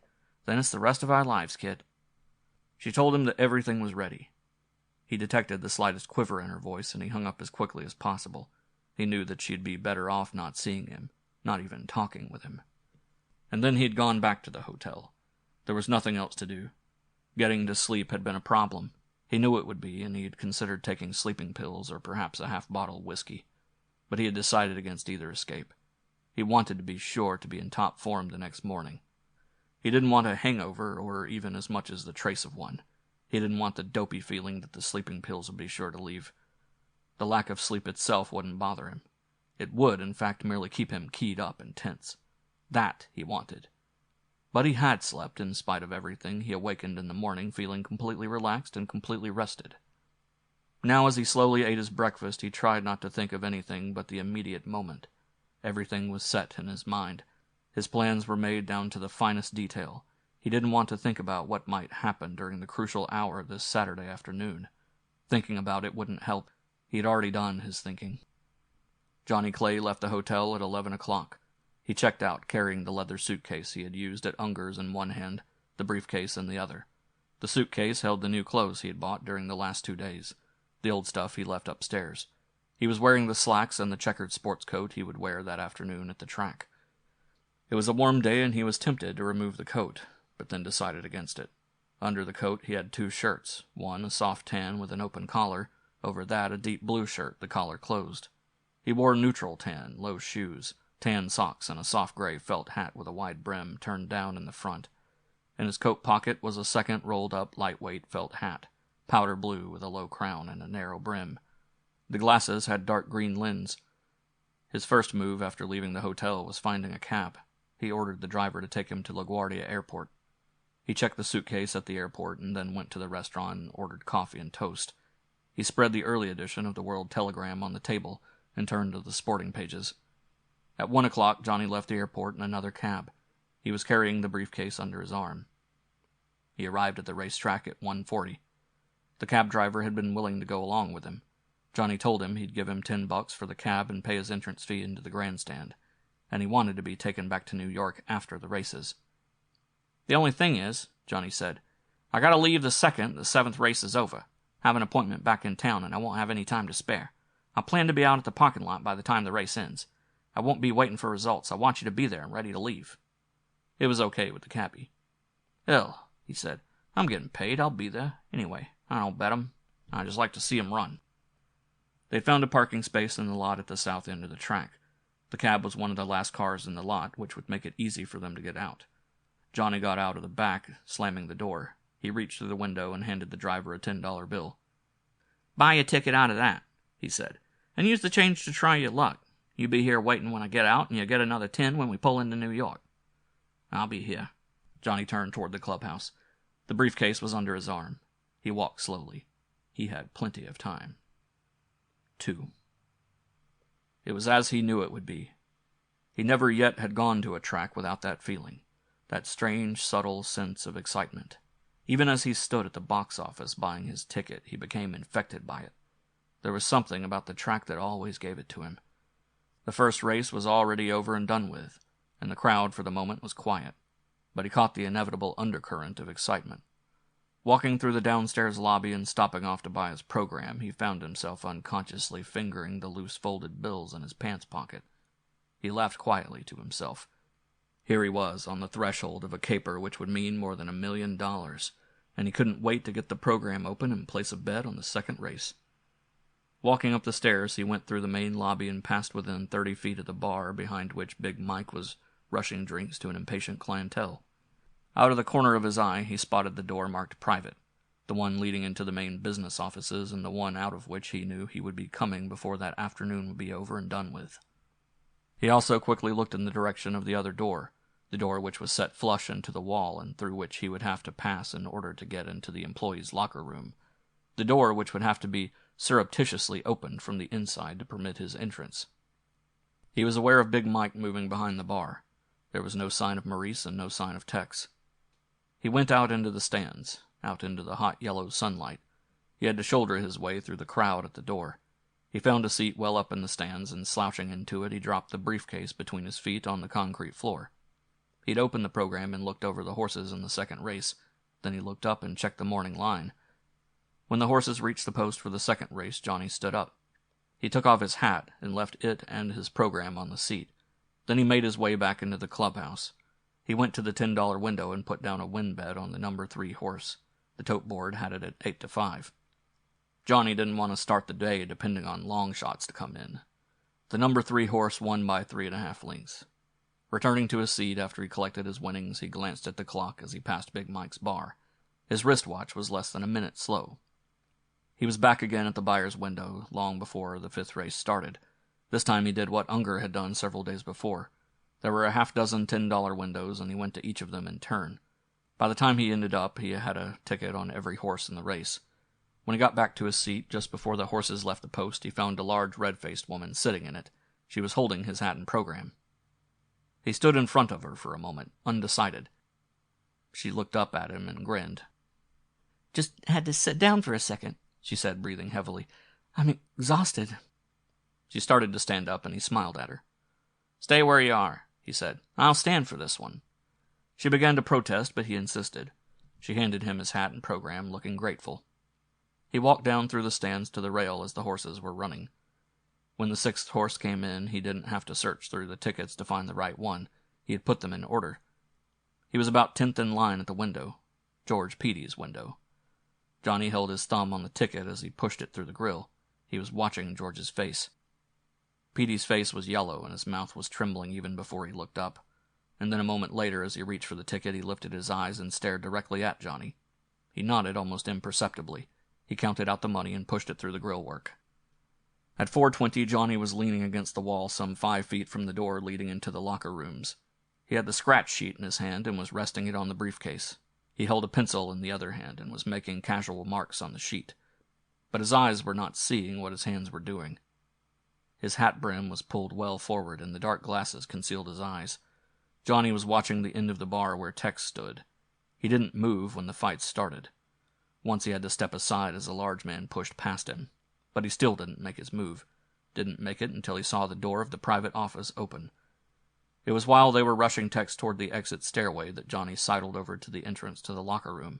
Every eye in the lobby was on Tex, and the detectives surrounding him when Johnny felt the door move behind him. A second later, and he turned and quickly slipped into the employees' locker room. George, pale and his hands shaking, quickly closed the door behind him. He looked for a moment at Johnny, saying not a word. Then he turned, and a moment later had disappeared in the direction of the exit leading out behind the cashier's cages. A quick glance around the room showed Johnny that there was no one in it, unless they were in one of the line of toilet stalls. Johnny didn't have to look at the diagram he had in his pocket. He knew exactly where Big Mike's locker was. The duplicate key was in his hand. It took him less than half a minute to open the locker and take out the flower box. A moment later, and he had slipped into one of the toilets and had closed and latched the door. He was assembling the gun and inserting a clip of shells as the horses left the post for the start of the Canarsie Stakes. Johnny had opened the briefcase and was taking out the duffel bag when he heard the door slam. 2 men entered the room, and they were standing not 10 feet away. From their conversation, Johnny knew at once that they were cashiers, taking a breather while the race was being run. "What the hell was that fracas out there?" one voice said. "Just some drunken bum giving one of the bartenders a hard time. Christ, did you see Frank leap into it with that blackjack?" "It's time one of those goddamn Pinkertons earned his dough," the first man said. Johnny smiled grimly. They'd be earning their dough in another 3 minutes, he said to himself. And if these guys didn't get out before then, they'd be earning theirs, too. Even as the thought crossed his mind, the 2 men began to move away. Johnny's hand reached for the latch. 3. Maxie Flam couldn't have weighed 110 pounds dripping wet. But in order to keep his weight down now at 36, he not only had to starve himself, he had to take the pills, and he had to really work out. He was thinking, as the horses came up to the starting line, that, thank God, he only had another season to go. Then he'd retire. He'd be through with the torturous routine once and for all. And he was doing something that damn few jockeys had ever been able to do. He was retiring on the money he had saved since the day he had ridden his first mount back when he was in knee pants. Maxie had played it smart. He had never bet on a horse in his life. Even today, with Black Lightning's broad back between his spindly legs, he hadn't bet. He knew Black Lightning was going to win. Knew it just as sure as he knew his name. Almost unconsciously, his eyes went up to where Mrs. Galway Dix sat in the box with her 2 daughters and the men who had accompanied them to the track. Mrs. Dix had been upset, as she always was. It annoyed her when Maxie wouldn't put a bet on the horse he was riding. She had wanted to get someone else, but the trainer had insisted on Maxie. The trainer was smarter than Mrs. Dix would ever be. "But I can't understand, Maxie," she had said. "You say we've got to win, so why don't you put something down on the horse yourself?" Maxie hadn't bothered to explain. "I never bet," he'd said, and let it go at that. There may have been better jockeys, although in complete and unassuming fairness Maxie told himself that there hadn't been a great many of them. But even the greats, Sandy and the rest of them, had ended up broke. They may have booted in more winners, but they had still ended up broke. Not Maxie. He didn't have to be the greatest, but by God, he was one of the smartest. At the end of this season, he'd have $250,000 in annuities, and then he was going to quit. He'd go down to his breeding farm in Maryland, and he'd never see another racetrack as long as he'd live. And the only thing he'd ever ride again would be the front seat of a Cadillac convertible. Maxie was smart. Black Lightning reared up as a horse moved in next to him, and Maxie instinctively pulled slightly on the rein, and his mount danced sideways. Maxie spoke softly and soothingly under his breath. And then they were off. Maxie didn't rush it. He knew he had this race in the bag, but there was no reason to rush. He knew what Black Lightning could do. Not only that, but he also knew approximately what every other horse in the race could do. Passing the grandstands on his first time around the track, Maxie kept his eyes straight ahead. He was conscious of the crowds. He even heard dimly in the background of his mind the roar from the packed stands. He was aware of the color and the tension and the high excitement, but it all left him cold. He had been in the saddle too many years to any longer feel the vicarious thrill. He was a cold, aloof, precision machine, a part of the horse itself. He was at the track for one reason and one reason only: to win the race. Nothing else at all interfered with that thought. Going into the backstretch on the second time around, Maxie knew exactly where he stood in relationship to the other horses in the race. He spoke in a low, soft voice, almost directly into the horse's ear from where he leaned far over Black Lightning's neck. His crop just barely brushed the sweat-soaked flanks of the animal. He began to move out ahead. It was like it always was when he had the right horse under him. He was in. He knew it. He went into the far corner, and he lengthened the gap between himself and the others by a half a length. And then he was starting around the 3/4 mark and getting set for the stretch. He had decided he would spread the gap by about a length and a half. He was sure, dead sure. But he'd take no chances. It was always possible one of those others would open up. His eyes were straight in front, on the dusty track about 20 yards ahead of Black Lightning's nose. He never knew what happened. 1 second, and he was sitting there almost as though he were posting a horse in a garden show, knowing, never doubting for a second, that in another few seconds he would hear the old familiar roar which would let him know he was coming in front. And then it happened. Later on, when Mrs. Dix saw him in the hospital and Leo, her trainer, stood beside her and they asked him about it, he was still unable to say exactly what it was. He only remembered that everything had been fine there for that moment. And then, before he knew it, Black Lightning had gone to his knees and Maxie himself was flying through the air. Hitting the track spread-eagled, he was instantly knocked unconscious. He never heard the hysterical, agonized screams of the other horses as they piled in the Black Lightning. He didn't hear the crack of breaking bones, didn't see the blood which quickly splashed and then soaked into the soft dirt of the track. He didn't hear the wailing sirens of the ambulances as they raced across the infield.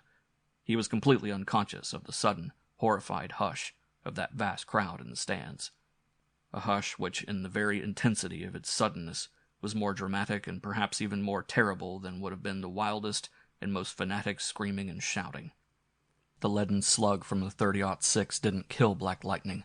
It took him just below the right eye and tore into the cheek until it struck bone, and then plowed upward and came out through the back of the skull, leaving a huge 4-inch wide gap. The hoof of the No. 3 horse, crashing into that bloody gash, tore Black Lightning's brains out through the side of his head. 4. Alice McAndrews looked up from the typewriter. Her soft, sensuous mouth opened wide, and her large blue eyes, upon which she had more than once been complimented, began to pop. She started to scream. Holding the stock of the submachine gun under his right armpit, Johnny Clay tightened his left hand on the neck of the crunched-up duffel bag. He whipped it out and caught the girl across the face with it before the sound reached her lips. And then he stepped back a pace and faced the 4 people in the room. His voice was just barely audible. "One sound," he said. "One sound from any of you, and I start shooting." The 2 men counting the money on the top of the wide table froze. Their hands were still in front of them, half buried in green bills. The other one, the one with the .45 strapped to the holster at his hip, stood at the water cooler and didn't move. Alice McAndrews began to cry and then quickly swallowed. A second later, and she slumped to the floor in a dead faint. One of the men at the table began to move toward her. "Leave her." "You!" He pointed his gun at the man nearest him, one of those at the table. "Take that duffel bag and start filling it. And you," he looked at the other man, "go over and take that gun out of the holster. Be awful careful how you do it. Take it out and lay it down on the floor. Then I want the two of you to turn around and face the wall." Johnny tossed the canvas sack onto the table. It took less than 2 minutes to stuff the money into the bag. By that time, the girl had begun to moan and move slightly. Johnny ignored her. He edged around until his back was to the door which led out into the stands. He had already snapped the lock on the door through which he had entered the room, the one from the employees' locker room. "Brother, you'll—" Johnny looked up quickly. It was the man who had had the gun strapped to his waist. "Shut up," Johnny said. "Shut up. I'd like to kill a cop. Particularly a private cop." He had to speak very clearly. The handkerchief over the lower part of his face made the words seem muffled even then. He waited until the man at the table was through. "Now," he said, indicating the safe in the corner whose door hung half open, "get the rest of it." Through the closed door he heard the almost hysterical screaming and yelling of the crowds in the stands. He knew. He knew just what was happening out there. It took another 3 minutes to get the money from the safe into the duffel bag. The bag itself was overflowing, and there was still more money in the safe. "That's all," Johnny said. "Pull the drawstring on the bag." The man, his hand shaking so badly he had difficulty managing it, did as he was directed. Then he dropped the bag to the floor. "Pick her up," Johnny said, motioning toward the girl. No one moved for a moment. "You," Johnny said, looking at the private guard. The man reached down then and lifted the girl to her feet. The next minute would be the one which would decide. Johnny's eyes moved quickly to the door leading from the office into the room next to it, the room which he knew held the large track staff and in which the real work was done. In that room would be some 36 persons. "I'm going to count to 3, he said, "and then I want you to open that door. You are to go through it. When you get through," he stopped and looked for a second at the cop who was holding the girl, "and drag her with you," he interrupted himself. "When you get through, just keep moving. I'm going to start firing through that door exactly 15 seconds after you close it behind you. Now, before I begin counting, hand me that bag." The man who had stuffed the bag with the money lifted it and carried it across the room to where Johnny stood. He had moved over toward the single window of the room so that he commanded all 3 doors. The window was wide open and he felt the slight breeze at his back. The man dropped the duffel bag at his feet and turned and walked toward the others. Johnny started counting. For a split second, as the door opened and the 3 men and the girl pushed through it, Johnny saw a couple of startled faces in the other room looking out at him. He waited only until the door was closed, and then he reached down with his left hand and grabbed the bag. It was too heavy, and he had to drop the gun. A moment later, never looking, he heaved the duffel bag through the window. He didn't bother to pick up the machine gun again. Even before he had reached the door leading out into the lobby, he had stripped the gloves from his hands. He was tearing the handkerchief from his face as he opened the door. The whole thing had taken less than 5 minutes. Johnny's right arm was out of the sleeve of the sports coat, and it was half off as he slammed the door marked "Private" behind himself. He was aware of Maurice standing next to him as he dropped the sports jacket to the floor and pulled the soft felt hat from his head. He heard the shouts then. He saw the man rushing toward them. He was only dimly conscious of the sound of flesh against flesh as Maurice's fist smashed into the man's face at his side, and then he was pushing through the crush of bodies. A woman's high-piercing scream kept coming through the din of the crowd as Johnny shoved his way through the jammed lower lobby of the clubhouse. There were no attendants in sight as he left by the main entrance. The sound of the sirens from the ambulances on the infield was suddenly interrupted by the shrieking of other sirens coming from outside of the track itself. Johnny realized that the riot call had been sent in. He found the cab driver starting to leave his seat in the taxi. "My God," the man said, looking at him with startled eyes. "What in the hell's going on? Sounds like—" "The hell with it," Johnny said. "Fight started at the end of the 7th. I don't know what it is, but this place is going to be a madhouse in about another 3 minutes. I gotta get into town. Let's go." The driver hesitated a second, then settled back behind the wheel. "Guess you're right," he said. "We get trapped in here, we'll never get away." Turning into the boulevard a couple minutes later, the cabbie pulled well over to the curb and slowed up as a speeding riot car passed them. The police officer who had been directing traffic at the intersection was no longer guarding his post. Johnny dismissed the cab at the subway station in Long Island City. "In a hurry," he said. "I'll make better time on the subway." He handed the man the second $10. As he started up the stairs, he was aware of the driver leaving the parked cab and heading for an adjacent tavern. The man probably wanted to hear what might be coming over the radio about the riot out at the track. Getting off at Grand Central Station, Johnny went upstairs and ducked into the newsreel theater. He had a couple of hours to kill. He was suddenly beginning to feel faint. He wanted to sit down. End of Chapter 9.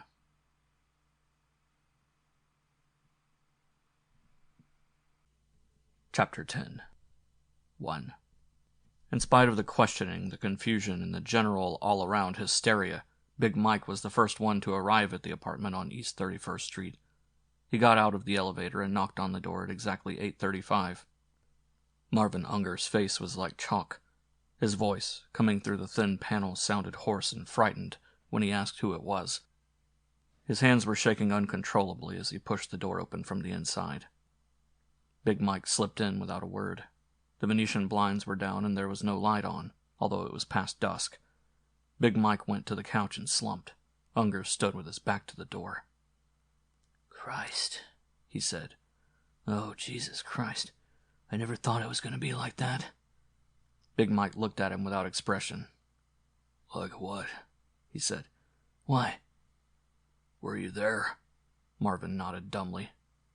"Okay," Big Mike said. "Then stop worrying. It went off just as Johnny planned it. No one else here yet?" Unger shook his head. He went out into the kitchen and then returned with a partly filled bottle of rye. His hand still shook as he poured 2 drinks and handed one to the big Irishman.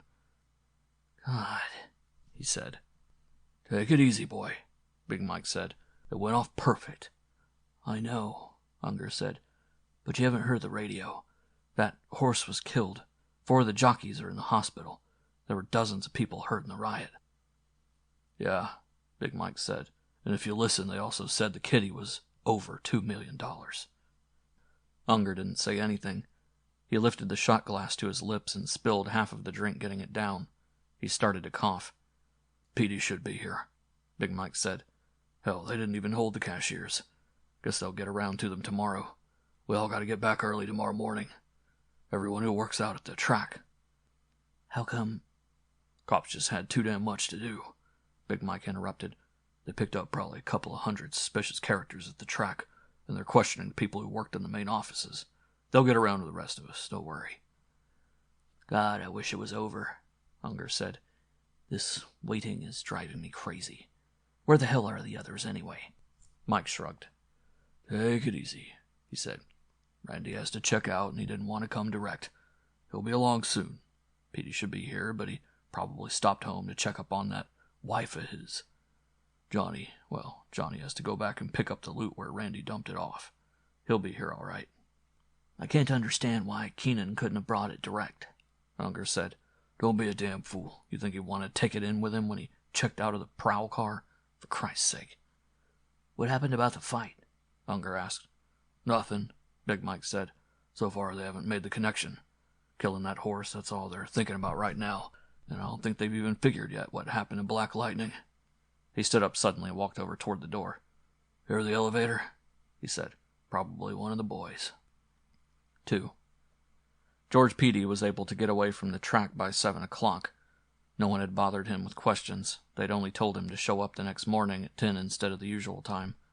The cops had their hands full without bothering with the cashiers. Apparently, they still hadn't figured out exactly how Johnny had got into the offices in the first place. George's nervous system was shot, and he knew it. But every time he started feeling sorry about ever getting mixed up with the thing in the first place, he'd remember Sherry, and that made it all right. When he got off the train at Penn Station, instead of going across town and over to the meeting place as he had at first intended, he decided to stop up at his own apartment. For some reason, he had been worrying all afternoon about Sherry. He just wanted to stop in and see her, see that she was all right. He knew somehow, the minute he put the key into the lock and twisted the doorknob, that something was wrong. He couldn't tell how, but he knew. She wasn't there, but then again, that in itself was nothing to worry about. But this time he did worry. Walking over to the telephone, he looked at it for several minutes. It told him nothing. Then he went through the rest of the apartment. Everything seemed normal, but he still worried. He went back to the phone and he called several of Sherry's friends. No one had seen her that afternoon or evening. He went into the bedroom and opened the top bureau drawer. George locked the apartment door and went downstairs. He walked over to Broadway and called a cab. Heading downtown, he felt the bulge where the automatic weighted down the inside breast pocket of his jacket. His face was yellow and drawn, but his hands were steady. George had heard at the track that the robbery loot was more than $2 million. Johnny had thrown the bag containing the fabulous fortune out of the window. Randy had picked up that bag and driven off. Randy, George knew, was going to transfer the money back to Johnny, and Johnny was to bring it to the meeting tonight. For the first time, George began to wonder if Keenan actually did transfer the money. For the first time, he speculated on the possibility that Johnny Clay might take that money and light out alone with it. His mouth set in a tight, hard line, and his weak chin was temporarily firm as once more he felt the outline of the revolver. 3. It was 9 o'clock and Randy was talking. Big Mike and George Petey sat on the couch listening to him as the cop spoke. Marvin Unger paced the floor. "Sure they know," he said. "They know the dough went out the window. They know that somehow or other it was picked up. So far, that's all they do know. They haven't yet connected a police car with it. Whether they do or not, I have no way of telling." "About you, though?" Big Mike asked. "About you? They figure yet you were off your... Yeah, the lieutenant knows that I didn't answer a couple of calls, but he thinks I got a half load on and was sleeping it off. I'll be busted probably and put back on a beat, but that's all as far as I know." Petey suddenly looked up. "God damn it," he said. "Where the hell is Johnny? He should be here. What the hell's keeping the son of a..." "Take it easy," Randy said. "Keep her pants on. I dumped the bag all right, and Johnny will pick it up all right. He's taking it easy and playing it safe. You don't have to worry about Johnny." "I do worry," Petey said. "How do you know..." "Look, you little bastard," Randy said, stopping and turning toward him. "Don't you get any fancy ideas about Johnny." "Right, lad," Big Mike said. "You don't have to worry about Johnny." Marvin Unger stopped his pacing and swung toward the rest of him. "Well, as far as I'm concerned," he began, and then his voice died out. He turned toward the door. The eyes of the others in the room also suddenly swung toward the door. They had all heard the soft rustling sound. 4. Johnny Clay left the newsreel theater at 7:30. He had seen the program through and then sat on for half of the second showing. Once more he was feeling all right. It was almost like coming out of a post-operational shock. He walked across town, taking his time. When he arrived at the parking lot on West 51st Street, the place was rapidly beginning to fill with the theater crowds from the suburbs. He waved the attendant who approached him aside and went to the office. "I'm a friend of Randy Keenan's," he said. "Supposed to pick up his car. He tell you about it?" The man at the desk looked at him for a second and then smiled. "Sure," he said. "Sure thing. You know the car?" "Yeah." "It's the Dodge sedan, the blue one, second row over at the end," the man said. "Keys in it. You want to go down and take it out yourself? The boys are kind of busy right now." Johnny said that he'd take it out. "Any charges?" he asked. "No, he keeps it here by the month," the man said. Johnny thanked him and walked out. It felt strange driving again. Joe Piano opened the iron-grilled door in the basement when he rang the bell. He said nothing until after Johnny was in and he had started following him down the hallway. "He came," he said then. "Good." "Yeah, he came and he left it. It's up in your room." "Thanks," Johnny said. He followed Johnny to the door of his room. Johnny started to unlock the door. "You won't be back, I guess?" Johnny went into the room and then turned and closed the door after Joe Piano followed him in.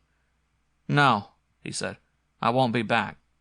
He hesitated a moment, his eye taking in the duffel bag laying over in the corner. "I'd like to do something for Patsy," he said. Joe Piano shook his head. "You don't have to," he said. "You already done enough." "I'm going to leave something for Patsy in the bureau drawer," Johnny said. Piano stared at him for a minute. "Okay," he said. "You can do that then. I'll tell him." He turned and reached for the doorknob. "Some stick-up out at the track this afternoon," he said. A moment later, and he was through the door and was closing it softly. Johnny went over to the duffel bag. He opened the draw cord and put one hand in, pulling out a sheaf of bills. He didn't bother to count the money, but went to the bureau drawer and opened it. He shoved the bills inside and then closed the drawer. A moment later, and he closed the top of the duffel bag and threw it over his shoulder. He carried it downstairs. Joe Piano was waiting at the iron gate and opened it for him. "I left the key on the bed," Johnny said. "Good luck," Joe said. "I'll tell the boy what you did for him." Johnny went to the car at the curb and tossed the duffel bag over the door so that it landed on the floor next to the driver's seat. He climbed in and pushed the starter. 5. Val Cannon stopped the car in front of the apartment house and cut the lights. He turned and spoke over his shoulder. "Get the key out of her bag," he said. The thin-faced man reached down to the floor and picked up the leather-strapped woman's pocketbook. He fumbled around inside and finally took out 3 keys on a small silver ring.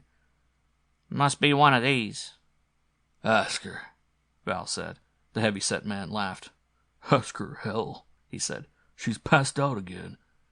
"Okay, get her ass off that seat and carry her inside. You pass anybody, say she's drunk. Take her upstairs and dump her." "You want we should try and bring her to?" the thin man asked. "I want you should get inside her apartment and drop her." Val turned into the back of the car. "And goddammit, get back down here right away. You've had your fun with her. I want to get on downtown." The big man carried her, and the thin-faced man opened the doors. Entering the apartment, the smaller man flipped on the light switch at the side of the door. The other man dropped Sherry Petey on the couch in the living room. He turned away. His partner walked over and looked down at her for a minute. He lifted his hand and slapped her twice across the mouth. She didn't move. Deliberately, he spit into her face, then turned away. "Dumb bitch," he said. Val had the engine going as they both climbed into the front seat. 25 minutes later, he pulled up in front of Marvin Unger's apartment house. He cut his lights, and as he did, a man stepped out of a car across the street and walked over. He leaned on the side of the door. "Well?" "The guy got in shortly after 6, the man said. "The big Irishman came in around 8:30. Then the other guy who works at the track and the cops soon after." "How about?" "No, he hasn't showed. Of course, he could have got here before I did, but I doubt it." "Okay, Trig," Val said, at the same time reaching for the ignition key and taking it out. "We're going on up. You stay down here and wait. If he's already up there, fine, but I doubt it. If he should show, I want you to give him plenty of time to get inside and upstairs, and then follow him on up. I'll see you." He turned to the others. "You all set, Tiny?" he asked. The heavy-shouldered man grunted. "You, Jimmy?" "Couldn't be more set," the small man said. He shifted in the seat and loosened the gun in its shoulder holster. "Let's go, then," Val said, opening the door on his side of the car. 6. Randy Keenan was reaching almost instinctively for the gun he always carried as the door burst open. He was standing not more than 3 feet away, and the big man's blackjack caught him across the eyes before he had a chance to move. Val followed the big man into the room, and Jimmy shut the door quickly behind them. Unger, Big Mike, and Petey stood frozen. Randy Keenan slowly slumped and then sprawled on the rug. Blood began to seep from his nose and down across his chin.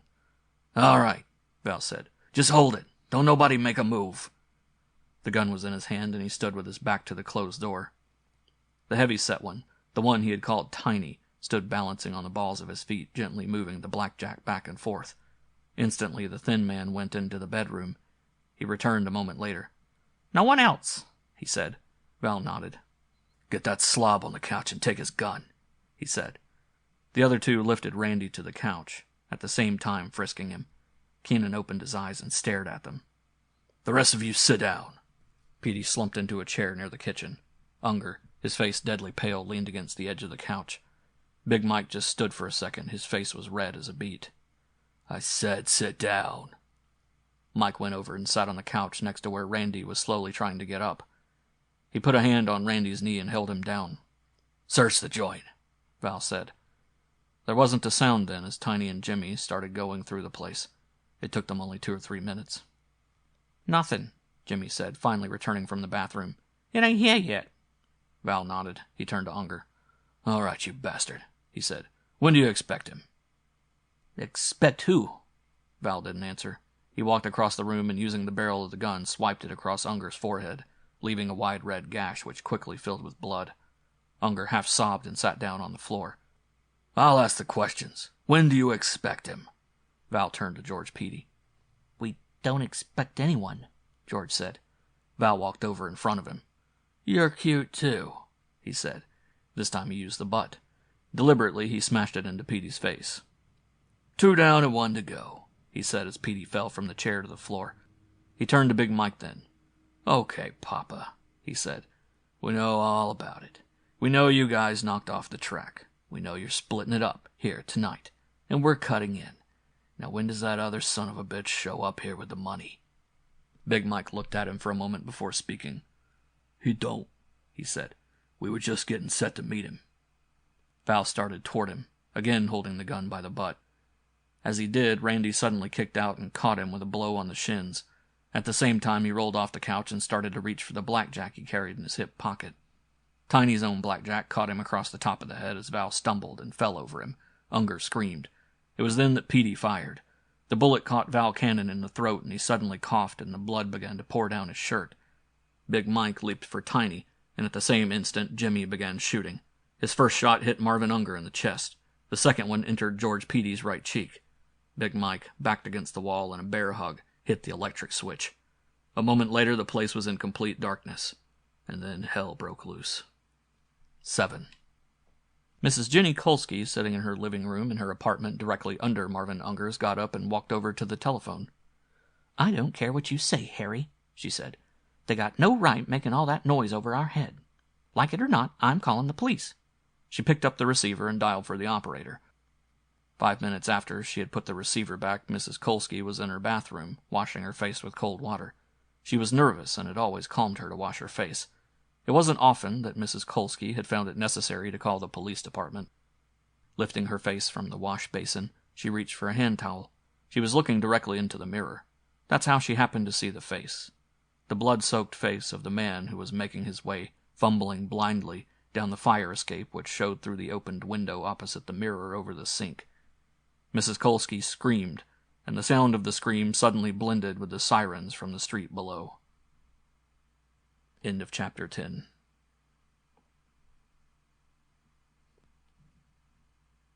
Chapter 11. 1. The wail of the siren reached Johnny Clay's ears at exactly the moment he caught sight of the flashing red light in the rear vision mirror over the windshield. It took iron nerves, but he carefully slowed down and pulled over to the right curb of 3rd Avenue. He sat there then, hardly daring to breathe as the speeding police car came up to him, and a second later passed in a wailing scream of sound. The car swung to the left a block beyond and turned into East 31st Street. Johnny knew. He knew just as well as he knew he was driving that blue sedan on Saturday evening in the last week of July. He didn't hesitate, but followed the car around the corner. The police had stopped in front of the apartment house. Johnny didn't hesitate, nor did he speed up. He drove past the parked car and kept on going. Halfway down the block, he passed the dimly silhouetted figure of a man staggering in the shadows of a tall building. He glanced at him only casually. 10 minutes later, he found the second-hand store on the Bowery. He pulled up at the curb and went in. When he came out, he was carrying 2 lightweight suitcases. It took time, but he finally found the dark, deserted street out near Flushing. It was difficult in the dark, but still it didn't take more than 10 minutes to transfer the money from the duffel bag to the 2 suitcases. When he was finished, he tossed the bag into a clump of bushes and put the suitcases on the floor at his feet. He backed away and headed back toward the Parkway. He tried the radio, but was unable to get a news program. Looking at his watch, he saw that it was just 11 o'clock. A mile from the airport, he again turned off the boulevard. He found an all-night restaurant not far away. He knew that he would have to kill another 20 minutes. He pulled up in front of the place, shut off the ignition, and went in and ordered a cup of coffee. Leaving the restaurant 10 minutes later, he saw a newsstand across the street. He went over and bought an early edition of the next morning's tabloid newspaper. He didn't bother to look at it, but folded it once and put it into his side coat pocket. And then he started for the airport. 2. The driver had looked worried when he had climbed into the back of the cab. "You sure you're all right, buddy?" he asked. "Yeah, all right," George Petey mumbled.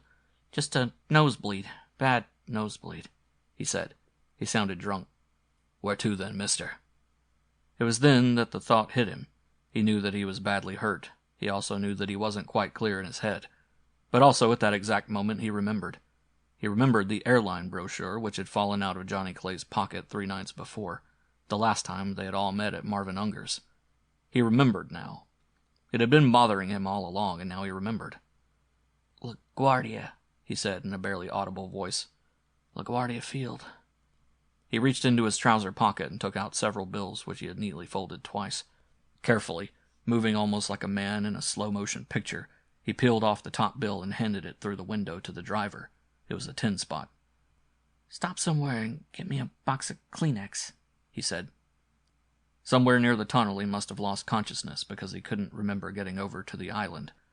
By the time the lights of the field were visible, he knew that he couldn't last much longer.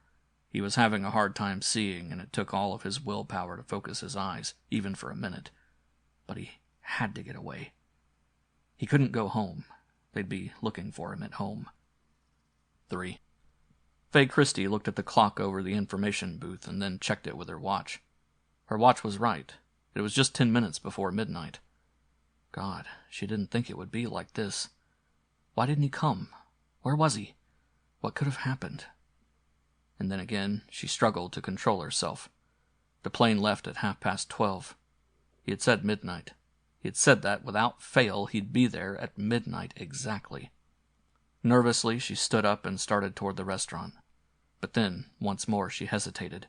She doubted if it would be physically possible for her to swallow another cup of coffee. 5 minutes later, she again got up. Slowly, she started walking toward the doors leading out to the taxi platform. She had to move aside as the man staggered through the doors past her. He looked drunk, and he was holding a handful of Kleenexes to his face. His clothes were badly stained, and it looked as though his face had been bleeding. The man almost staggered into her as she moved out of his way. His eyes were wide, and they had an odd blind look about them. And then she saw Johnny. A small half-sob escaped from her throat, and she ran toward him. He dropped the suitcases, and he was holding his arms out to her. Johnny! Oh, Johnny! She was half crying. She buried her face in the collar of his coat. Johnny's hand reached up, and he caressed her head. He started to say something to her, looking down at her as she began to lift her face. Neither of them saw George Peedy. Neither of them saw the gun in his hand. George's voice sounded as though he were drunk as he mumbled the words. The blood was pouring from his mouth as he spoke, and it was almost impossible to understand him. God damn you, Sherry, he said. So you're running away with him, are you? He pushed Faye away from Johnny as he spoke. You can't, he said. You can't. And then the revolver began to leap in his hand. The bullets made a peculiar dull plopping sound as they followed one after the other into Johnny Clay's stomach. 4. The matron held the smelling salts under her nose and turned her own head away. She looked up at the airline hostess who was hovering over the two of them. Poor darling, she said. I guess the sight of blood was too much for her. It's certainly taken her some time to snap out of it. The airline hostess nodded. You don't suppose she could have known him, do you? She asked. Faye Christie opened her eyes and looked around her blankly for a second. And then, without having made a sound, the tears began to well up and roll down her cheeks. Out in the lobby, the uniformed policeman leaned over and pulled the blood-soaked newspaper from under Johnny Clay's elbow. "Keep those goddamn people back," he said.